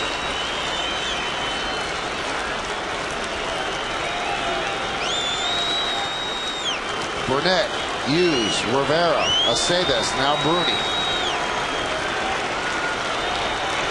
And the 0-2.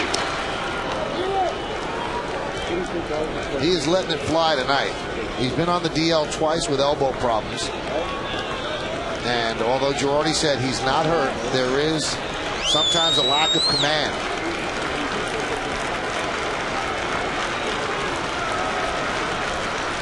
Woof.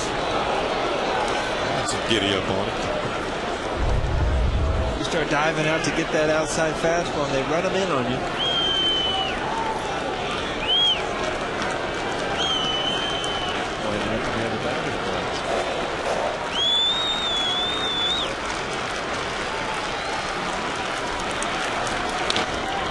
Serve down the right field line, but foul.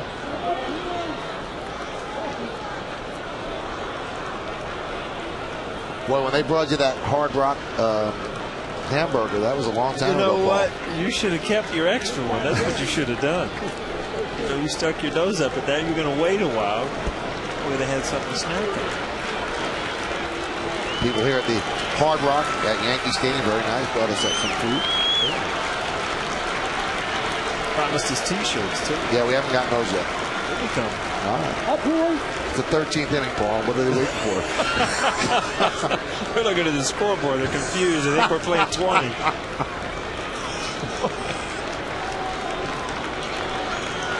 And the 2-2. That one's bounced up there. And the count now full at 3-2. You sell those at Modell's?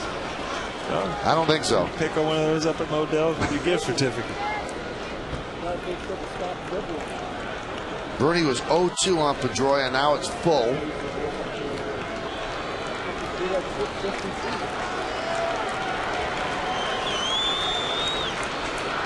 Now Posada wants to make sure on this one. This is a big batter, because then you're going to give Victor Martinez a swing here in the 13th. Now Pedroia has power. He has 8 home runs, but Victor Martinez, it's a different breed. He has 16 home runs, and then after that, Euclid has 20. You want to get Pedroia out and see those other guys tomorrow. Swing and a miss, got him. 96, high cheese, blew it right by him, and an impressive 13th inning. 1-2-3 for Brian Bruni. We go to the bottom of the 13th, top of the Yankee order. Jeter, Damon, Teixeira next.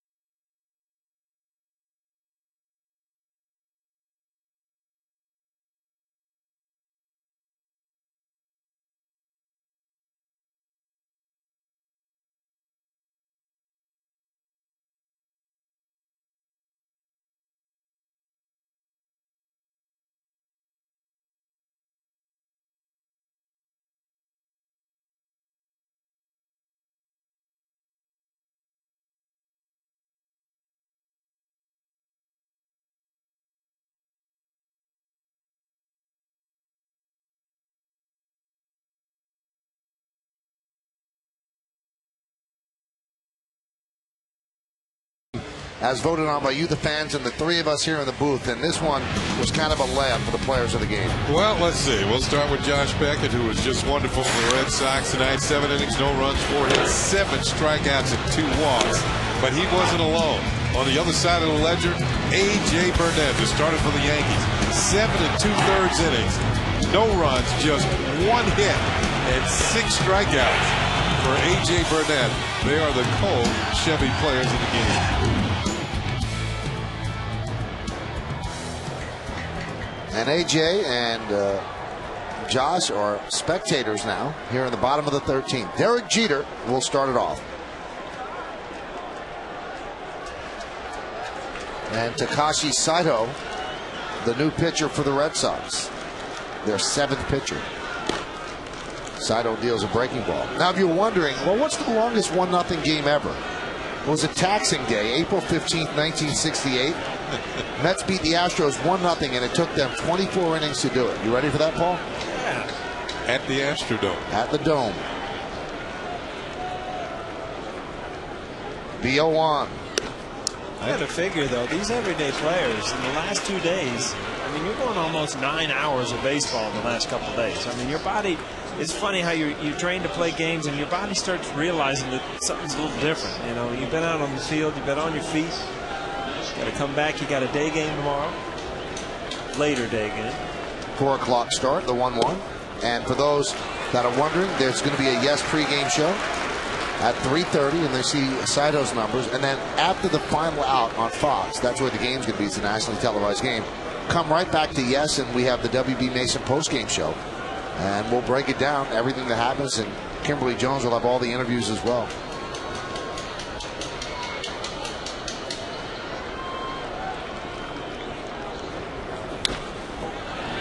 Grounded, foul. You know, speaking of Kimberly Jones, the 8th inning, she goes downstairs because she's waiting to do the interview on the field. She's been stuck. Down there she is. Hi, Kim. She's in the camera box in the third base side. She looks a lot better than we do up in the booth at this point. She does look all fresh and happy, doesn't she? Hang in there, Kim. Well, now she's doing double duty.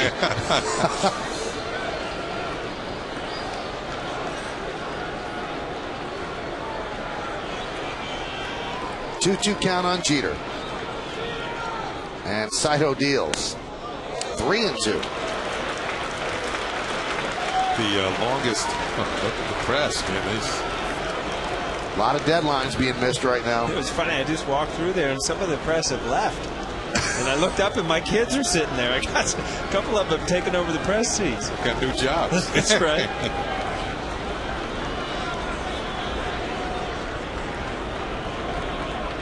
And the 3-2. Hot shot towards short. Woodward's there, and Jeter's out. Long night for Jeter. 0 for 6 for Derek. But last night, 19 runs and 26 hits in the regulation 9 innings. We're at the bottom of the 13th now. There's not been 1 run and only 8 hits. 5 for the Yankees and 3 for the Boston Red Sox. What a difference a night makes. What a difference good pitching makes. Here's Johnny Damon. Game like this will affect a lot of averages because there's a lot of offers in that lineup. As I just mentioned, Jeter's 0 for 6, Damon's 0 for 5, Teixeira's 0 for 5.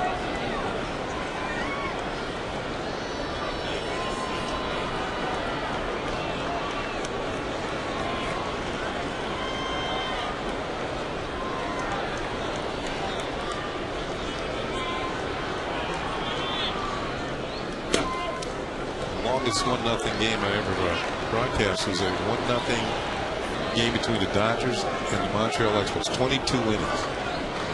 In Montreal? In Montreal. Rick Dempsey had a home run off Dennis Martinez, who came in relief. He was a starter. And they were former teammates.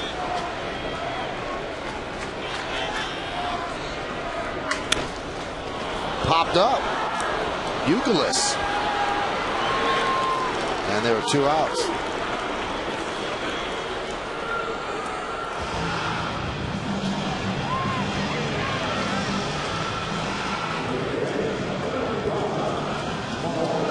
And that's going to bring up Mark Teixeira. Mark gave everybody a little bit of a thrill when he drove one to center field. Looked like it had a chance, but kind of died out there. And Ellsbury ran it down well before the warning track. That was against Papelbon, and that was in the 11th inning.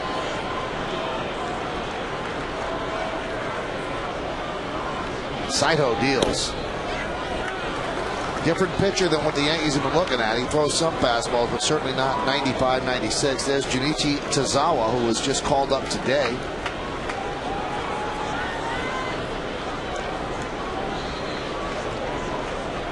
And he's the last pitcher available for Terry Francona.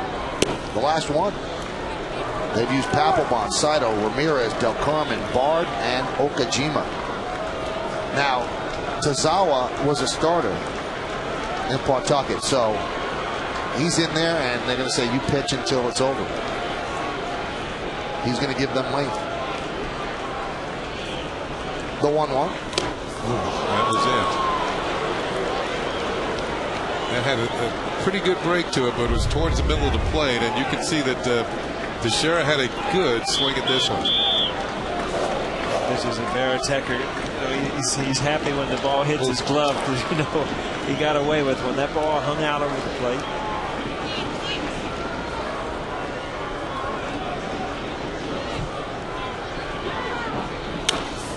Another pitch.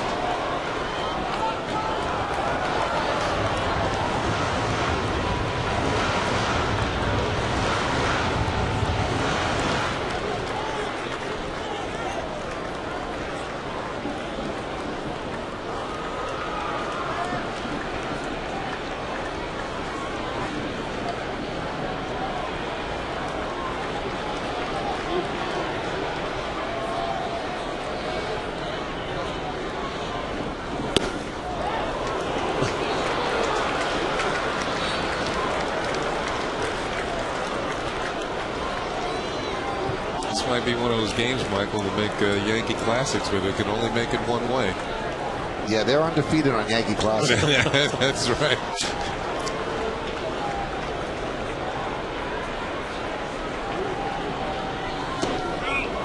3-2.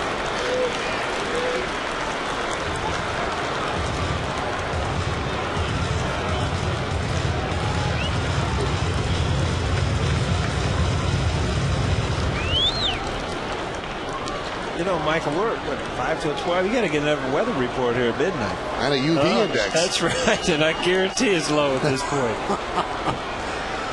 We got a moon tan out here right now. And the 3-2. Oh, I keep seeing that ball hanging out over the plate, and you can just hear the crack of the bat, and it doesn't happen. Need somebody named O'Neill at the plate. Yeah, right. Looking for a ball four so somebody can knock me in. Had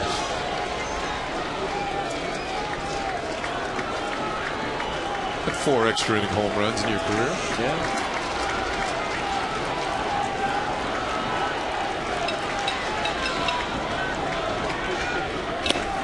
And Teixeira works a walk, and that gives Alex Rodriguez a chance.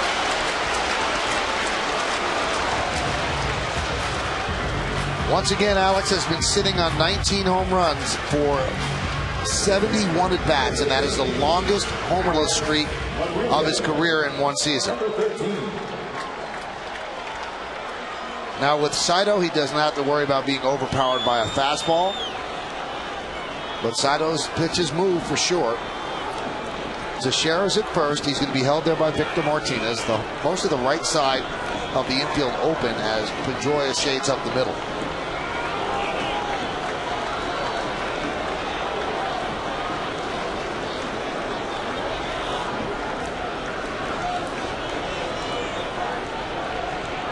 Saito deals.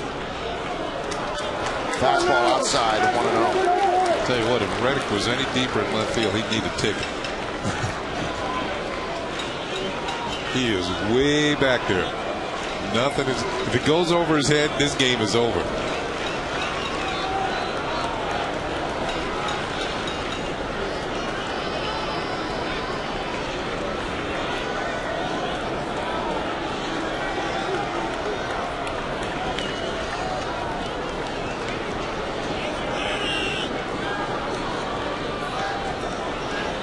Closing in on 5 hours at the ballpark. It would be a shorter duration for the Yankees or the Red Sox, whichever team won. The team that loses is going to feel really tired.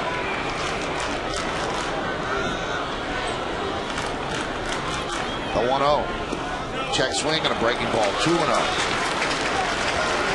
All right, now, what are you thinking on 2-0? Are you thinking, okay, this guy's best pitch is a breaking ball, or he's got to throw a fastball here? Well, I'm looking for something out over the plate. I don't care if it's a fastball or a breaking ball, something I can get the barrel of the bat to. I don't want to look in too much, and I don't want to look off if I want to look for one area and let it go. Because Alex Rodriguez has enough power, he doesn't have to worry about pulling the ball.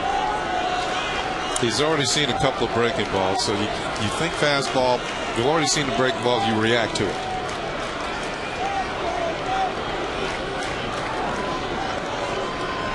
The 2-0.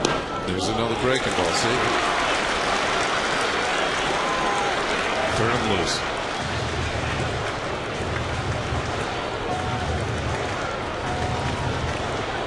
I don't think Saito's going to throw a cookie up here, though. Might throw him a 3-0 breaking ball. Matsui on deck.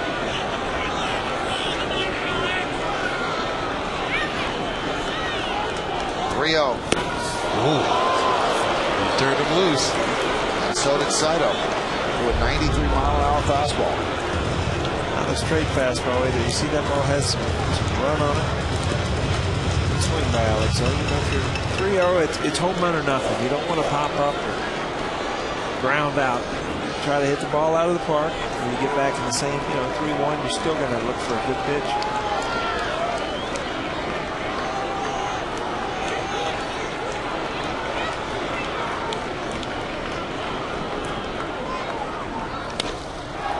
Popped up. shallow left center, long run. Reddick is there. He'll make the play. And that'll do it in the 13th. No runs, no hits, no errors, and one man left. Reddick was very deep, had a long way to come, but he got there and made the out, and we go to the 14th.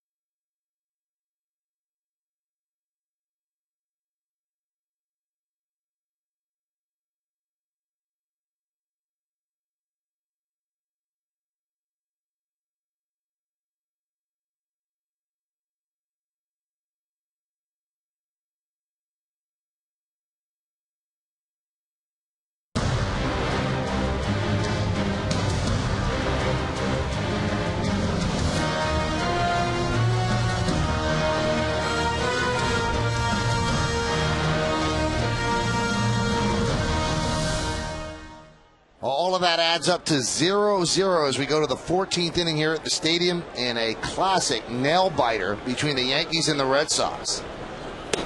And there's a strike to Victor Martinez from Brian Bruni in his second inning of work. You put these ingredients together, two top-flight pitchers, two longtime rivals, the first and second place teams in the American League East. We're in August, and you got yourself a dandy, one that you're going to remember for a while, as Martinez fouls it back. And two teams that are well aware of what the stakes are. You know, they've both been to postseason quite often. They each know that it can come down to one game. So that's why you play so hard.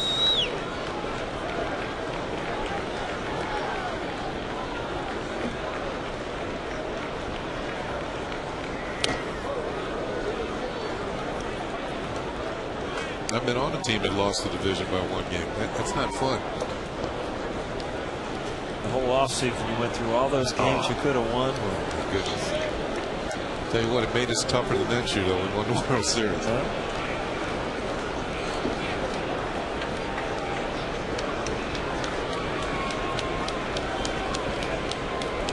Now look at last year, the Twins and the White Sox had to play a 163rd game. That's exactly right. They changed the rule, didn't they? Because that gives a flip of a coin, and the Twins actually had the better regular season record. 1-2. So now they've gone to the point where whoever has the head-to-head has the better record. That team gets the whole game if that happens again.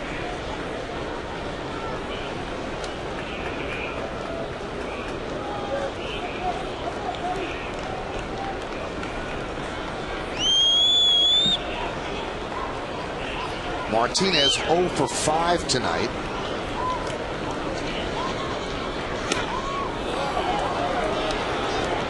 That's a pretty good night tonight, Jim. Some of these guys are 6 and 7s, aren't they? I think I've had an 0 for 7 in an extra inning game. I'm sure that happened. I think it was pointed out to me a few weeks ago.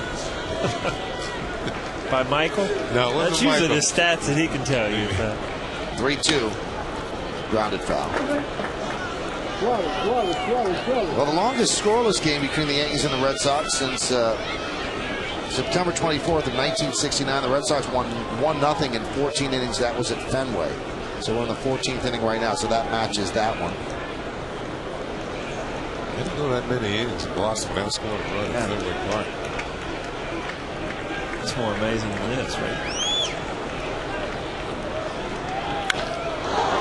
That one's deep to right field. Going back, Hinsky. He's on the track, and he makes the play in front of the wall.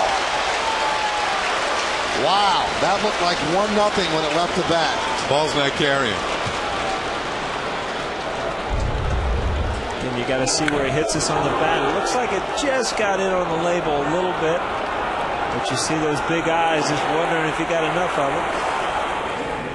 You know, the crowd anticipated, because the ball, anything that goes in the air, they're anticipating it's going out of the park, especially when it's going to right field. Look at Bruni. You know, Paul, the way this ballpark's playing this year, this might be more amazing. No score here. Papelbon thought it was gone, and he was wrong. It's the witching hour here in New York. It's 12 o'clock. And if you've hung in there right from the very beginning, we thank you so much. We appreciate all of you that watch Yes on a daily basis, and you're watching a dandy tonight, that's for sure. So thanks for hanging in there. But this has certainly not been a chore. If you're a baseball fan, this is a fun game. This is a classic game. This is the type of game that means so much, and that's what even adds more of a highlight to it, because it's just not, another game stuck in August that doesn't mean anything. This one's got standings and history and rivalry all bunched together to make it all the more entertaining. At this point, there have been 430 total pitches thrown tonight.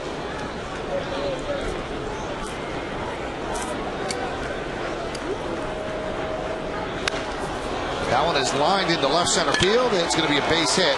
Melky was playing very deep, and he's going to hold Youkilis to a single. Youkilis made a big turn.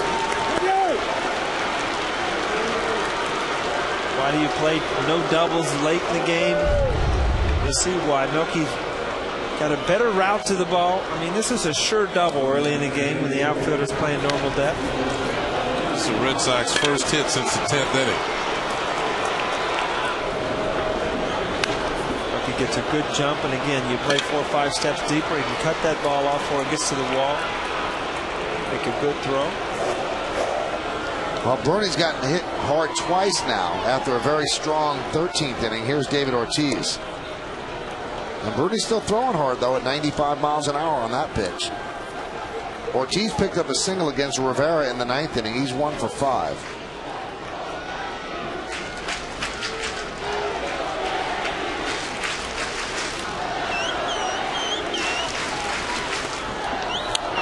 Foul back. Now, we told you in the 10th inning everybody was still here. There are some people that have been affected by the lateness of the hour, so they're taking off and probably listening to John and Susan in the car right now, hoping nothing happens till they get back in front of their TV.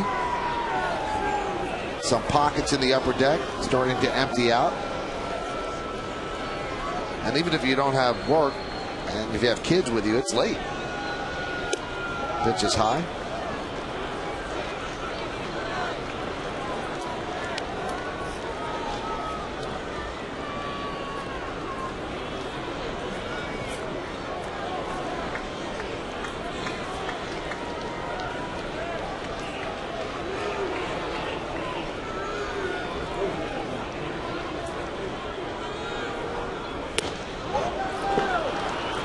Now you can see Posada telling Bruni, okay, calm down. You're overamped right now.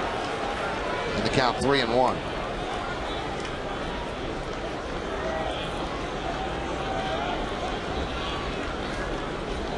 They told him also, watch the runner. The runner is Youkilis, held there by Mark Teixeira. Foul back. A little bit later on today, David Ortiz is going to have a press conference here at Yankee Stadium to explain his name being on the list of players that failed the survey testing for performance-enhancing drugs. And that'll be here at the stadium. I believe it's anywhere from 12:30 to 1 o'clock. So So not too far off from now. Runner goes. 3-2 is fouled back. See, Poppy's not getting cheated even with 2 strikes. Last couple cuts. Each hitter has his little routine that they go through prior to hitting.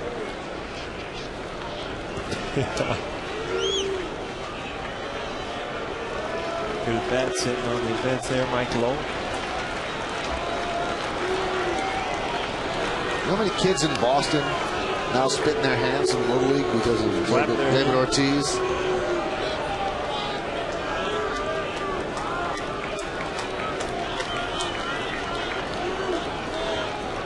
Probably go again on 3-2. He does, and the pitch hit sharply at Cano. Oh, did he scald that ball? And by running Euclid, they stayed out of the double play. You can't hit the ball much harder, and that's why Ortiz is so frustrated. 2 away. He's hit some in the direction of Cano tonight, and Cano has robbed him every single time. Just missed the outside corner ball 1. Good fastball fouled back. That one's a little high. Gets ahead on the count. It's way ahead on the count, 3-1. Had a good swing at that, fouled it back. Fouls this one back. Another pitch out over the plate. Here's that low pitch that he scalds to Robinson Cano. Cano stays with it, and that's the second out. Now J.D. Drew's up, and it looks like they're going to intentionally walk him. And they'll take their chance with Jason Varitek. Now, what is not a good sign for the Yankees, 3 batters have come up in this inning. All 3 have hit the ball hard. He's gotten 2 outs, but the go-ahead runs at second base.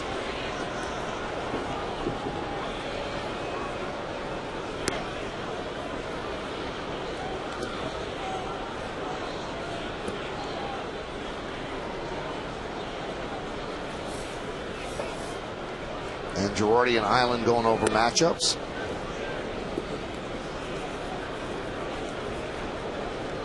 They got Mike Lowell on the bench, who is a better hitter than Varitek, but managers do not want to mess with just having 1 catcher left. Victor Martinez is in the game. You pinch it for Varitek, you're taking a chance. Same thing when Posada was at second. If you pinch run for him, then you just have Molina as your last line of defense. They keep that second catcher on the bench, and they only use him in an emergency. So they will take their chance with Varitek after the intentional walk to Drew. Drew was 0 for 5 before that, and Varitek is 0 for 5 with 3 strikeouts. Varitek actually has more runs batted in than Drew, but his batting average is much lower.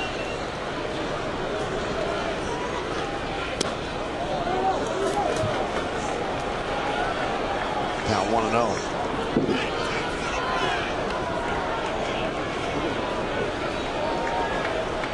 Varitek, the captain of the Red Sox. There was some doubt during the offseason if he was going to come back. He had to settle for a 1-year contract. He was looking for a multi-year deal. There's a strike.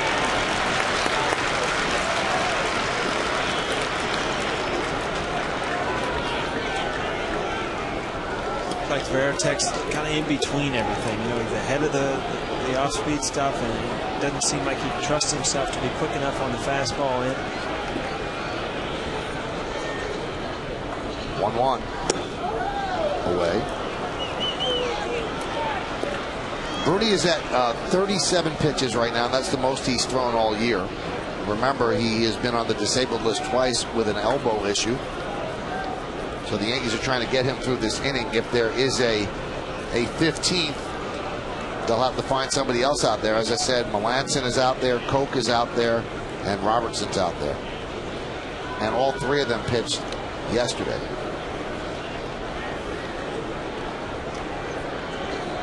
The 2-1. And the count 3-1. And the rookie, Redding, is on deck. Boy, that Joe Girardi show on Sunday is going to be interesting. Got a lot of stuff to talk about with this game.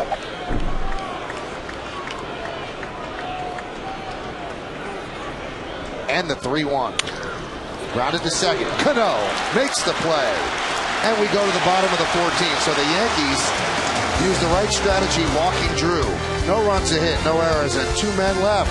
Another pitcher for the Red Sox, the final one they have in the bottom of the 14th.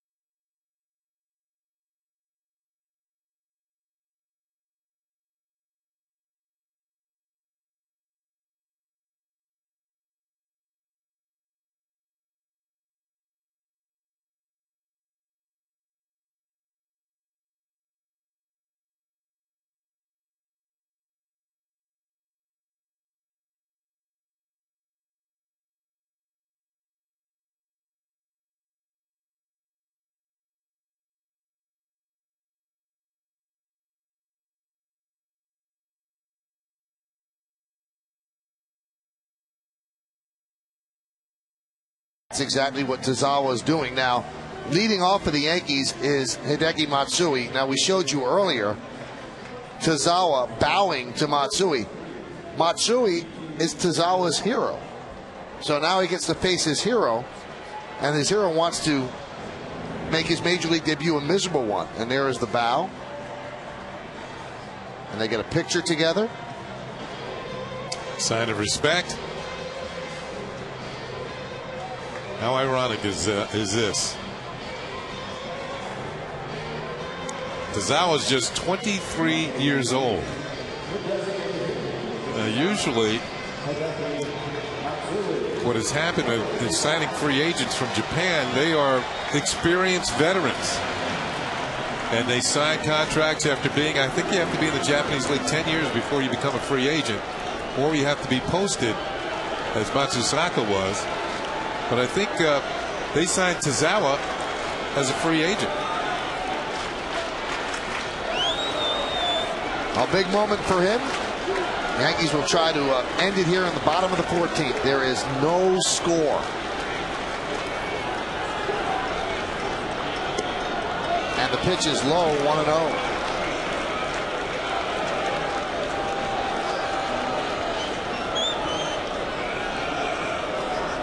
Now, Francona said before the game, very calm and collected, but you've got to be almost a robot to be calm and collected right now at Yankee Stadium facing a guy you grew up idolizing. Popped up behind the plate, and Baratek runs out of room.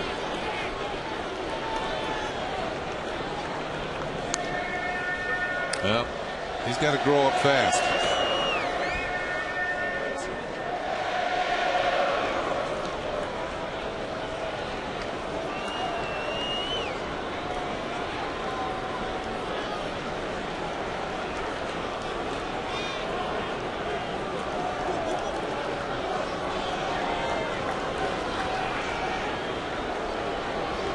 Defense straight away from Matsui.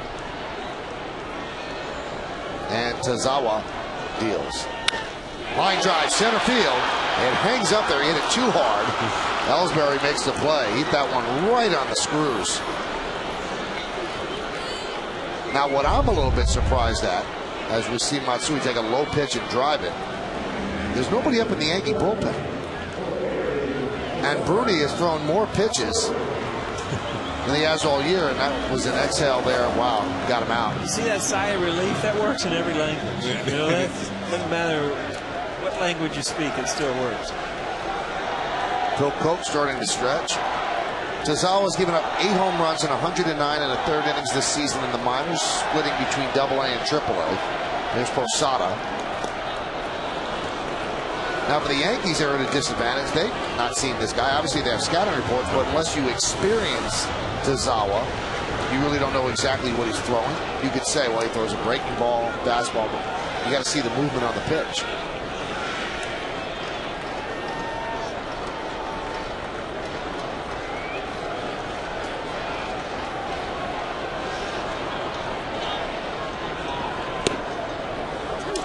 One thing about Tazawa, he knows he's going to get a decision one way or the other. There's no other pitchers. Looked like some sort of off-speed pitch. Tumbles in there for a strike. Red Sox have used 8 pitchers, including their starter, Josh Beckett, who gave them 7 innings. Line down the right field line. It is a base hit. Drew cuts over. He's going to play it off the wall, and Posada smartly stops at first base. It's 2 hitters and 2 balls hit on the nose. J.D. Drew plays as well as you can. You get over there as quick as you can, and you just hope you get a good care of it. This ball hits below the fence and pops straight up, bare hands it. Not much Jorge can do. J.D. Drew's a solid player. He's a good baseball player. Watch him lean back. He sees that it hits off the concrete, a little more jump off the wall as opposed to it hitting the padding, and it might hang back near the wall. Here's Cano. And the pitch is low, 1-0.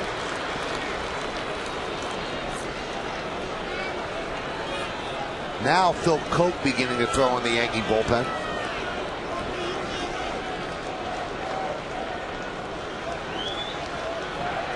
Over 5 hours of baseball here on Yes and here in the Bronx at Yankee Stadium. That one is looped into center field. It is a base hit. Posada will stop at second. And the Yankees have the winning run in scoring position. Tough pitch here. This ball's in off the plate, but Robbie didn't find out he's going to inside out. That might not have been a strike, though. This J.D. Drew's playing right field a lot more important. I mean, right now you see George at second base. Yeah, Ellsbury was playing back. He didn't want the ball over his head, but now the Red Sox outfielder is going to move up a bit. And now the Yankees are going to go for it. Yeah. Now they're going to pinch run for Posada at second base. They did not do it in the 12th, but Girardi knows that he's running out of pitchers that he wants to use, so he's going to try to win it. He sends Ramiro Pena, who was called up today. Anthony Claggett was sent down. Pena is at second base, and Pena can score on a base hit by Hinsky.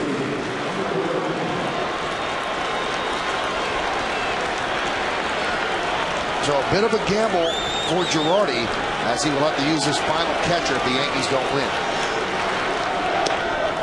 And the pitch to Hinsky is low. And the pressure on the youngster must be mounting as well. First big league game, Yankee Stadium, scoreless tie, bottom of the 14th inning. A game that the Red Sox really need after losing last night 13-6. But he is the last line of defense for Terry Francona.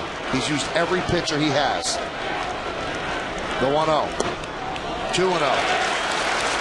You can also see some frustration after that pitch was called a ball on the youngster's face. Yeah, that was borderline on that pitch, but too low, according to Chad Fairchild.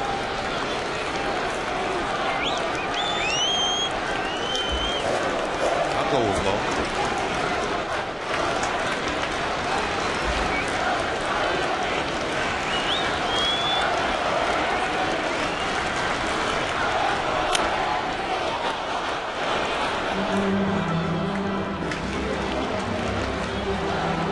I'm seeing he's got decent velocity. The fastball kind of tracks straight towards home plate. Not all that much movement. And I think that's why the hitters have been squaring up on it.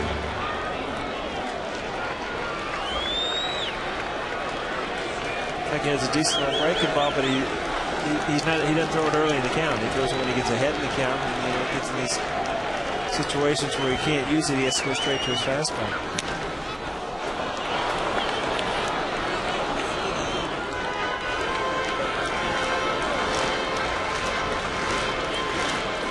Phil Hughes pitched the third of an inning today. CC Sabathia is still at the ballpark. He's pitching later today. Yankees 0 for 9 with runners in scoring position tonight.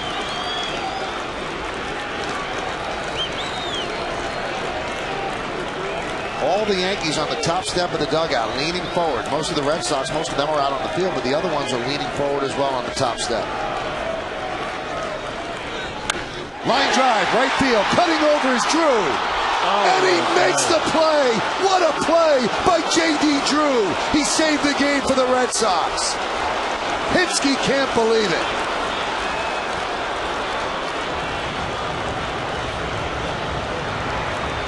Well, we just got through saying he's a solid ball player. And that means the ability to play defense. Hinsky squares up, hits it well. Drew reaches out for all he's worth and hauls it in. Man, what a play in right field. He thought he was the hero, but not to be. Here is Melky Cabrera now. Ramiro Pena played it halfway, but then had to hustle back so he didn't get doubled off. Melky, the king of the walk-off so far this year with 3. The Yankees have 9. Is this another one? Foul back. There's a guy back in our studio waiting for the postgame, John Flaherty, who knows what Eric Hinsky was dreaming of right there. He had a great walk-off moment with the Yankees against the Red Sox right across 161st Street. A.J. Burnett thought that was a win. So did Andy Pettit. So did Jorge Posada. Just a great play by J.D. Drew. I believe John's big hit was in the 13th.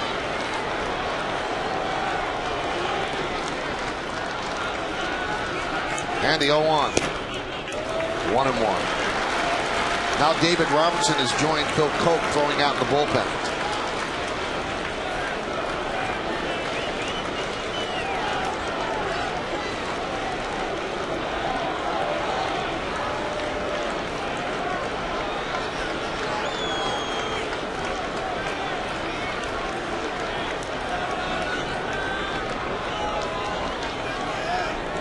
The 1-1. Outside, 2-1.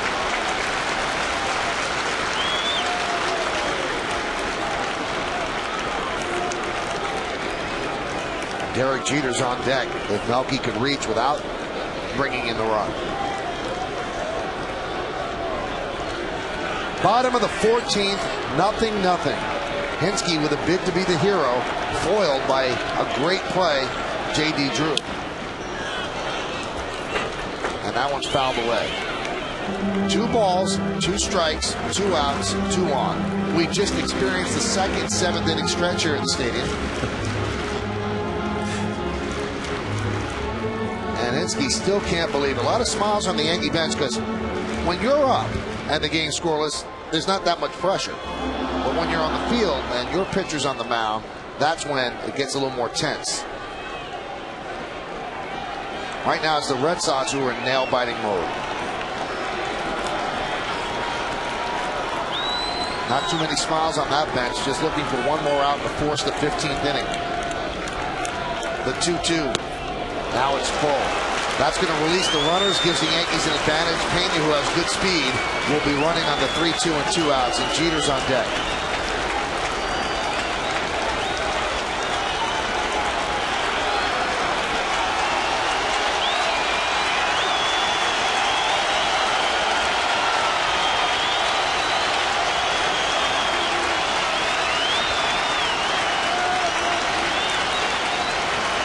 Runners go, 3-2, line drive, it's a foul ball. Oh, they missed winning the game by a couple of inches. Boy, does that face say the whole story about how this game has been.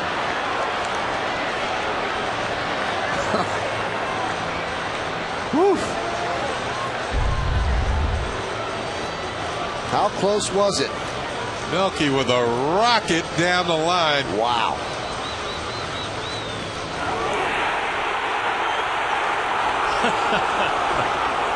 Love it.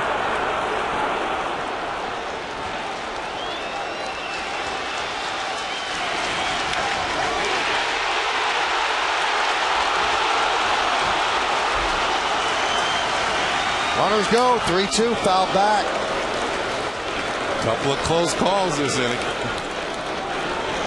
Tell you what, you're seeing the hitters starting to have some better at bats. It just goes to show you what type of pitching you had early in the game, where guys weren't even making contact. All of a sudden, now the balls are hit hard. Some of them are a little foul, some of them are, a couple great plays, but every single ball this inning has been hit hard.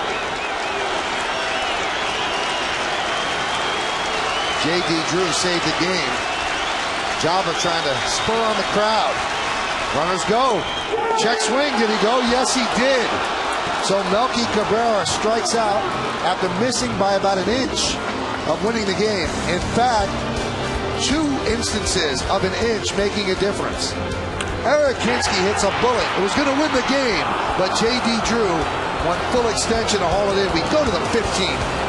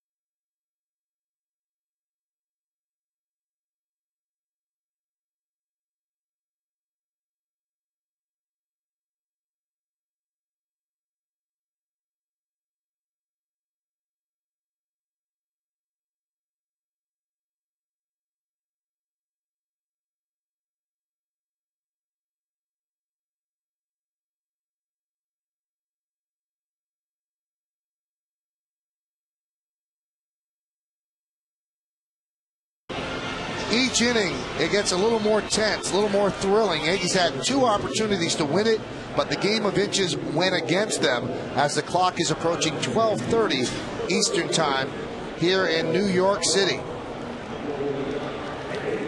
Eric Hinsky came very close to winning the game, but J.D. Drew made an extraordinary play to keep the game tied at 0. And then Melky Cabrera was bidding for a base hit down the line, and that also missed by an inch or so. Bottom of the 7th inning in Seattle, and Tampa Bay and Seattle are tied at 5. That game started at 10:10. Obviously 7:10 on the West Coast, and that might finish before this one does. Molina is the new catcher for the Yankees. Remember, Posada got pinch run for it. And Phil Koch is the new pitcher. And it's the Yankees' 6th pitcher of the night. Yankees still have 2 more pitchers in the bullpen. David Robertson and Mark Melancon. It's going to be 8-9-1 in the Red Sox order against the Yankee lefty. Josh Reddick will start it off. Check swing. Did he go? No, said Darryl Cousins.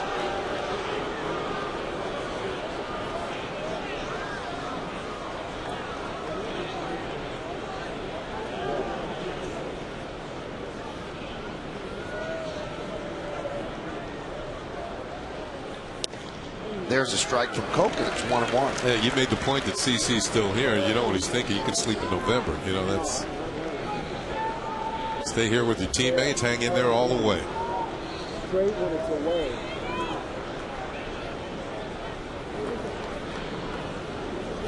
Although that Yankee clubhouse now is better than some 5-star hotels in the city. So I'm sure he could sleep there if he'd like. Just stretch out in front of his locker.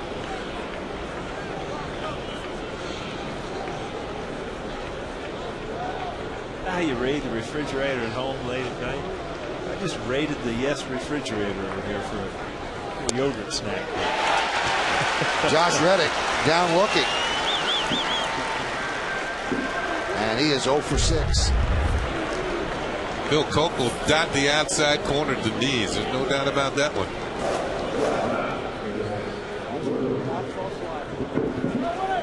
Here's Chris Woodward, and boy, did he get thrown into a game. Nick Green started. Casey Kochman pinch hit in the 8th inning. And then Woodward came on. He was just claimed off waivers from Seattle. Pitch outside. 15 innings is the longest game of the season for the Yankees. They played 14 against Oakland on April 22nd. Rally cap time there for Jonathan Papelbon, trying to get a run across. He pitched an inning and a third tonight. And there's a strike to Woodward.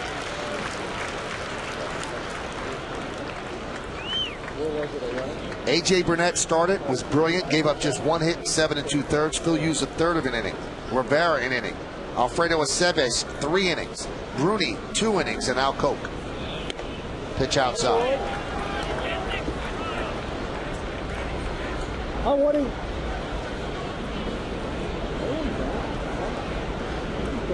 Jacoby Ellsbury is on deck. Paul, you were talking about the batting averages taking a beating. High fly ball, right field. Pinsky, 2 outs. Those ERAs are being helped out tonight, aren't they? These are arbitration numbers for the pitchers today. Now, Kenny and I have the same scorebook, and we know that right now we're on the precipice of trouble. Yeah, we are. Right. Because we have just 15 innings available to us, and after that, there's a big issue. So we're in the final inning here on our scorebook. I don't know if that's a portent of things to come. It's all going to be ad lib from here, Michael. Nothing to go back on. I'm going to do the Paul O'Neill method and not keep score. There it is. It's just the 15th inning. That's it. Yeah, you got to turn the page. Or I could squeeze the 16th right along the binding. It wouldn't look clean. You got to turn the page. Now, Paul, you want to show your yogurt while we got the camera up here? You know what? It's late. The 1-0.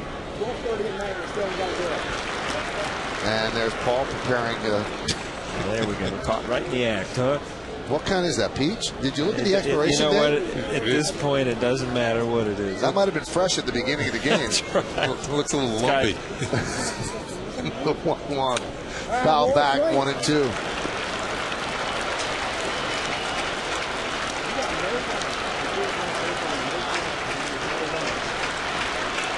Ellsbury has actually been on base more than anybody today. He has 2 hits. He reached on a catcher's interference. He walked. Stole 2 bases.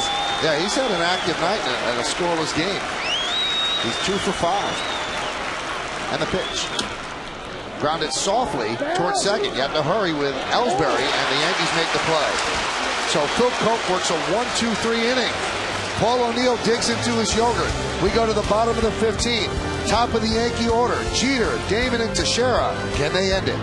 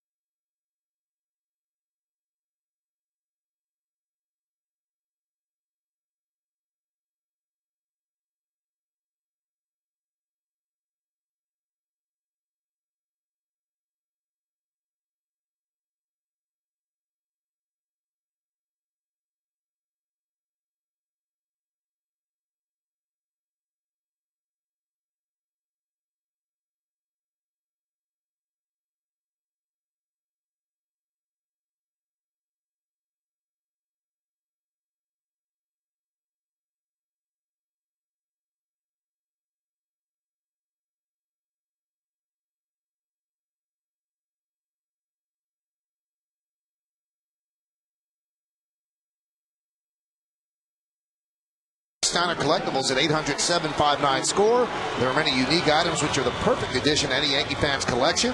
Contact Yankee Steiner Collectibles today at 800-759-SCORE or visit steinersports.com or yankees.com. Third sellout of the year, second straight in this series, 48,262. Many still remain here in the bottom of the 15th inning, a scoreless tie.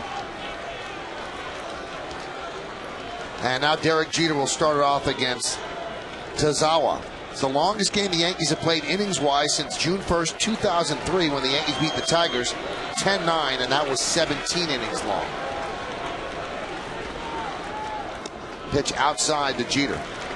Remember that doubleheader we had against the Tigers, and I think the first game went like 18 innings or something? That was a long time ago. I remember that. I was still playing. Yeah, it was a long time ago.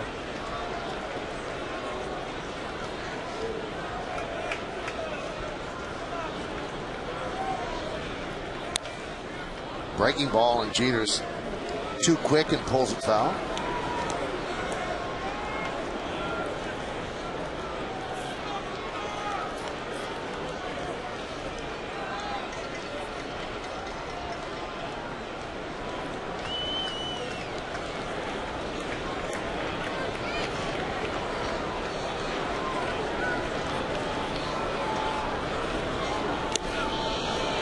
Just nips the outside corner. The count 1-2. Derek doesn't think so. This one actually had a little movement to it. Ball's away. Yeah, he's right. He was outside. Nipped the batter's box, the outside corner. And the 1-2. That one is looped into right center field. It's a base hit for Jeter. It finds grass, and Jeter's on with the winning run. So the Yankees have gotten 3 hits off Tazawa, but they weren't able to get the big blow on the 14th.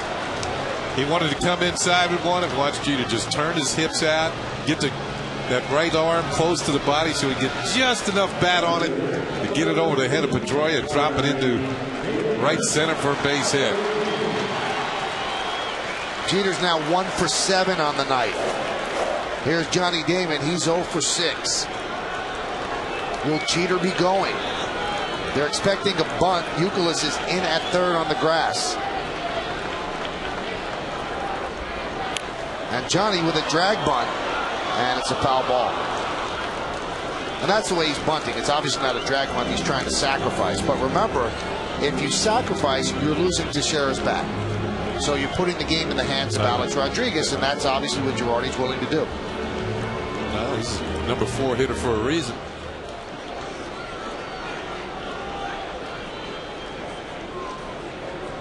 This is the first time the Yankees have had the leadoff runner on since the 7th inning. And he was quickly erased on a stolen base attempt. That was Matsui. A strike him out, throw him out double play with Cano at the plate ended that inning. Bunts again up in the air, and Victor Martinez makes the play. Great play by Martinez and an awful bunt by Johnny Damon. It's hard to bunt a pitch that's up in the strike zone, and this might have been a ball. Let's take a look. Yeah, that would have been a ball. And Damon does not get the job done. And a good play by Victor Martinez. Charging across the foul line and makes the catch. Well, that means that Teixeira gets a chance to swing the bat.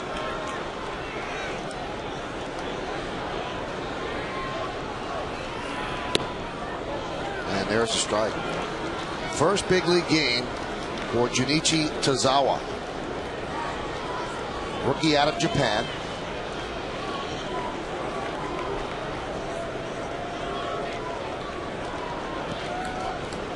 Ran into some trouble in the 14th inning, but a splendid play by J.D. Drew. Took away the game-winning hit from Eric Hinsky. The 0-1. Got a little bit of a funky recoil in the middle of that. Seems like the Yankees are okay with it because they are hitting him well.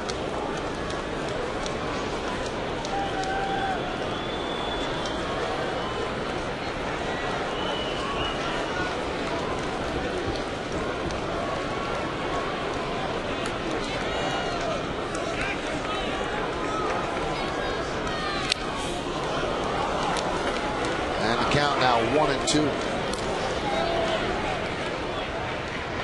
So far, he looks like a two-pitch pitcher. Fastball, decent breaking ball, and will have some snap to it. You haven't seen him throw that curveball in fastball counts. And I don't know if he doesn't have control or if Veritek's afraid to, but until he gets, like here where he's ahead in the count, you've seen nothing but fastball. But now as a hitter, you know that he'll rely on his breaking.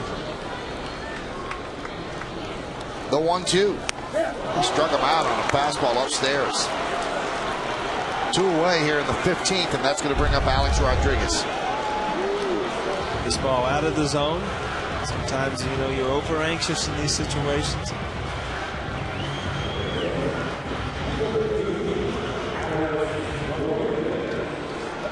You see fastball, sometimes you just react to it and swing at it. Here's Alex Rodriguez, 1 hit tonight in 6 at-bats. An infield single, a deep short. That came all the way in the 9th inning.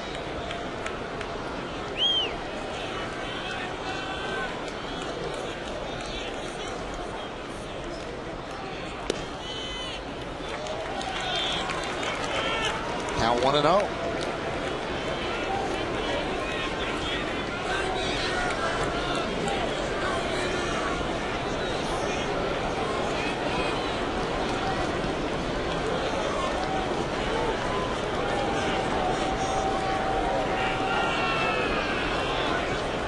Mark Melanson's been warming for the Yankees.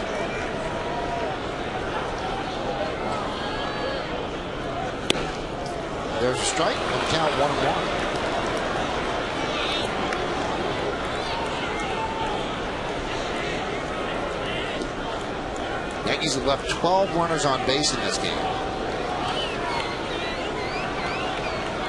You're sitting and here, the Red Sox 10. You're sitting here waiting for that one big mistake, and there's been a few as far as the pitch is concerned, but nobody's had to pay for it yet.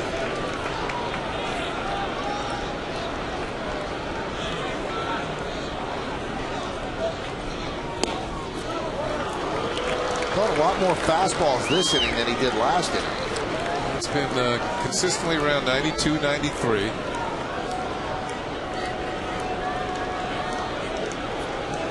Red Sox called up Chizawa today, and they designated Billy Traber, a guy who got roughed up and took a bullet for the team when John Smoltz was knocked out. They designated Billy Traber for assignment. Well, you knew they needed a fresh arm. The 2-1. That one's drilled deep to left field. There it goes. That ball is gone. See ya. A walk-off 2-run home run for Alex Rodriguez.